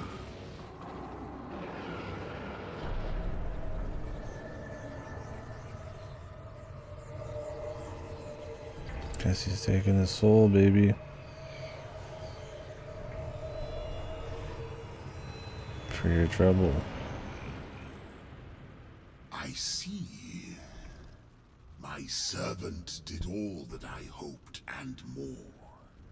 But he would never have succeeded without you, Captain Titus. Thanks to these brave space marines, we have broken through to this reality. The blessed gateway.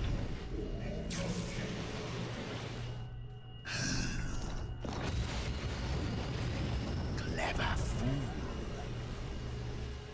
You seem surprisingly able to resist my touch, Titus of the Ultramarines. And that of the war, which impressed my servant to no end. Ah, you think the Inquisitor a traitor. But Drogon has been dead since before you first met. You have been used by my puppet. That explains why he had how he even survived all that. I ain't so easy to kill.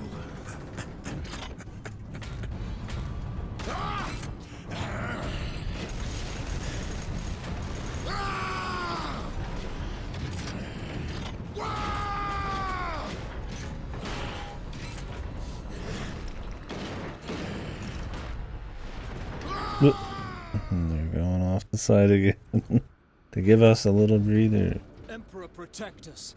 We need an exit. To the lift!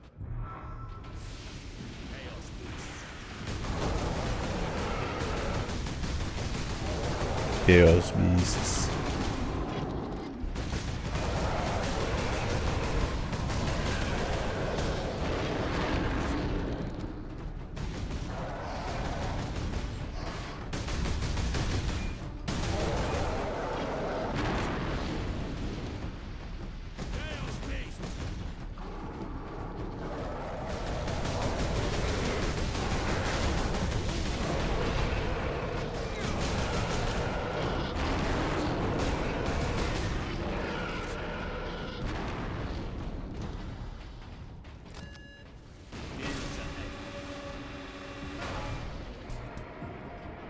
Did that fiend speak truth? Did we cause a Chaos invasion? Of course we did. His Inquisitor puppet manipulated us from the moment we met. And before. The false Inquisitor sent the distress call. I don't think so, Leandros. The man's urgency, his fear. I believe that was the real Drogon, facing certain death. And it found him. But not at the Orcs' hands. Somehow the agents of Chaos were already here.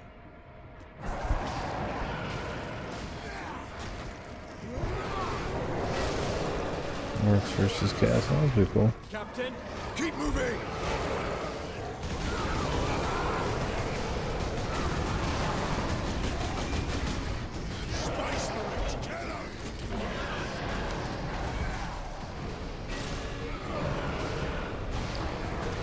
I'm moving, brother.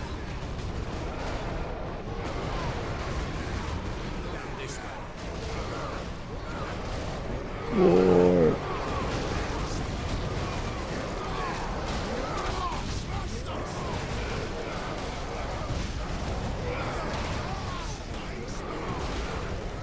Spies? I think we're gonna have to clear this whole fucking area.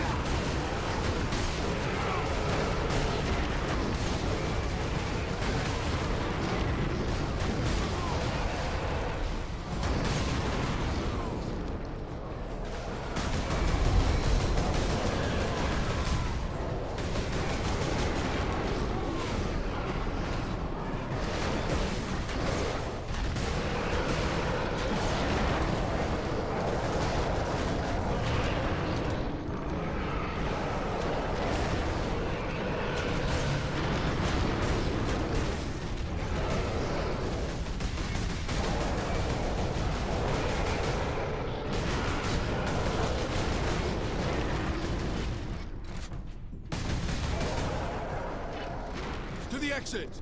Keep moving! I mean, that was the plan. Where's the exit though, bro? Oh, it's like over in this corner. I don't remember this being green before.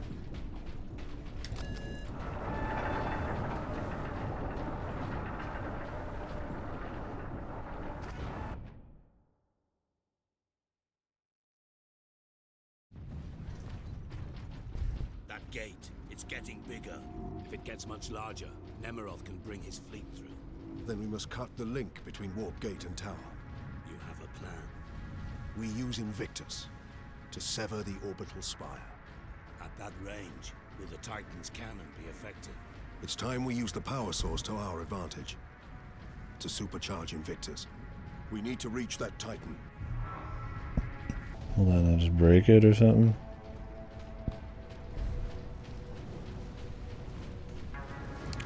We can just do that. We will supercharge it. Back section. Big turret. Moving turret.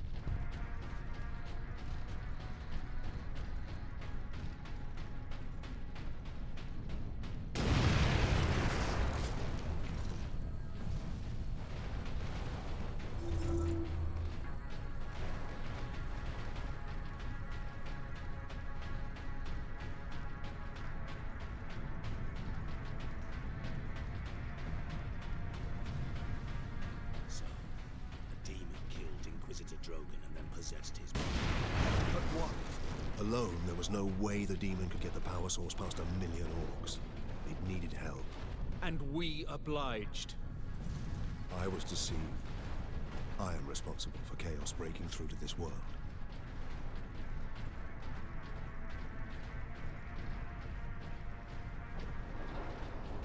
Genetic scan complete. Adeptus has started. Full access granted.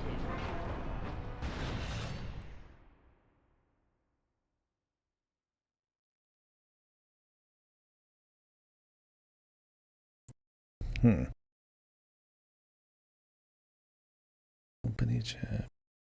Camping. No little things. Got a bunch of power. This little battery.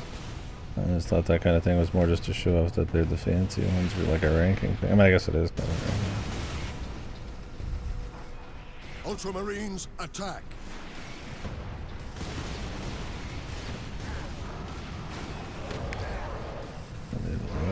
Jesus, who's who?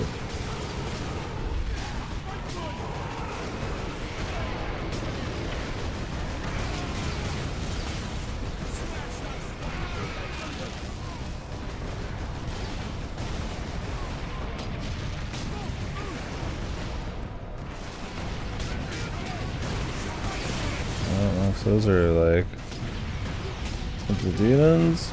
They look like fucking like Chaos Marine or something. They don't look friendly. I'll just say that.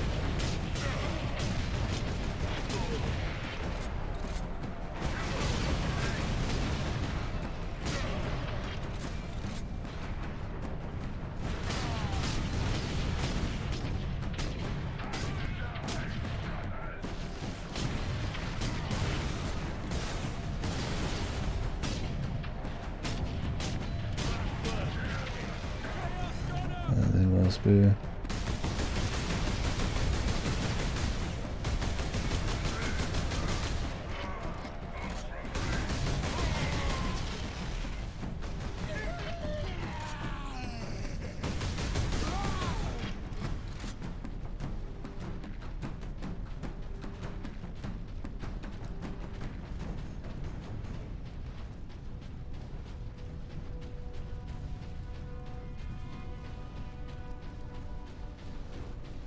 Kind of cute, just get little upgrades as you go.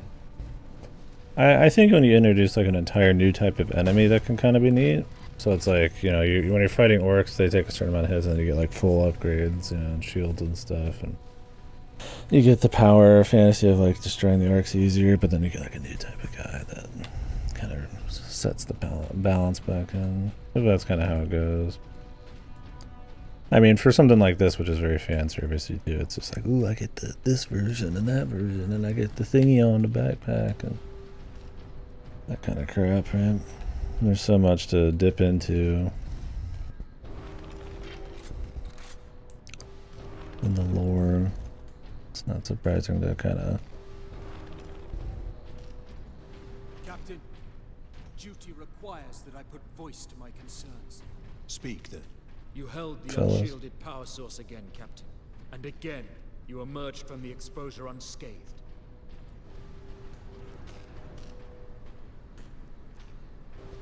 And The Codex Astartes warns that those in league with Chaos can withstand the warp's touch. You forget yourself, Ultramarine. Leandros, I do not take this warp resistance lightly. But the search for answers must wait until after we deal with this Chaos invasion. What if that is too late? Leandros, enough. We need to keep moving.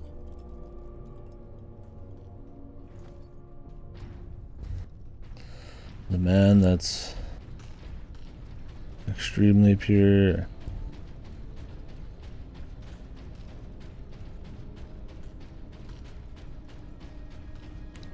What's the worst that could happen, man?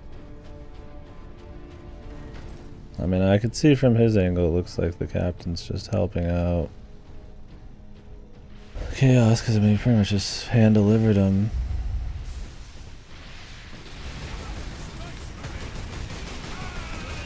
These are like grunts. These are like grunt versions too. Grunt shooters. Fasting. Warp auto! Kill the weak! Brothers, attack! Zeal and fury!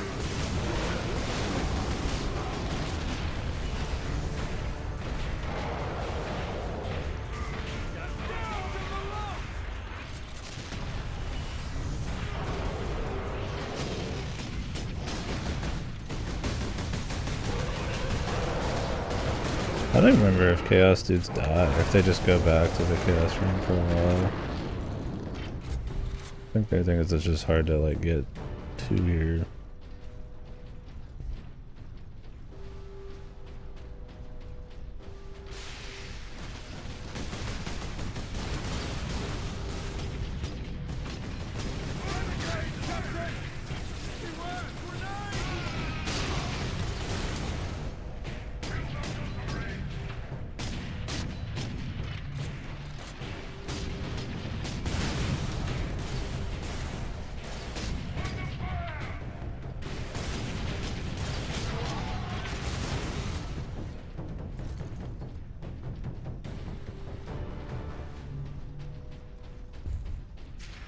Well, this guy's the main dude in the second game, so I'm guessing he doesn't turn into some fucking beefy Chaos Marine.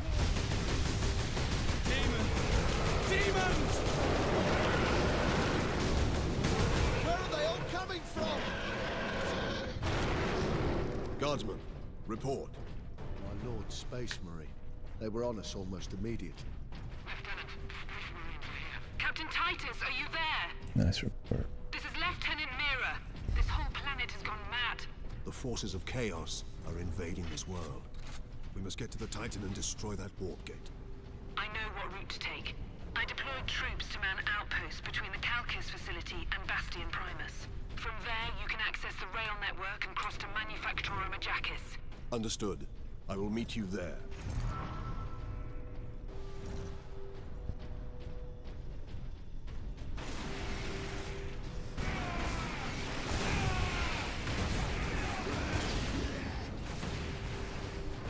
Having the faction wars kind of cute though.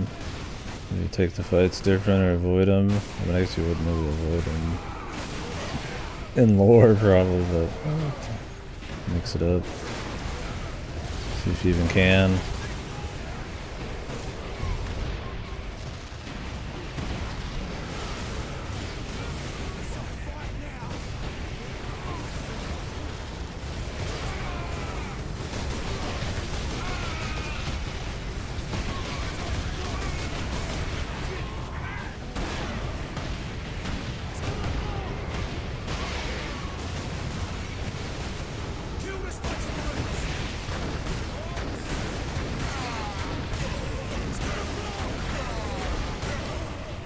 attack!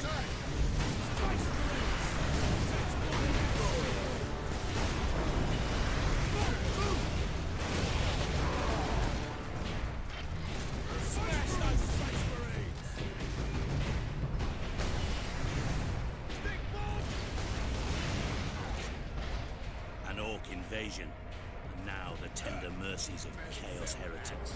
I'm surprised the place is standing at all.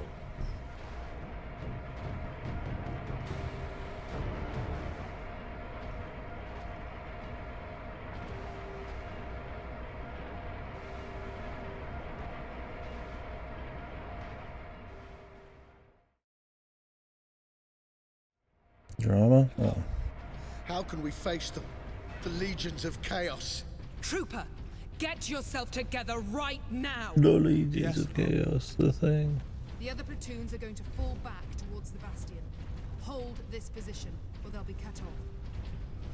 We're heading back to the command post, Captain. What's the idea, man?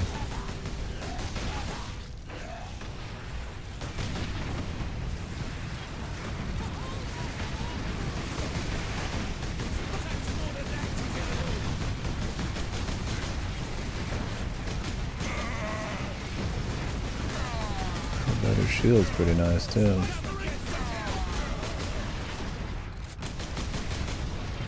Definitely tear through orcs a little quicker.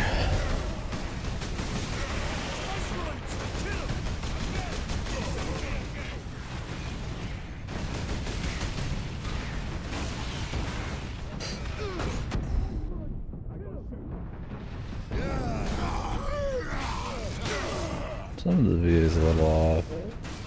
Some of the Titus or shit. He's like alright at like the stoic. When he's supposed to be like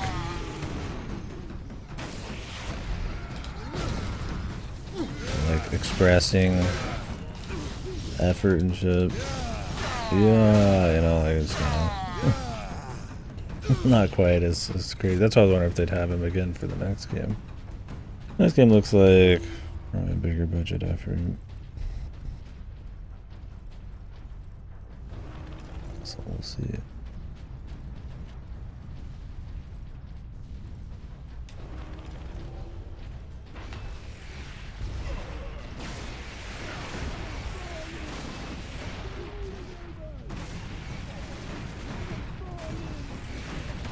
Once again, we fight the Orcs in our path. Not for long.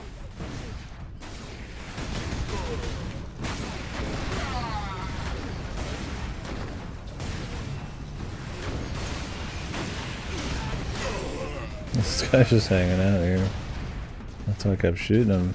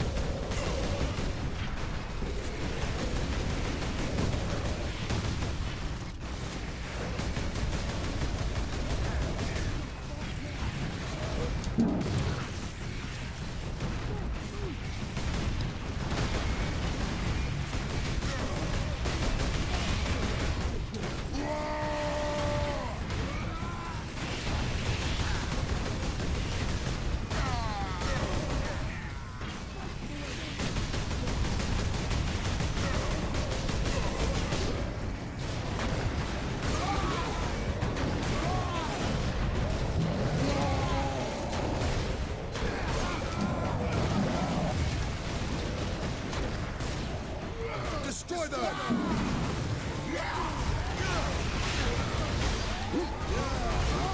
Yeah.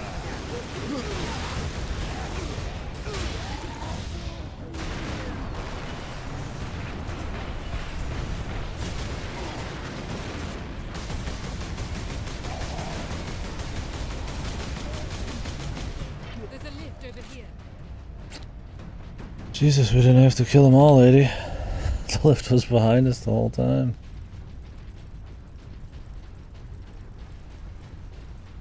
Well met, Mira. Jonah, I half expected to find a demon chewing on your bones. Well, they'd spit me right out. Make your report, Jonah. The Greenskins have been pressing us hard, both down here and at the Bastion proper. Get ready to fall back to the Bastion. Do not engage Chaos forces directly until I get reinforcements down here to back you up. Aye, Lieutenant.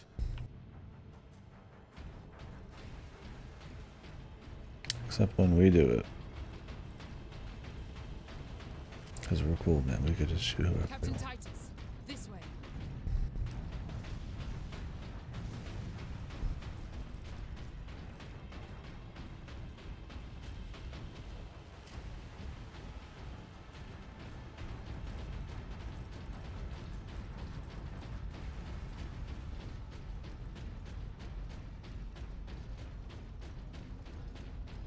Lieutenant Mira, this is Bastion Primus. We're under heavy assault. The Orcs are back, and they cut power to the sentry guns. All of them? They took out the generator. We couldn't defend it against such numbers. We had to fall back.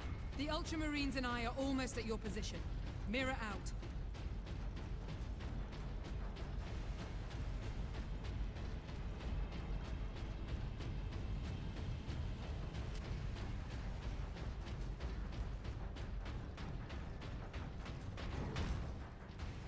Almost fell off.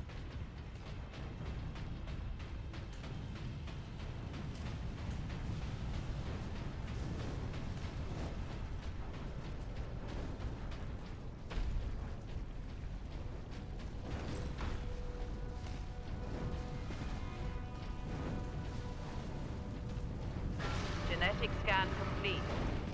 Adeptus Astartes. Access authorized.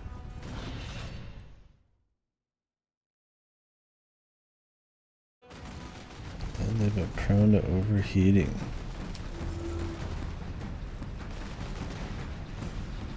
Orcs, always orcs. More greenskins!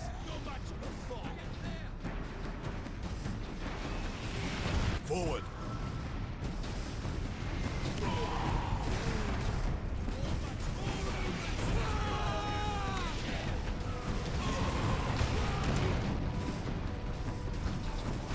Imperial Guard! Stand your ground! The Ultramarines are here! Aye, Lieutenant!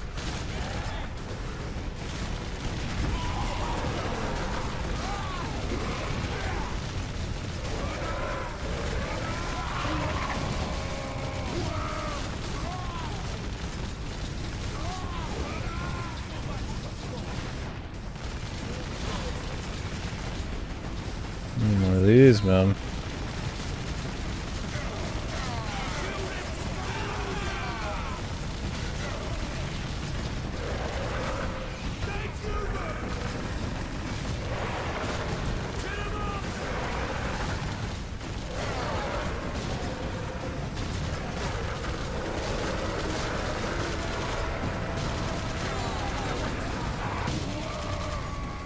Trying to get rid of that other gun, man.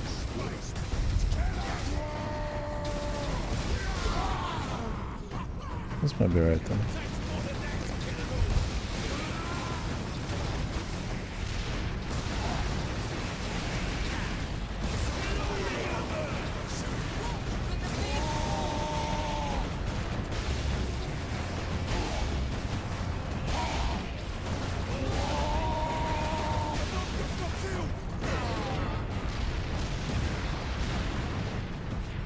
You can see why we need the sentry guns. There aren't enough of us to hold this position without them. Lieutenant, the central outpost is under attack. Tell them we're on our way! Wonder if the turrets inside of that one area were actually set to shoot that one guy because he wasn't quite human. Move out, brothers. It has something to do with our dude. I just still don't see why they would have had him set to anything other than just like work.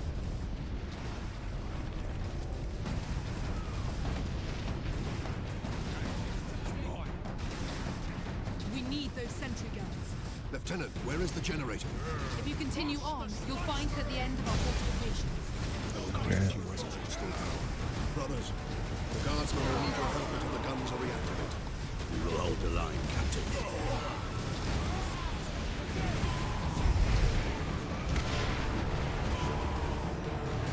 Where am I going?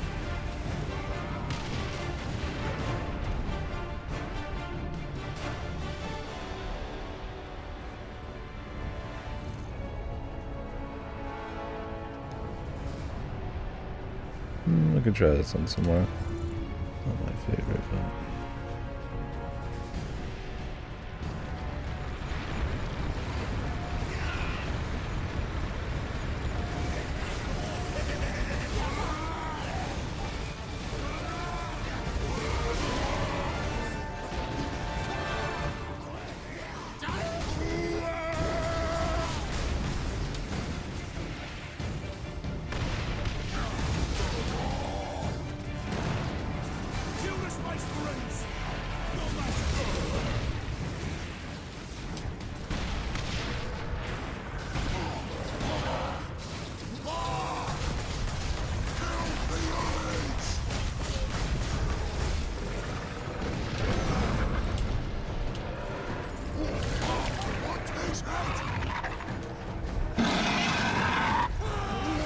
What the fuck?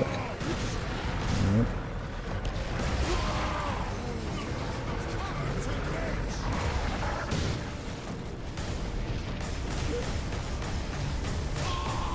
This guy does pretty good work. You can take dudes down kind of quick, but also use it for like AoE.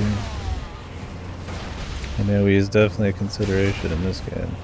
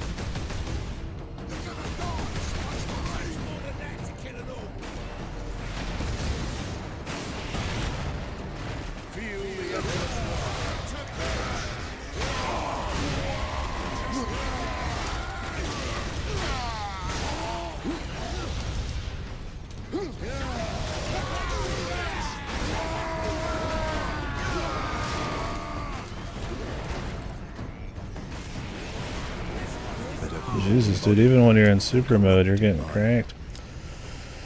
It's these rocket guys, man. Try to save the super mode for like a useful time, but you kind of just get cranked. You get cranked in the middle of attacks, executions, and in the super mode.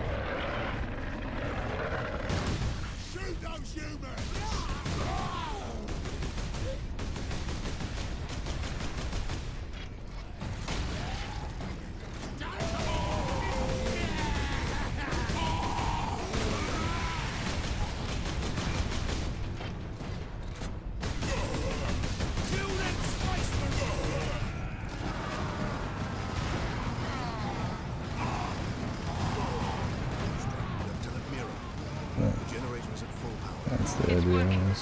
Sentry guns are back online. Captain, your men are near an access point to the rail network. My guardsmen will point the way. Another gateway is close to your position.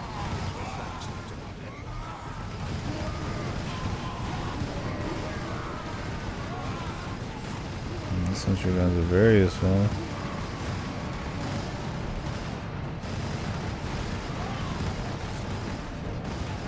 They're just dropping en masse. Maybe they thought I pressed the button, because I did press the button, it just didn't fully activate it. So maybe it activated the hordes of super dudes, but not the rest. Or maybe it's just a times thing. Sidonus to Captain Titus. We are running into orcs down here. Nothing like above, though. Just enough to be an annoyance. We will be there soon. Understood.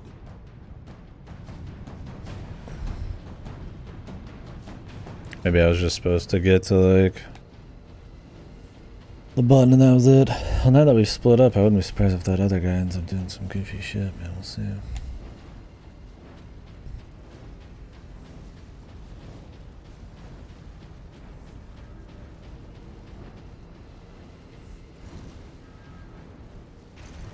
I feel like I like the Vengeance Launcher better.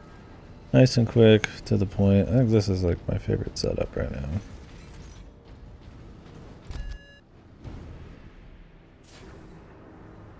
The super sniper, the AoE. He's here. You think you can walk out of here with that sparkly thing? I'm Boss Grimskull! This whole planet is mine! Whoa! You've been at my heels for long enough, Orc. This ends now. That's right! Cause I'm gonna kill you, Space Marine!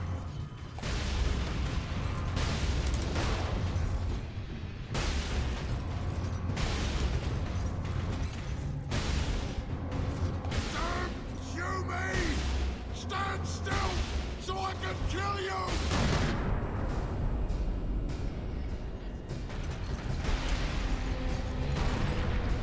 Space Marines!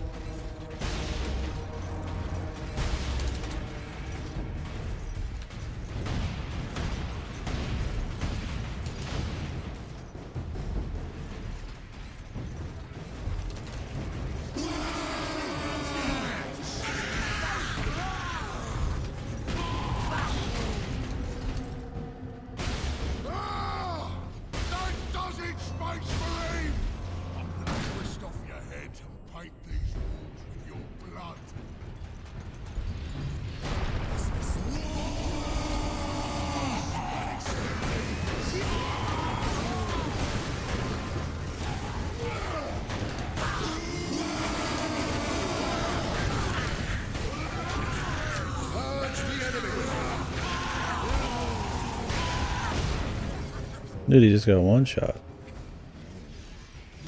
What in the fuck?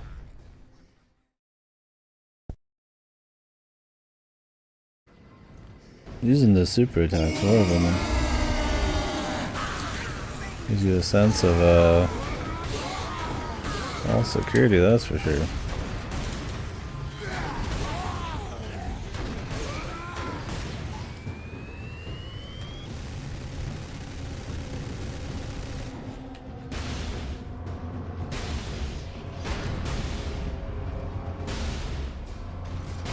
Why do you give me so much trouble, Space Marine?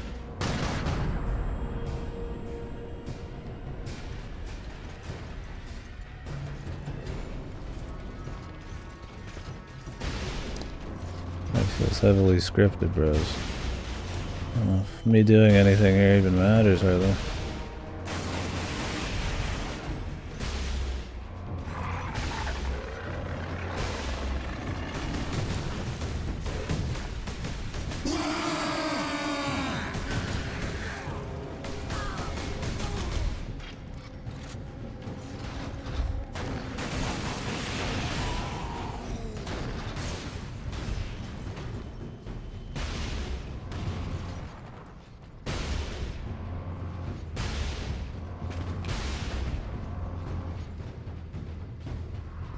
I'm going in for the epic finish. Oh.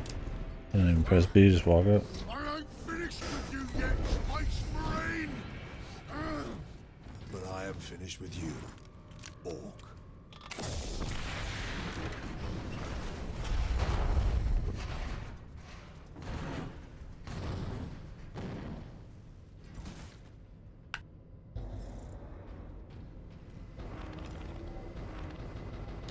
Oh, you got infinite ammo.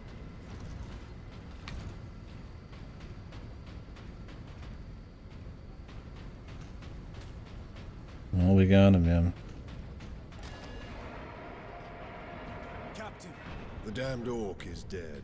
Finally, some good news. this rail line will take us directly to the Titan Manufactorum. The faster the better. Those orcs slowed us down. And gave Nemeroth time to prepare his invasion. We must get to the Titan and destroy that warp gate. Orc are gone. Just chaos now.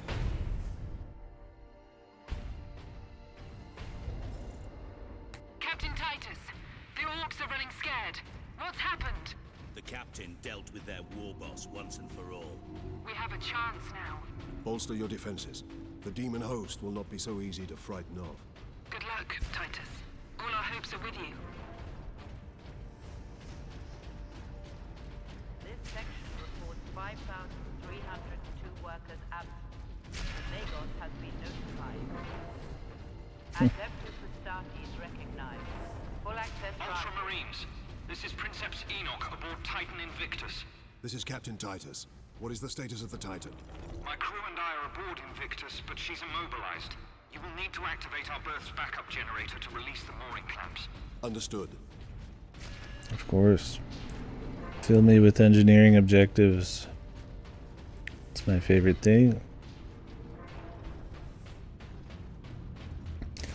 You must turn the power back on. You must fix the generators. You must repair the doohickeys.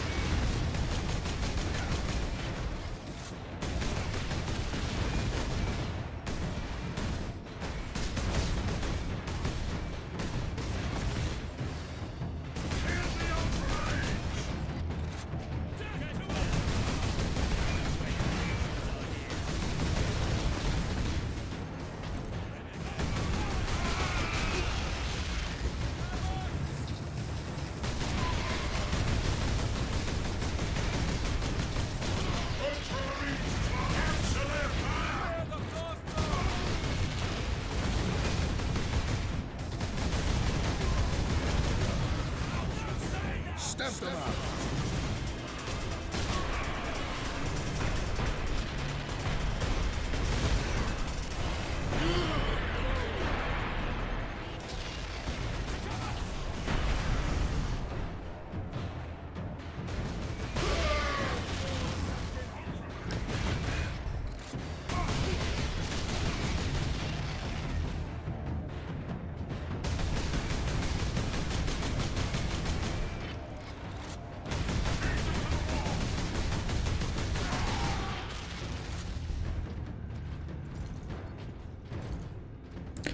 I wonder if in the new one it'll be just Tyranids, or if they'll have another surprise faction or two like in this one.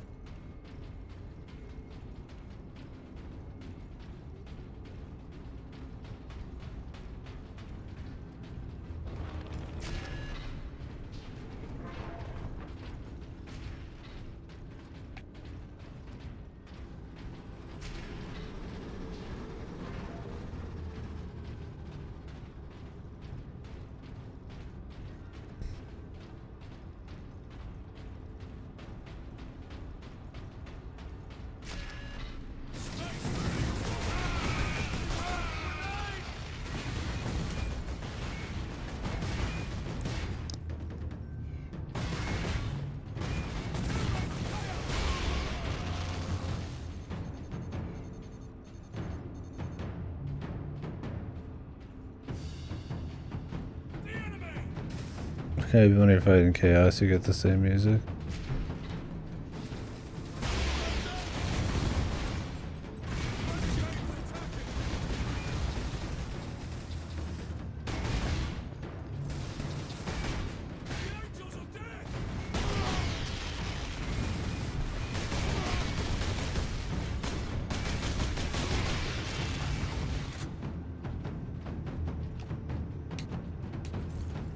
Jesus, man. It takes a bit to get the context prompt on this shit. This game's pretty hard up on the context prompts in general. Even just swapping weapons, like you have to walk away and come back to even swap to a different slot.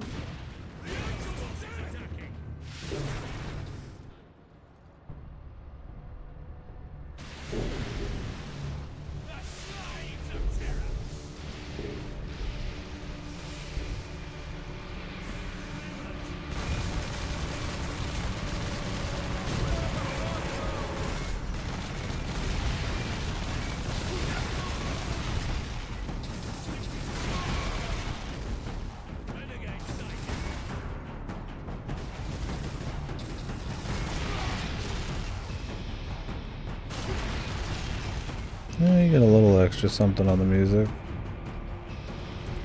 They added a little guitar sting or whatever that is. That's about it though.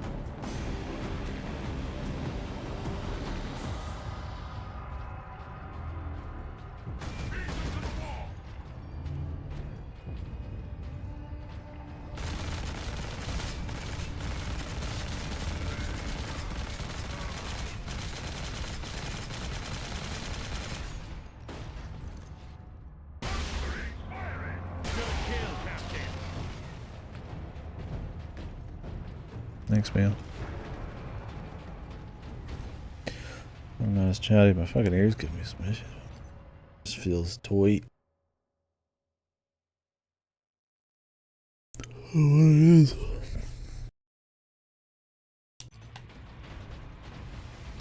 Wonder how deep into the campaign we are in. Imagine we got a good chunk left, but over halfway. They're gonna get the money's worth. The chaos people are in.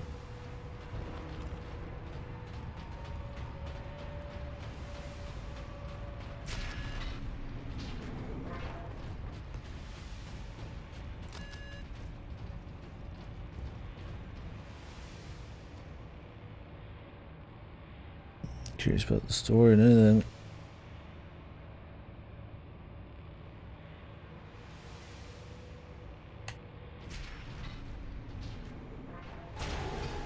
I guess I'm supposed to move closer in. Hard work occupies the body. It's been fun. I mean, it's basic. It's basic dude bro shooting for sure. The melee stuff, you gotta do it a little bit here and there. And it's nice getting full upgrades and, you know, different factions and stuff occasionally, but I mean, it's mostly just rolling through corridors. Like relatively linear areas. Blasting a bunch of dudes. I mean, there's a couple little side paths, I guess, you can grab shit, but pretty much par for the course kind of crap.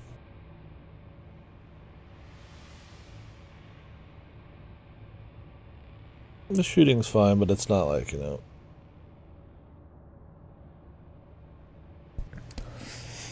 super duper satisfying or something. But you get a lot of options, and it's cool when you're taking down waves of dudes instead of just like kind of single guys in the back.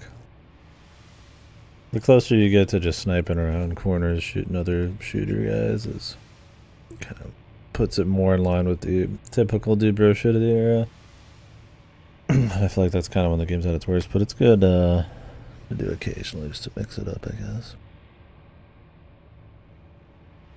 Stuff like the soundtrack's pretty weak, and well, there's some nice Warhammer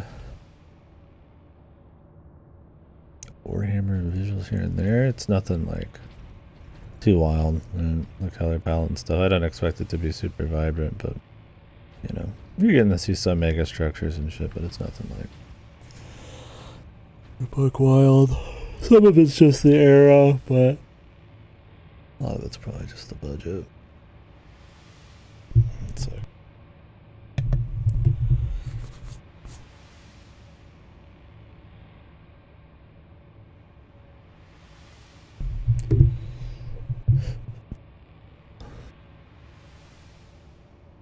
A cute little. I mean, it's a. The story's fun and just like a, you know, it's just an action Warhammer thing. You're just more curious about lore bullshit than anything. Yeah, it's neat. I'm fun with it. You know, just kind of talking about Warhammer and I guess learning about it and shit. But the actual gameplay parts are pretty alright. And the level design, and I feel like the set pieces and stuff. There's not too many like big like set piece breakups. You know, you get something like a Gears of War, right? And they're breaking it up quite often. And not only that, but have a little bit more robust gameplay usually. Like I said, I think this having the melee thing and you know, some of your action game like supers and all that helps set it apart a bit. There's potential here with like the right budget and all that to make it pretty clean. Third-person shooters. I'm very curious next month how that'll be.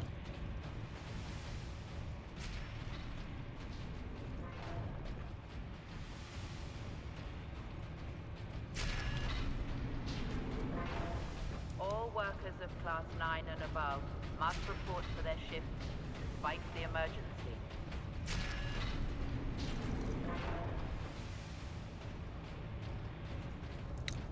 There it is. Big Mac.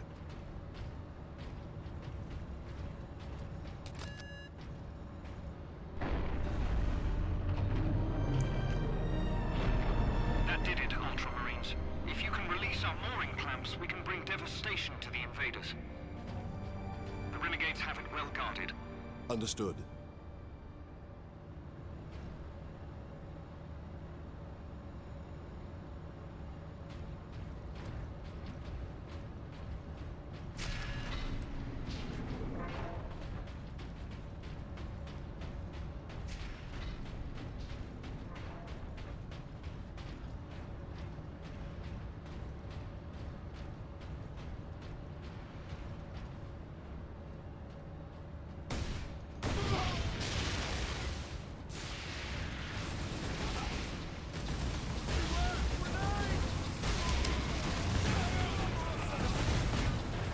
You can't take cover anyway. I mean, the Space Marine probably not going to be taking a whole lot of coverage.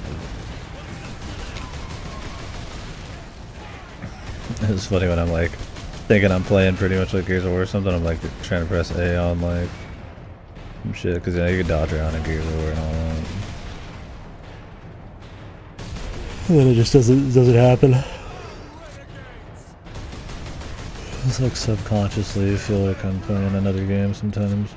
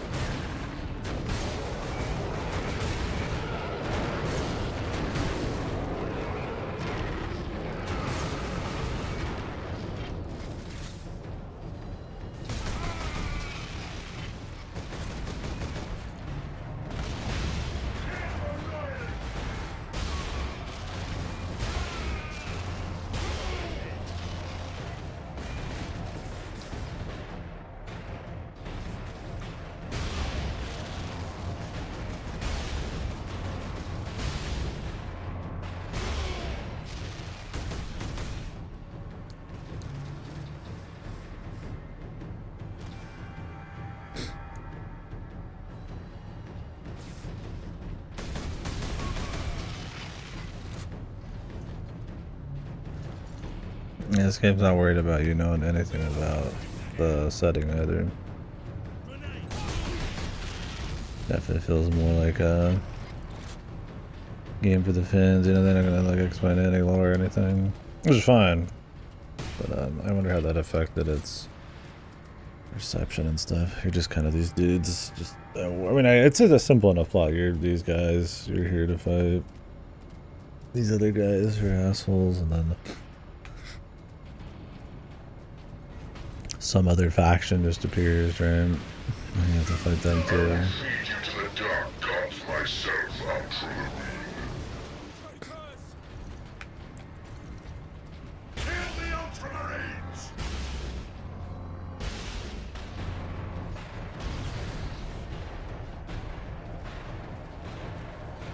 Death to Ultramar!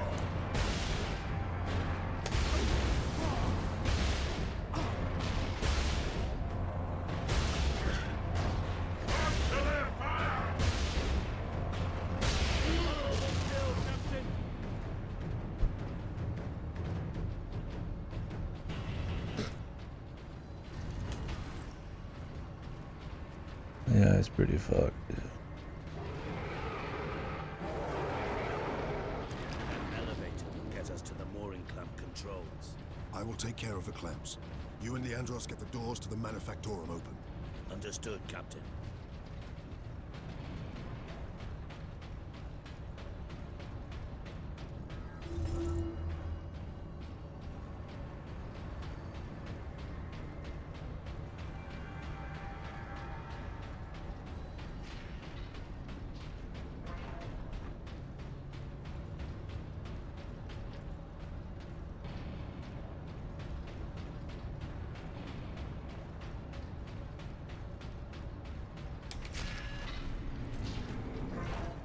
You belong to the machine god. You are a cog in the glorious machine.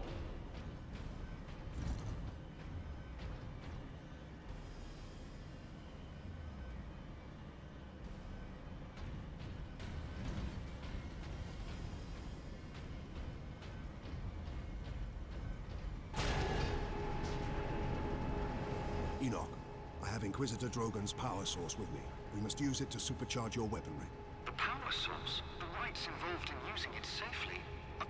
Yeah, compared to, I mean, I think Dark Tide had like an excellent like atmosphere, like feeling of like scale and grid, and obviously Jasper Kide's music was really good at kind of capturing some of the feel there, but in comparison, it's definitely, I mean, it's got the set dressing of like Warhammer, which is cool. But yeah, it definitely doesn't have as like evocative of an atmosphere. It's an older game, but here's how they'll handle it in the next. Like I said, I think I've seen a few screens in the next one, and they definitely have a much stronger art direction going on. Fleet will hang over your forge world. Understood.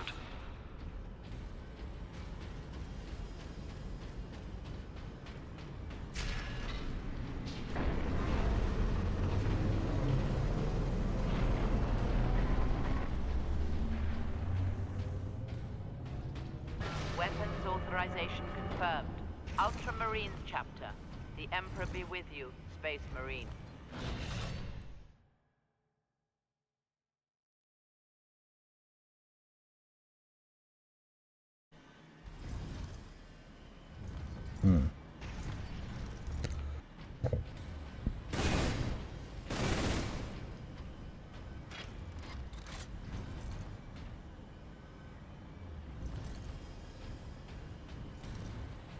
Well, if I could just have the Stormbolter instead. I guess you could have skipped this thing.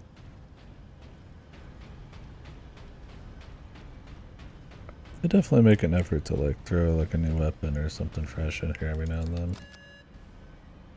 So it's enough to keep you on the hook, but My battle brothers will have the gates open shortly. you ain't sinking your teeth Maneuver in, that's Invictus for sure. close to the topmost gantries. I'm coming aboard. Yes, Captain.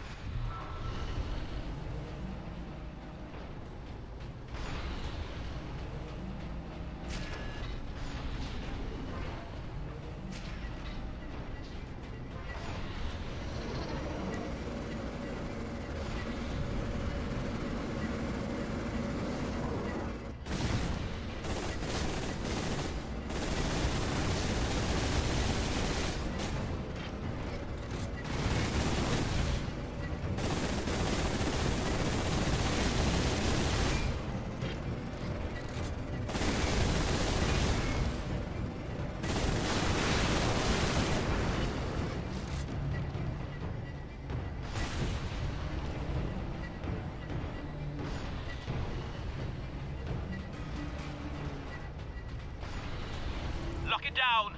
A demon is in the labs! Authorization. I should have listened to these a bit more. Probably make the story a bit more interesting. Drogon, Inquisitor, Ordo Xenos. Outrun, human! Repeat authorization. Speak clearly. Drogon! Inquisitor! Ordo!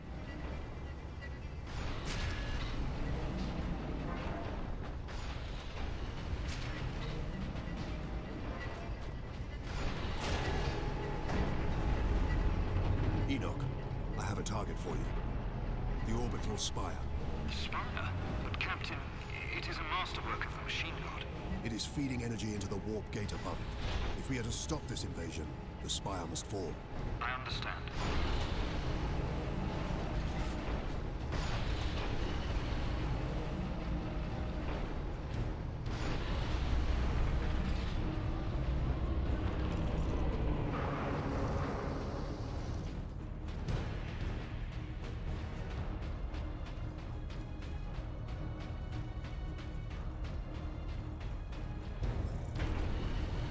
Where must I bring the power source? Travel across the armature to the starboard side, Captain. I will open a maintenance apse for the volcano cannon. Protocol suspended. Access authorized. The apse is below you, Captain.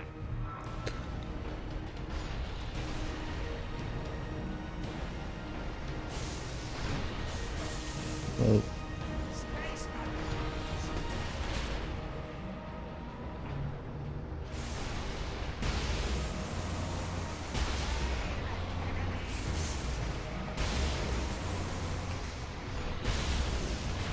These motherfuckers really just... We can't like hide anywhere. There's no cover. It's cuz.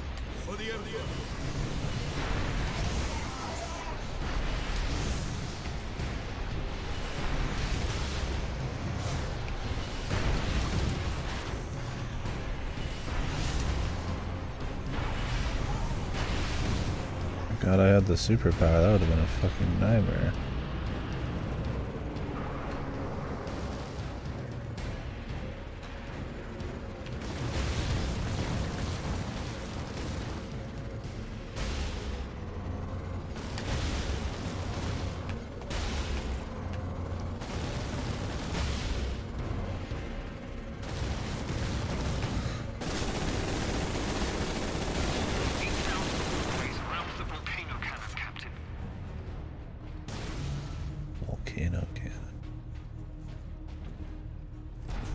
So how does this thing handle stuff just floating around it? Clearly they couldn't handle that. Or is it because it's not supercharged? Power source successfully constrained. Target the orbital spire. Target acquired. Firing now. Sire, preserve us.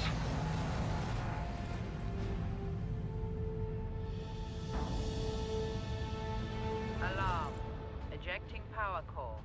Shutting down all systems. Captain, all systems are overloading. Did it work? Invictus performed admirably, Enoch. The warp gate is closing. Thank the Machine God. Shutting down all systems. Cool. We got the thing back. This thing just has infinite power or what?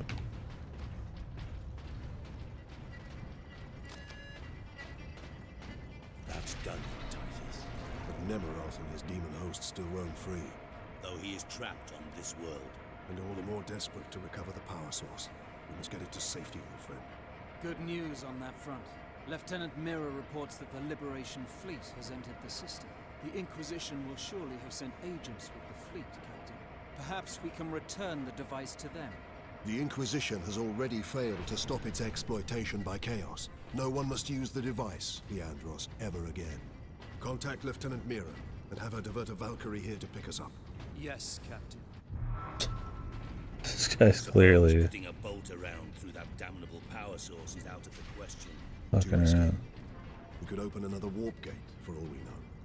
Upon our return to Macragge, I will confide it to the chapter master and his librarians. And until then? My most trusted brother will bring it to our strike cruiser and seal it in the armory.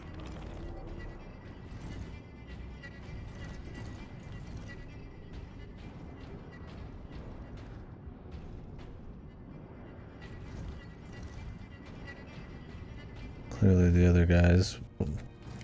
He's planning some things. Secured, Sergeant. Don't give it to him, he's As quickly as I can. gonna kill him. What will you be doing while I run this little errand? There are still thousands of traitors and heretics on this world. I intend to drastically thin their ranks. Lieutenant Mira's Valkyrie is on its way, Captain. Excellent. We make for the landing pad. And watch for the Chaos Lord's forces.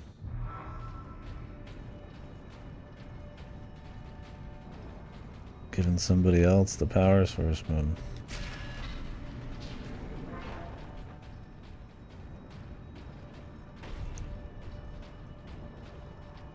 Do these guys not need a rest?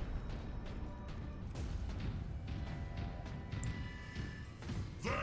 Retrieve the warp device! Sidonus, get to the landing pad. Aye, Captain. I'm sure Sidonus will be fine.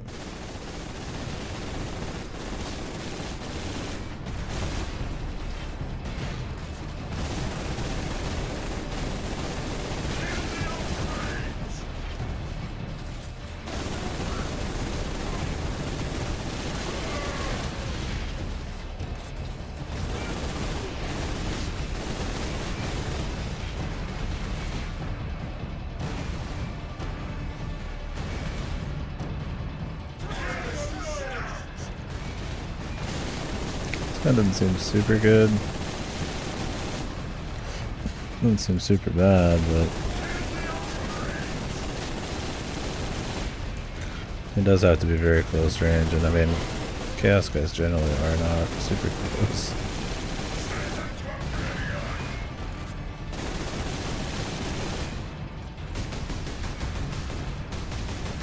Or just clean out a few headshots, really.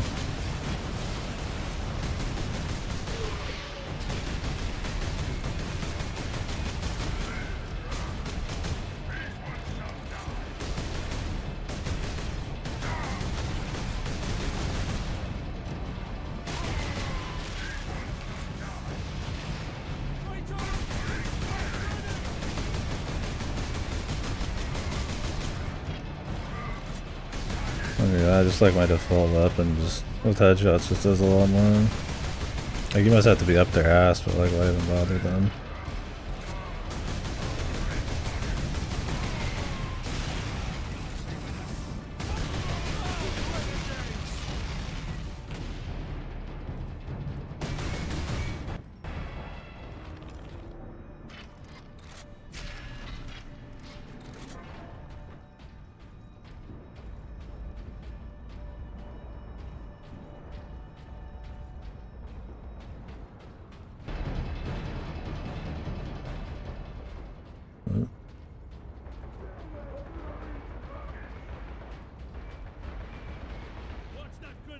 These traitors are determined, and this landing pad does not offer much cover.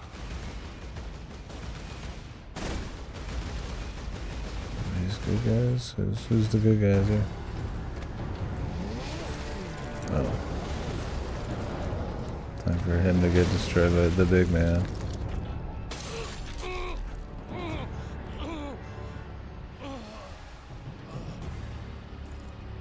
Sidonus!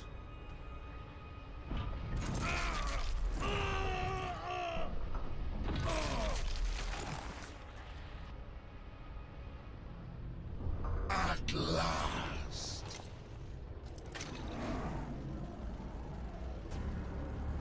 No!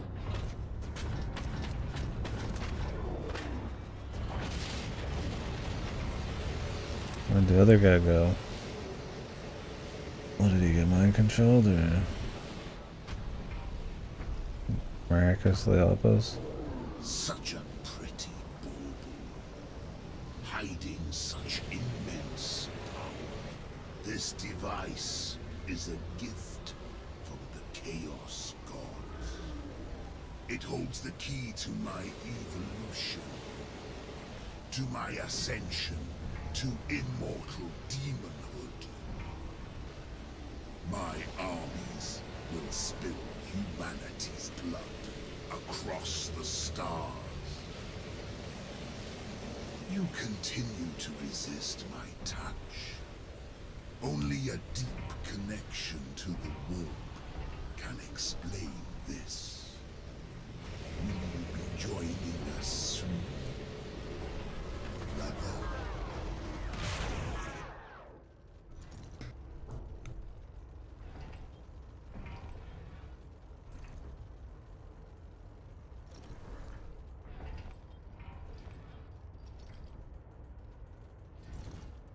Where'd the other guy go? He's just here. I couldn't reach him in time. Sidonus died as we all should. In righteous battle. Do not give in to grief, Leandros. Turn your thoughts to vengeance. Nemeroth will pay in blood.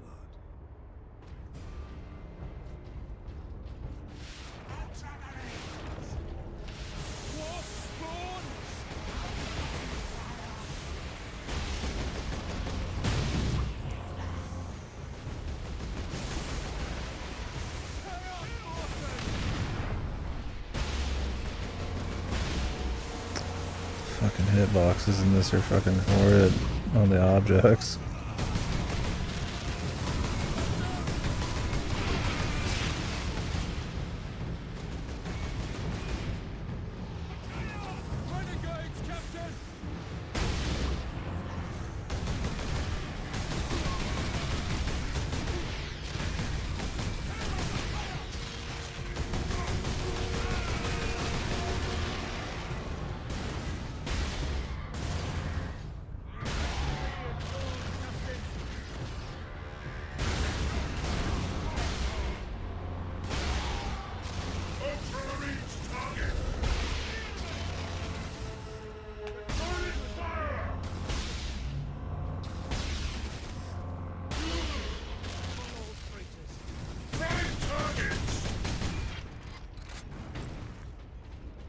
Get some ammo.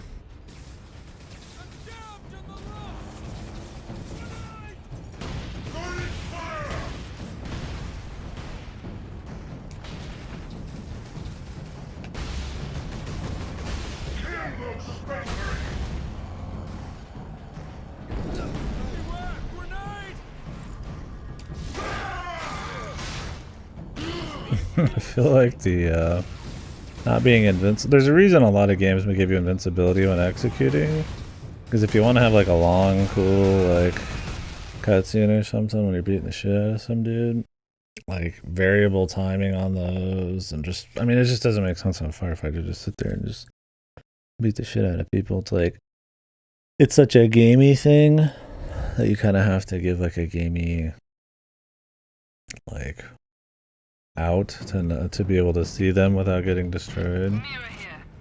Like in this, because you need it to like bring back your health, there's like a, I guess, a risk management to it. But at the end of the day, it's like you'd rather just sit back and just not deal with it at all, right?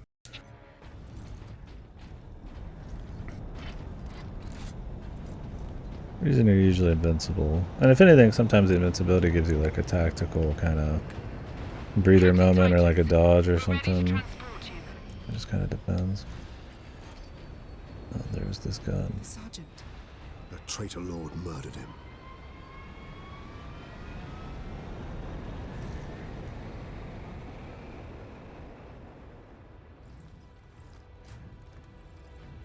Nemeroth killed Sidonus for the power source. You said the Inquisitor's work was heretical, Leandros. You were right. What do you mean? Nemeroth plans to use the power source to trigger his transformation into a demon prince. Abomination! How can we stand against such a creature? I will kill Nemeroth when he's most vulnerable. During the transformation.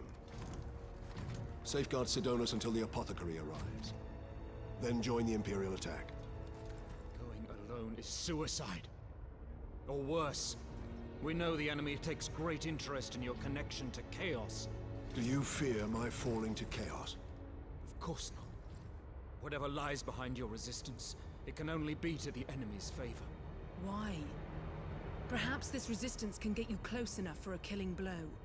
I will destroy Nemeroth with skill and steel, or die trying. If this resistance comes into play during battle, so be it. So be it.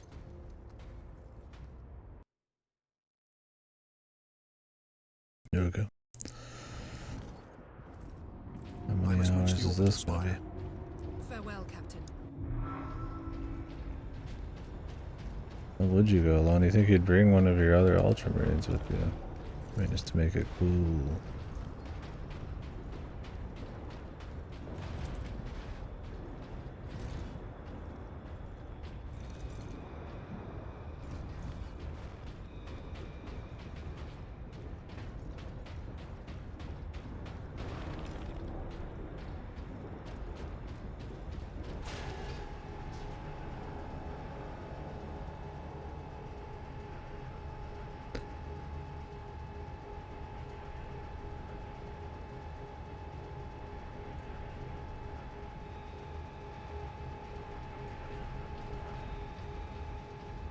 Hard work occupies the body and distracts the mind.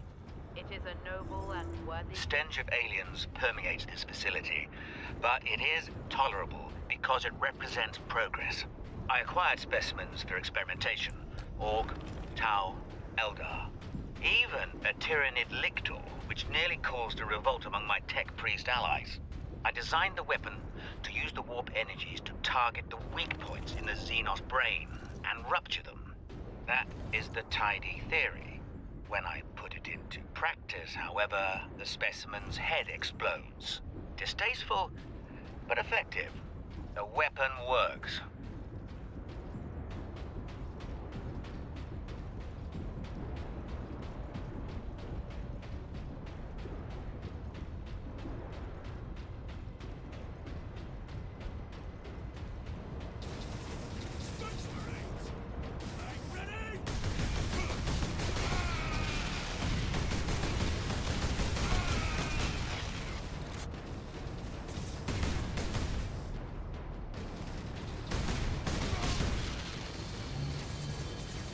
So I guess these guys just don't get tired, bro. All out, all the time.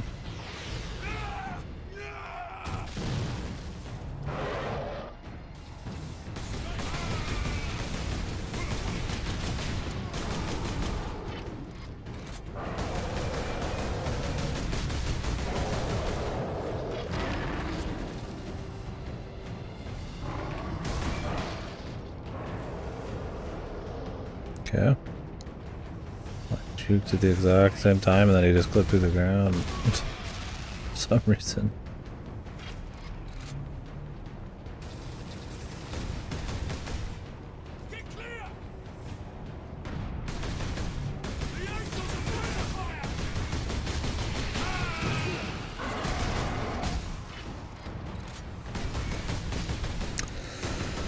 I don't really like the idea of an enemy you kill that just turns into another enemy.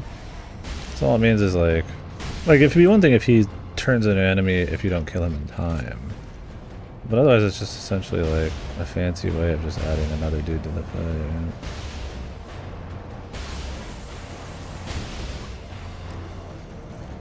So it's just kind of a longer fight is all it is. It's not really like, it's pretty much as half-assed as you can get in terms of like adding any like spice to it. I mean, I guess there's like story spice, right?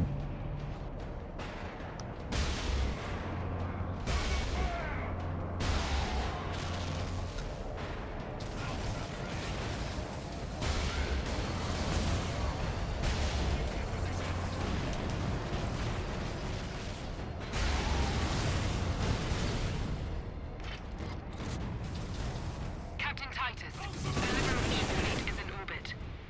Fresh troops are landing, preparing to assault the orbital spire. It may be severed, but it's still the enemy's stronghold. The fleet is preparing an all-out assault. Their attack will not be enough to stop the forces of chaos. I know. Good luck, Titus.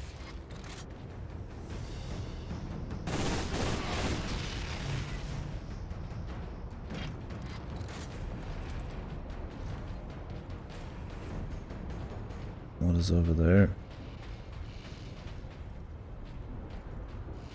Oh, we have to go around this way. I was like, what the? Why is it showing me something behind me?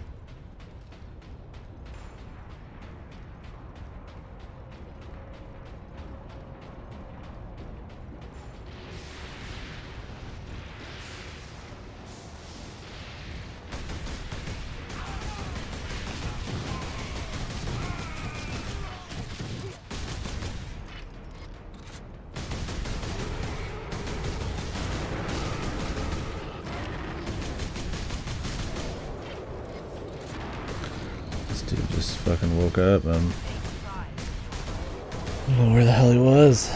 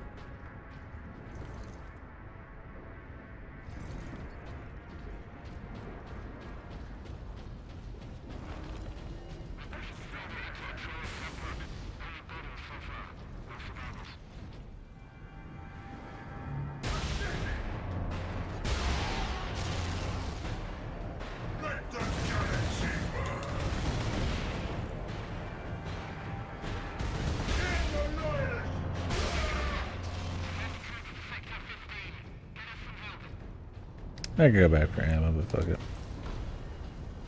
Good.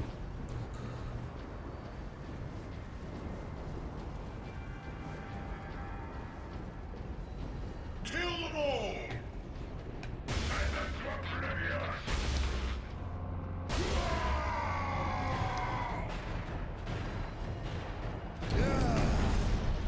They die today! I'll just save it for a little bit of ammo and see one of the few executions against these guys because you're generally killing them from far away.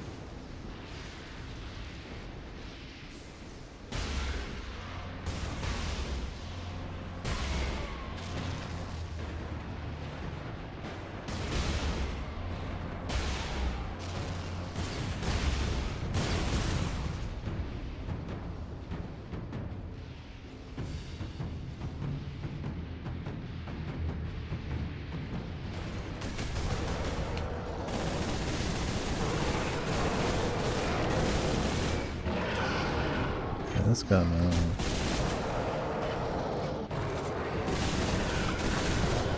not bad. I wish the magazine size is a little bit bigger for something that just sprays.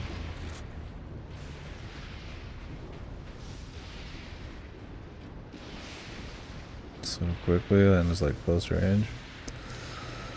Just time to do any reloading.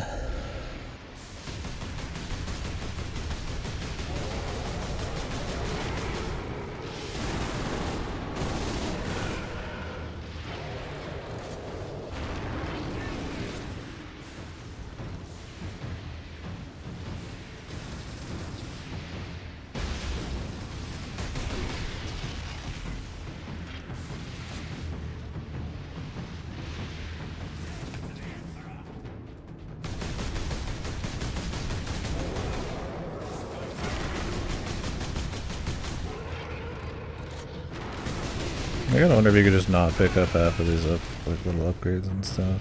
I think they locked the room, some of the big ones. It seemed like anyways.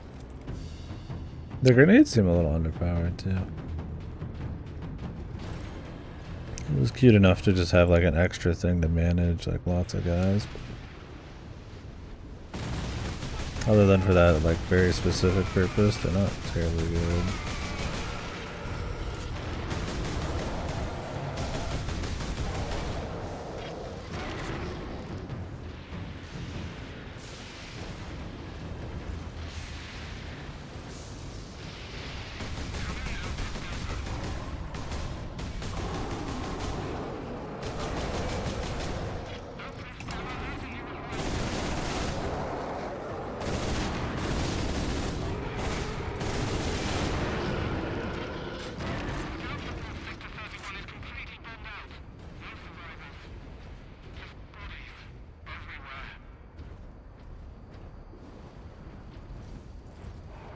You can't get too close to it. Of course you can't.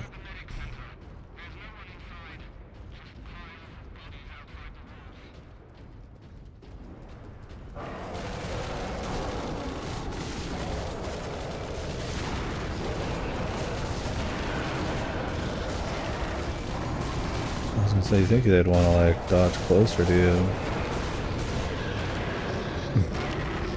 Because they got swords, but then he did.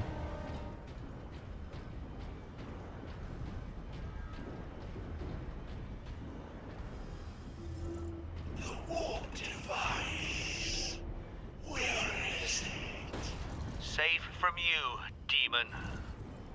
Well, tell me after you're dead.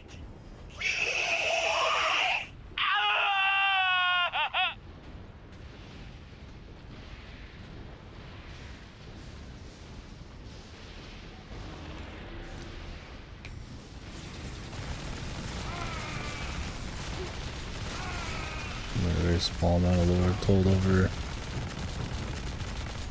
very long time. A couple lines in. I mean, I guess I'd rather the lore stuff be strong than overly dull. And then too much of it. Should have been listening to more of it in the first place, but you have to hold the button down, and I'm usually just kind of rolling, so.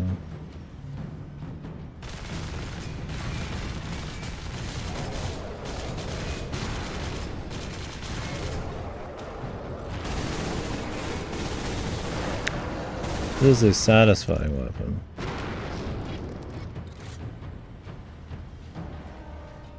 Just unloading. Huge blast on him. Like auto shotgun. I don't really feel like a shotgun even if they say it is. It's more just like a spray.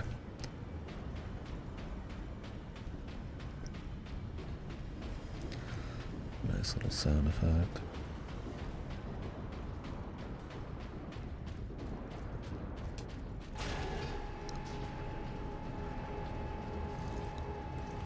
Ultramarines, this is Captain Titus. Captain Titus, Thunderhawk Lance of Jove is at your disposal, Captain. I must reach the orbital spire. Tell your pilot to make his approach. Yes, sir.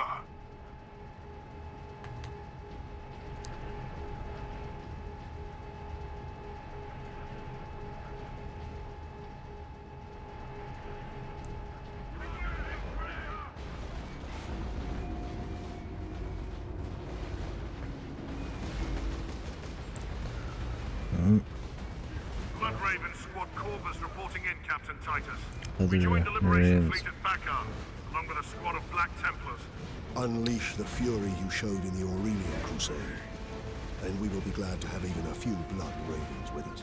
You may rely on that, Captain.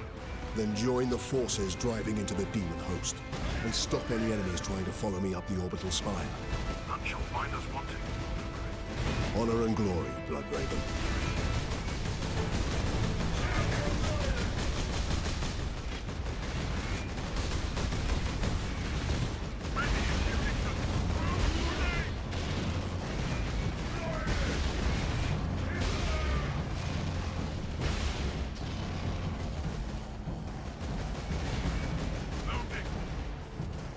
Yeah, I feel like in like a fan service, you know, just game you don't get there's a whole lot of these rolling around. This kind of style of like Warhammer game. Yeah, you think they just have fucking everybody and their brothers showing up. I mean, I guess you'd want to make it believable, but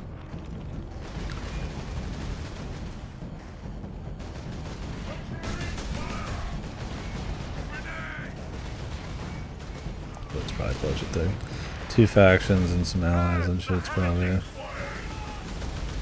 squeezing.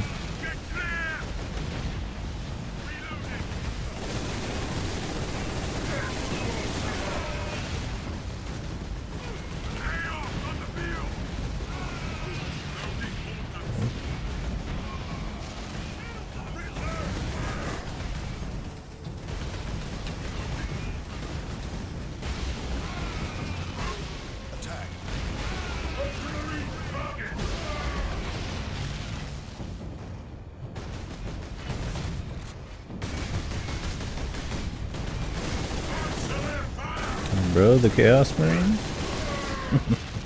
I mean, this shreds when you're like right next to him.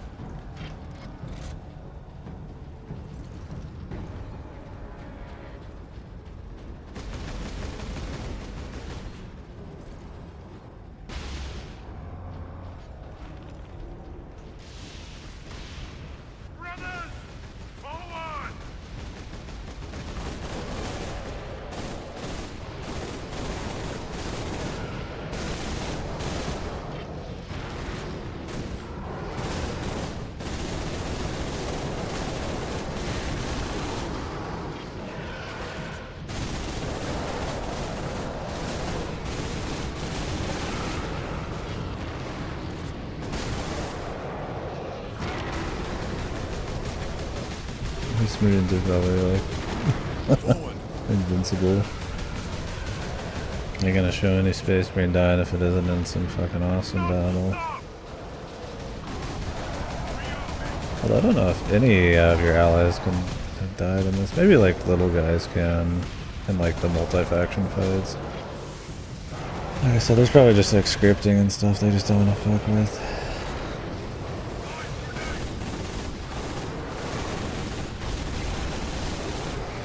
Everybody's like a story NPC essentially. I thought that was chaos. Oops. He ain't corrupted yet, bros.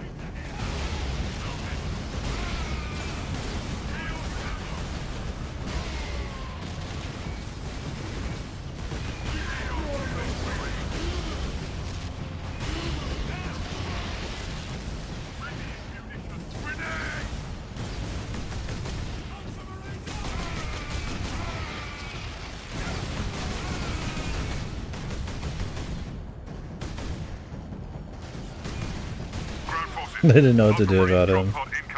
They're not allowed to kill that guy or something. So.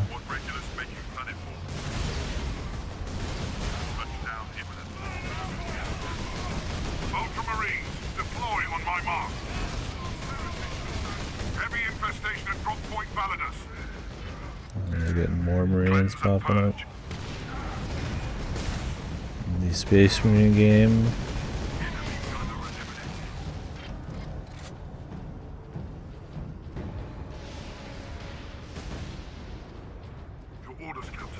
Destroy these Chaos forces.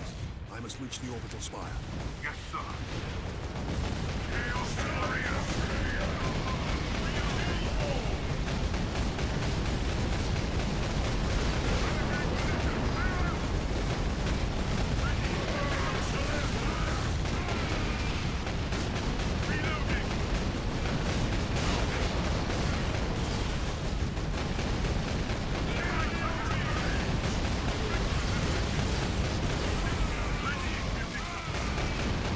Turret section.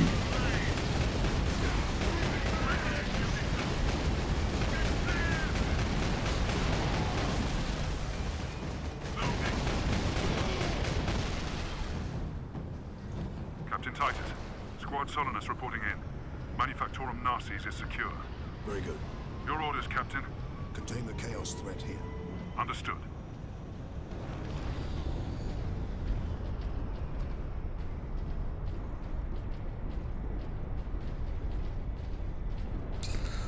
Get me to the goddamn spire. Gotta fight the second boss.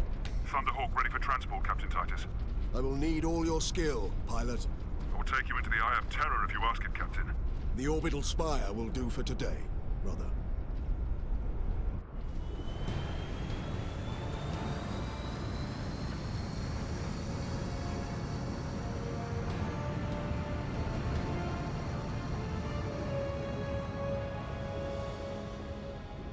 That looks really close when he started moving. I think it's because that statue looked like it was almost just as far away, but it was not.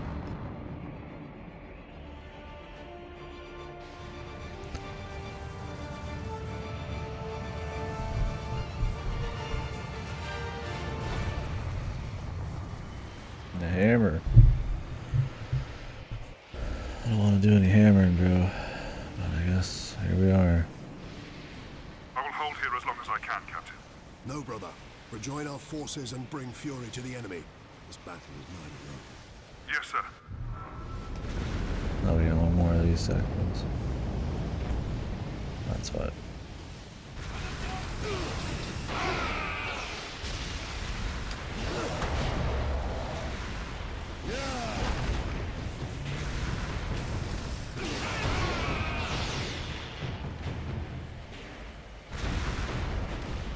This madness will not stop me, and neither will you.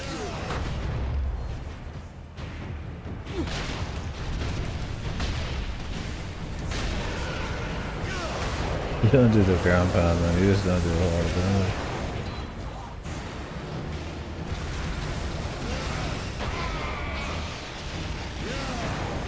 Yeah.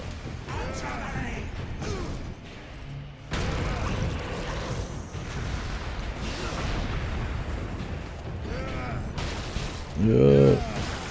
Yeah. He's fine when he's just talking normally. His exertion noises are pretty bad. The dawn gods! The world grows dark! Of course, there's an achievement for killing 40,000 people. They saw Gears of War and they're like, "Yep, that is what we're gonna make for this world."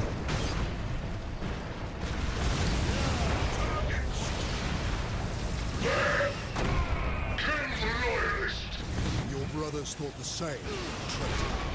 Their corpses lie behind me.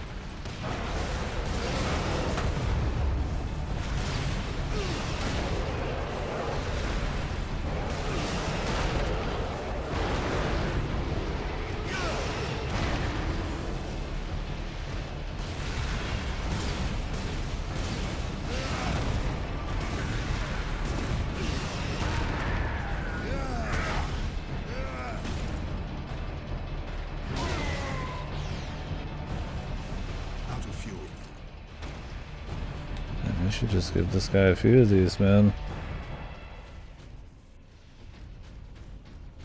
It's their strongest weapon. We do not want another one of these, man. If we're fighting a boss, I want to be sitting like miles away, probably.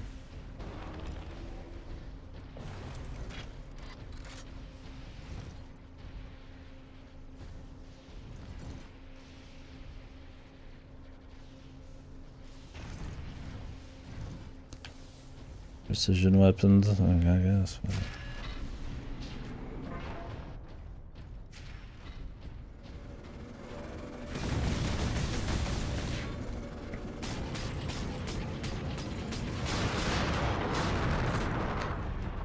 Or do we have a bunch of... I keep thinking we're gonna be at the end, but then there's just another hallway full of dudes, man.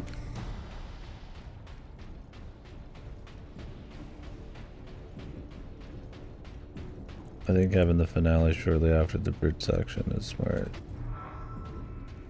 I think having it be too much in between kind of lower the hype.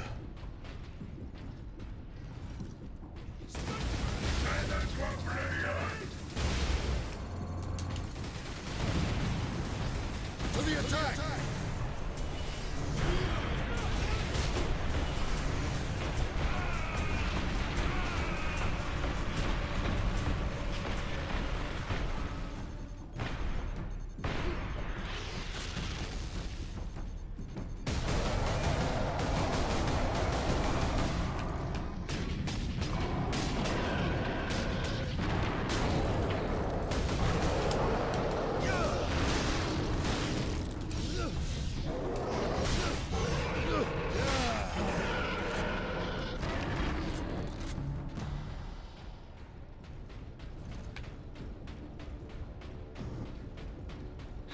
final glory of chaos!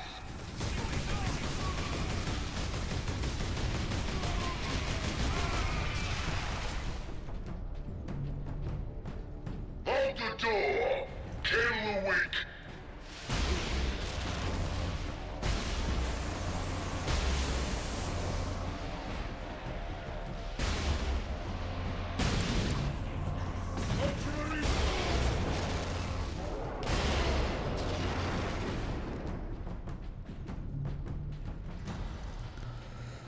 Kill 50 Space Marine achievement. Or Chaos Space Marine.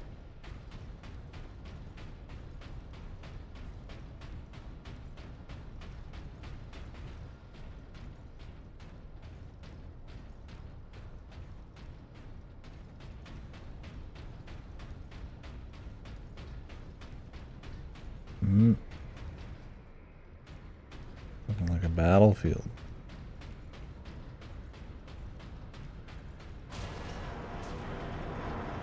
I'm gonna fight. Super long elevator, or just for show?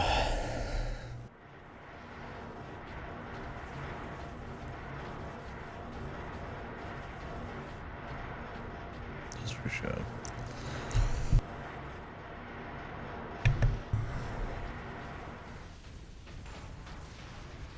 There is much blood on your hands, for all those you have killed, for Sidonus, and for the Emperor. I will finish this.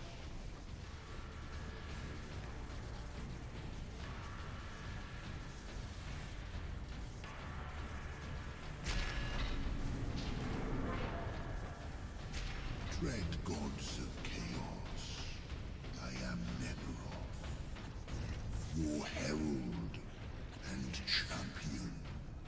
I have burned 1,000 worlds in your dark names. You challenged me to recover this fragment of your power, and I have done so. The slaves of the false emperor, who dared claim it as their own, lie dead at my hand.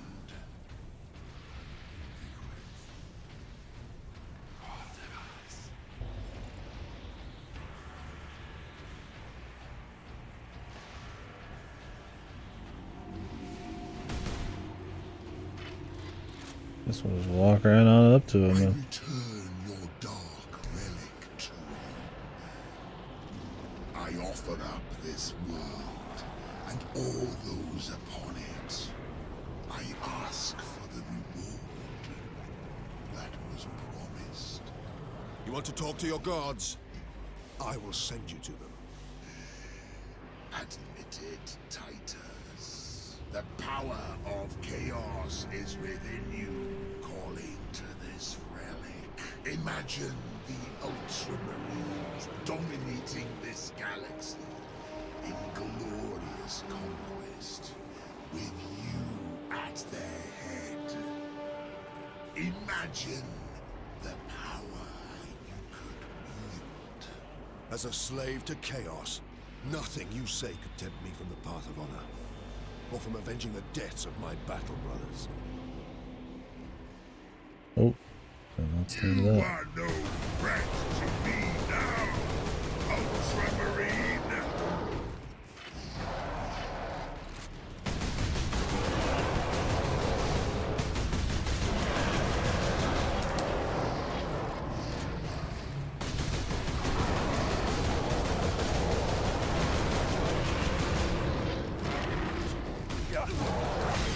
Nothing can stop my ascension!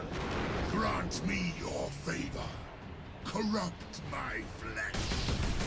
Make me demon-kind. Show this fool the true nature of power. Ultramarines! Ultramarines fire!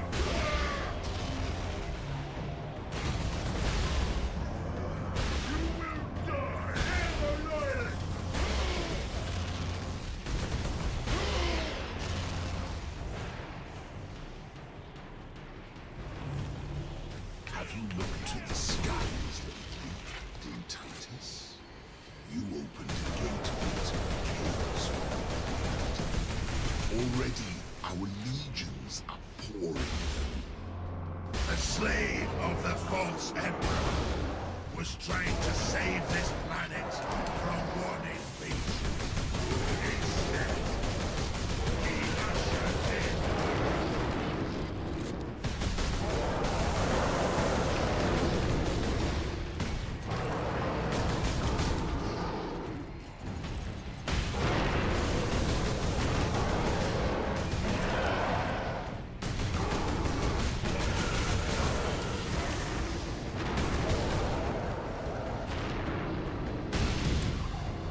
your pathetic Imperial forces will be scoured clean from this world. Soon, my entire invasion fleet will cross into this reality. Ultramarines targets! Kill the Ultramarines!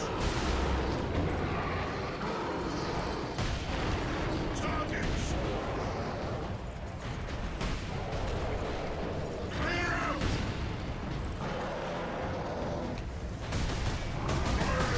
The melee guy can't really keep up for shit. So.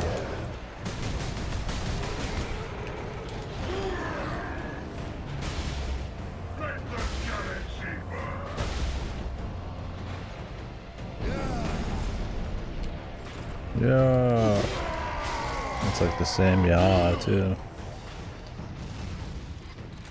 Your task is hopeless, Titus. But you have no one, and you will die here, alone.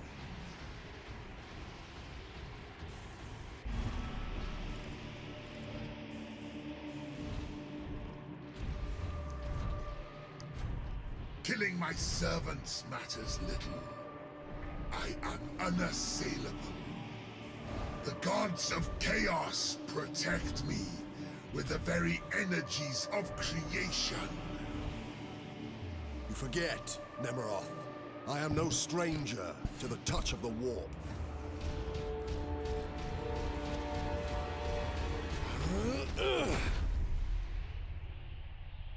Okay. What the? Alright. Reload, brother. QT finished, dude? Now that's a fucking 360 here, dude. We're game, baby. QT final boss is the shit, man. Take my vengeance upon your Fucking hell, dude. I mean, I guess there's a little more than a QT going on here, technically. Will I find your arms open in welcome? A true son of chaos. Never!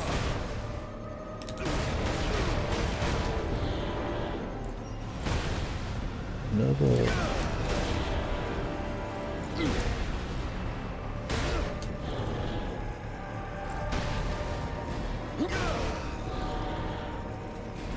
This is peak 2010. Yeah, it is, dude.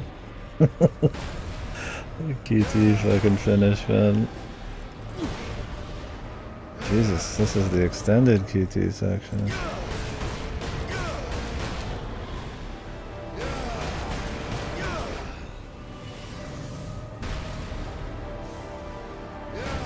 Yeah, they keep using that fucking yaw, dude.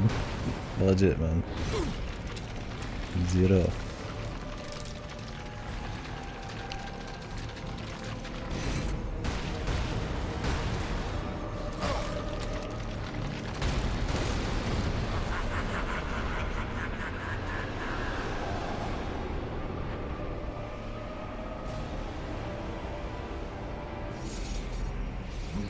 Joining us soon, brother. He's just gonna break it? I thought that was supposed to be risky. It's not. And the music. Peak. Look there, Ultramarine. You have saved this world.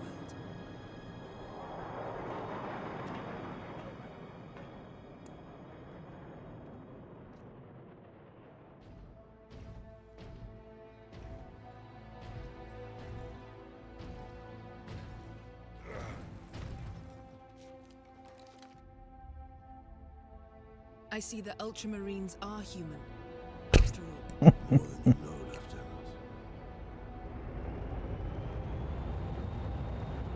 Well, thanks for that, lady. Yeah, he's human, dude. How many kills did she get, man? Oh, like 5.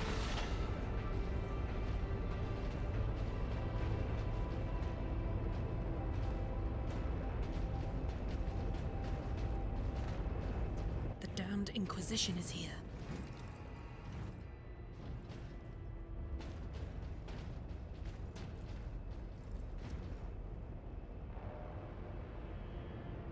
His injuries appear chaos inflicted. You are certain of this charge? Captain Titus has been corrupted by chaos, Inquisitor Thrax. I am no heretic! You lie! Only an agent of chaos could withstand such warp exposure. I sent the demon to oblivion. But did you have unholy assistance? We must know. You will submit to my authority, Captain, or the Inquisition must conclude that you have corrupted every Ultramarine under your command, not to mention those who stand at your side.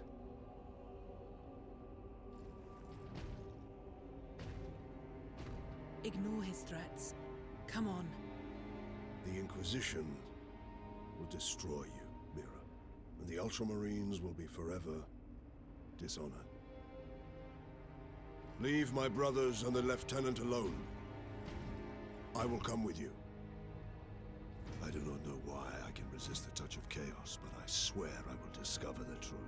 We will discover many truths, Space Marine. Codex Astartes leaves no room for doubt. You cannot touch the warp and emerge unscathed. The Codex Astartes is a set of rules.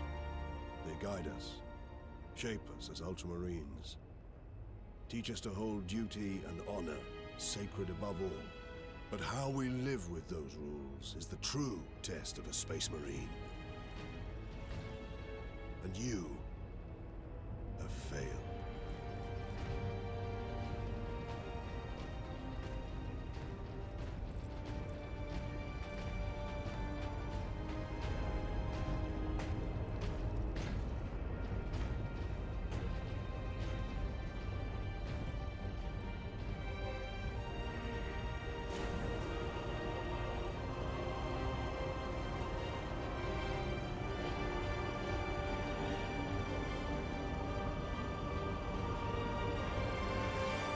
Okay. Is that a sequel bait ending? Find out what happens for 13 or 14 years, bros.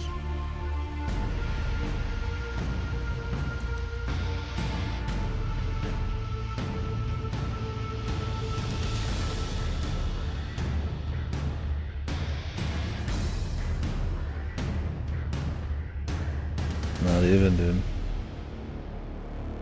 Still full price, too. The balls on these motherfuckers. Maybe they thought this was gonna be they're gonna have the the Gears of War trilogy.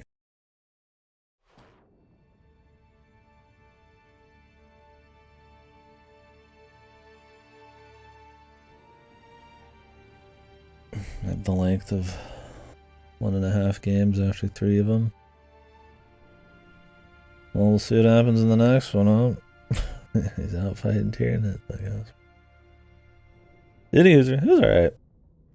I mean, it's very 2010 core, dude, bro. Down at the fucking QTE final boss. The game's very budget. You can feel it.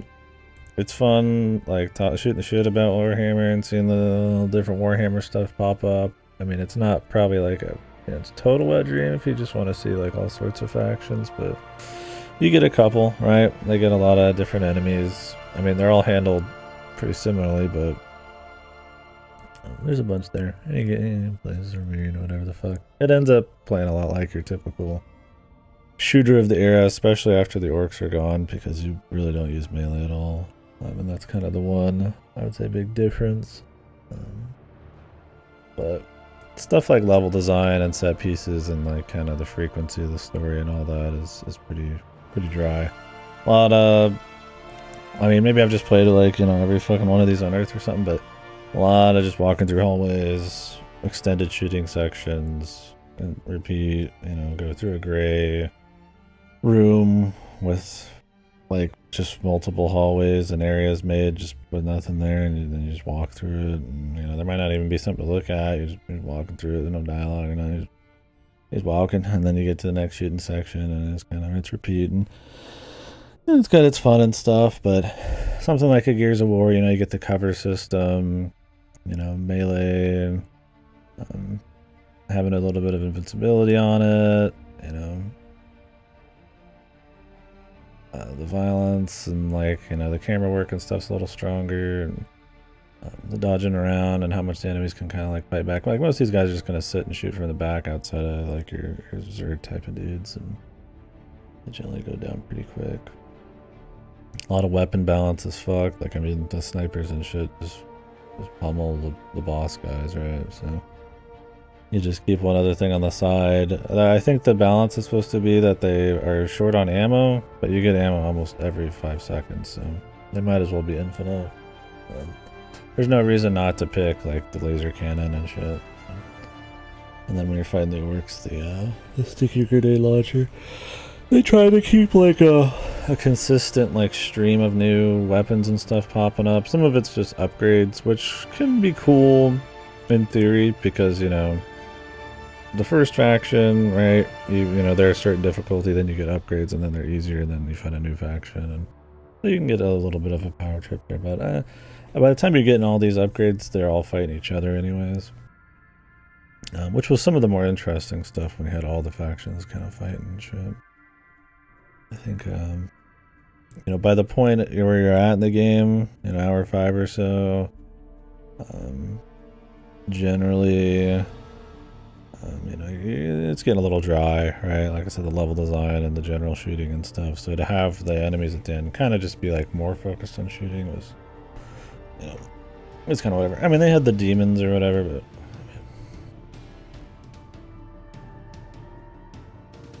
they're just kind of meat sponges that can dash a couple times. But yeah, I wouldn't call it a good game.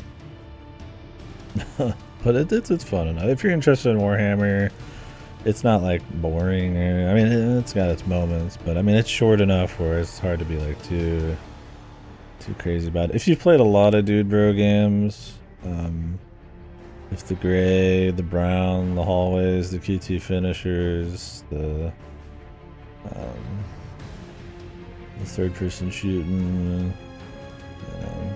that kind of military grit going on, like, you know, if you've played a lot of them, you're tired of them, I don't think this is gonna like mix it up for you. But if you haven't played a lot of them and you're interested in Warhammer, I mean, I'm sure if you're a fan, like we talked about before, I mean, you could probably put a fucking stinking hunk of shit on a plate and a fan would probably eat it up. So this is a god game, I imagine, for like a diehard fan. But I don't know, it just has budget problems. Like, you could tell that they had ideas, but it's just played very close to the chest. So I'm very excited to see what the second one's going to be like, you know. I mean, something longer probably wouldn't hurt for sure, but honestly, I mean, I wouldn't want to do another hour. So I would want more kind of excitement and shit, right? You know, in something like a Gears of War, which is obviously a way bigger budget game, right? You're going to be getting more like little vehicle bits, story beats, variety of different areas, maybe enemy setups, you know, vehicle stuff, different kinds of weapons and shit, and obviously just a deeper combat system. I like the idea of mixing melee into this. I don't think it works quite right. I think you get evaporated by ranged guys, and then they start putting like mini boss ranged guys and stuff, and it's hard to really want to weave in melee. They kind of try to get the melee thing happening by making it so you have to execute guys for health, but if you never take damage, it doesn't really matter, and there's a shield anyways, so as long as you're patient, it's fine. They'll try to have guys rush you, so then you might actually melee, but really outside the little goblin guys and, you know, just a mass amount of dudes, it just doesn't come into play that often. You're not gonna get a good Space Marine if anyone calls their employees baby. Was that in the credits here or something?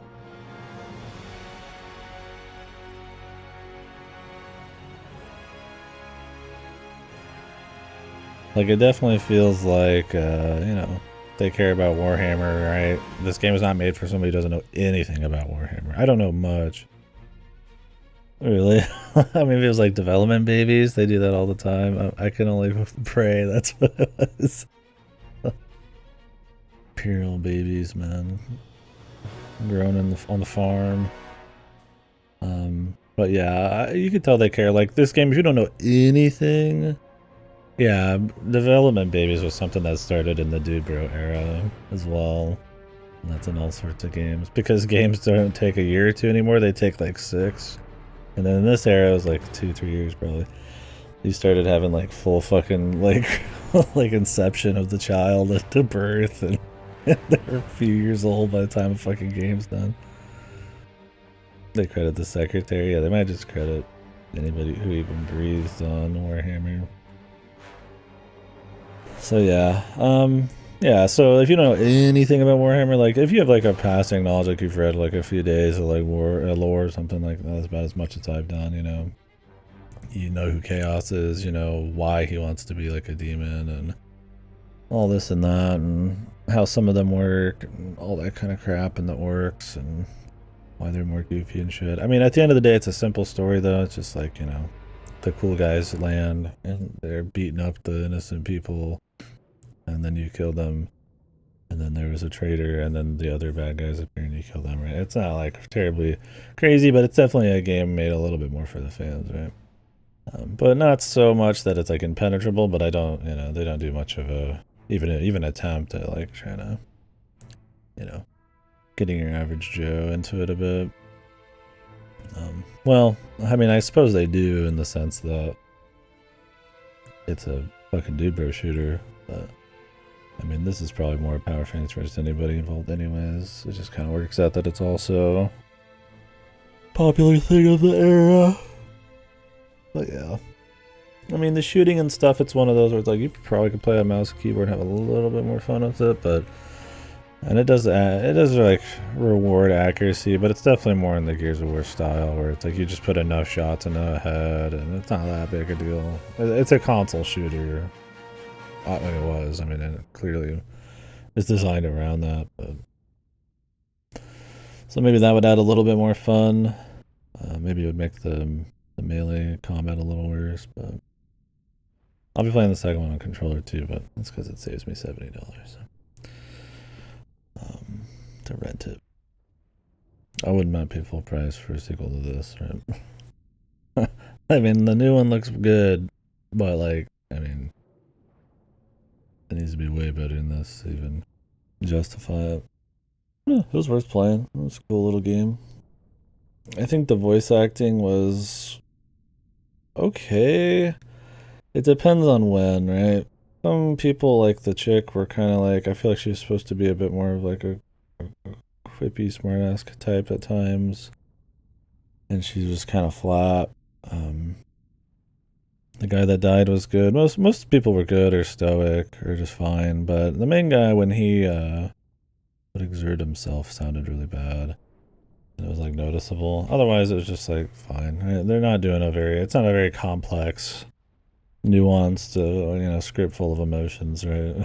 It's just cool dudes rolling around killing shit. So yeah, definitely the classic list of objectives: turning on power and turn on elevators and releasing clamps and engineering stuff. It's just, you know, in a perfect world, you would not probably fill a game with those kinds of things. You'd want it to have every element of it to kind of push you forward in like an engaging way. You know, maybe you'd have little stuff like that, right? Of course, but this game is mostly kind of walking around and kind of just like a little contrived, you know, repairing machinery moments so that you can just shoot more dudes in between. But they've got their spicy moments. So they try to have the fly-in turret sections and all that, or story beats. I don't know if these crashes keep going or it's because this game has changed hands so many times, but let's just leave it here. But yeah. I think in a sequel I'd like them to lean more into weaving the melee into the shooting, having the shooting be a little bit more chunky. Obviously you're gonna have to have enemies that take a lot of hits, but I'd rather have like a weaving in between like shooting and melee instead of it being like more like 99% shooting focused. So something there to like make melee like necessary, whether it's level design, enemies, limited ammo, I don't know exactly. Some fucking combo system, I mean, whatever it takes. There's a million different ways to probably try to do it, but I think that would be cool.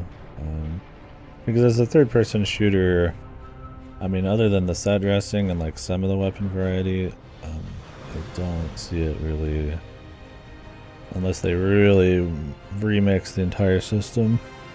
I don't see it really breaking any ground, or I mean, I guess you could just have really clean third person shooting, but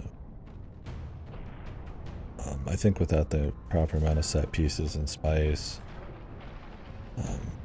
if you've played a lot of Dude Bro Era shit, I mean, it's kind of a tired thing, right? So you really gotta like mix it up or just have that clean of shooting. So I prefer my shooters on mouse and keyboard, but I don't think that's what the problem is. I'd rather see this kind of lean into what is unique about it. But so I mean, the next one's like what, Tyranids or whatever.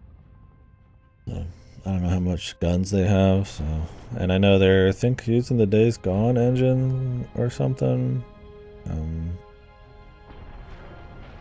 which that game is all about floods of enemies and shit, so it might be more like horde, flood, shootery, who knows. I mean, I'm sure it's not going to just be that. And I wouldn't be surprised if you see other dudes pop up again as well, right? Depends on how much budget they got, right? New factions cost a lot. I'm not going to play online. Play it as a Space Marine or a Chaos Space Marine.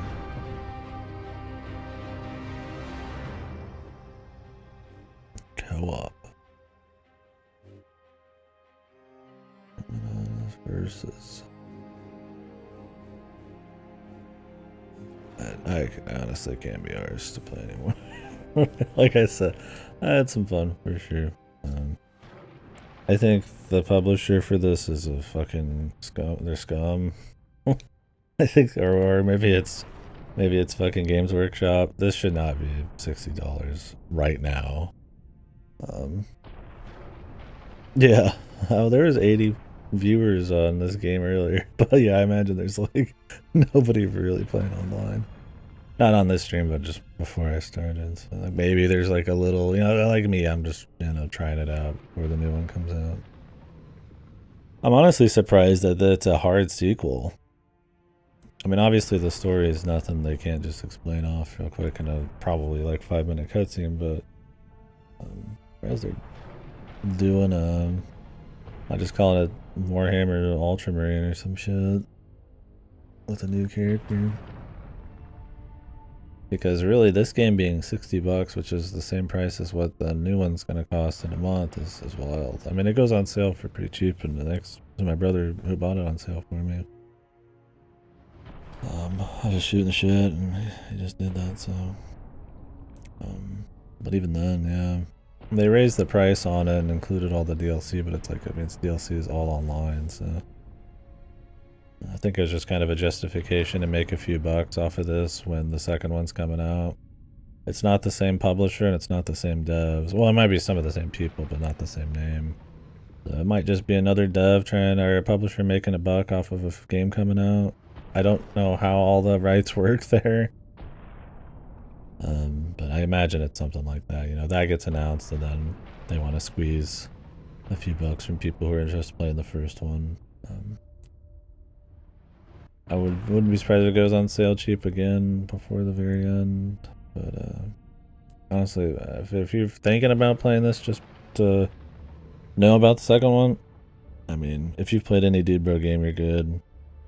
You can watch a little gameplay and get the idea of the hack and slash, and just you could watch probably 10-minute recap online, and I think you'd be just fine. It would probably be paced better, so you might like it even more on the story front. So, anywho, yeah, well, it's a little shorter than I thought, but honestly, I was not too sad about it. So. Cool. Well, it was cool to play another one. I mean, is it my favorite Warhammer game now? No, but I mean, it's solid enough for Warhammer that I've played. Next Warhammer game I'll play, if it isn't Space Marine 2, will probably be Bolt Gun. That one seems pretty good. I'm looking forward to that. But we will see.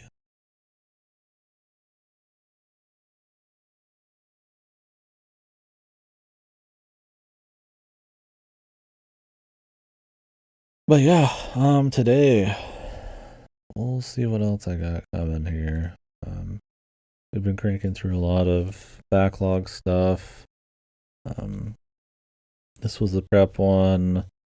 All those are prep one. I need to do Mario and Luigi Dream Team would be a prep one.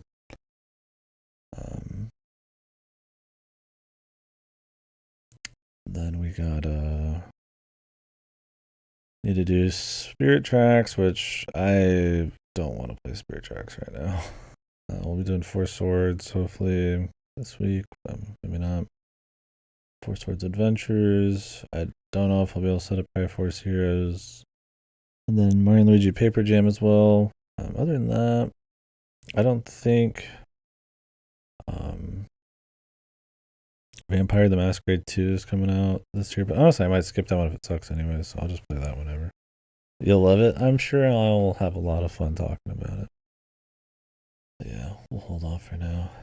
I might try to start Slide In Robotics Notes Elite one of these days. That'll be kind of like a week-long VN. Comfy, core, but also it says in the science adventure world, so Steins Gate and all that shit. So there could be some cool shit. I've liked all their games I've played so far. So. Anyways, I might do some more here in a minute, or not a minute, but in a little bit. But I'm gonna take a quick break for now. Maybe watch some reviews on this, or I don't think I'd watch a speedrun on this one, but maybe we'll do Kunitsugami, something else. Yeah. Robonotes Stay No More. Yeah, I might get started on it. We'll see. There was a time it probably wouldn't hurt to do so soon.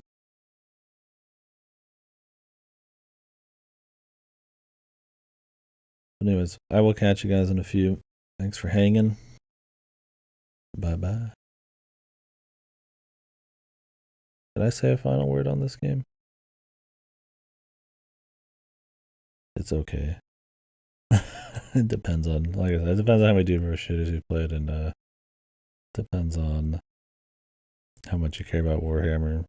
If you just start playing it completely blind, don't care about Warhammer, it's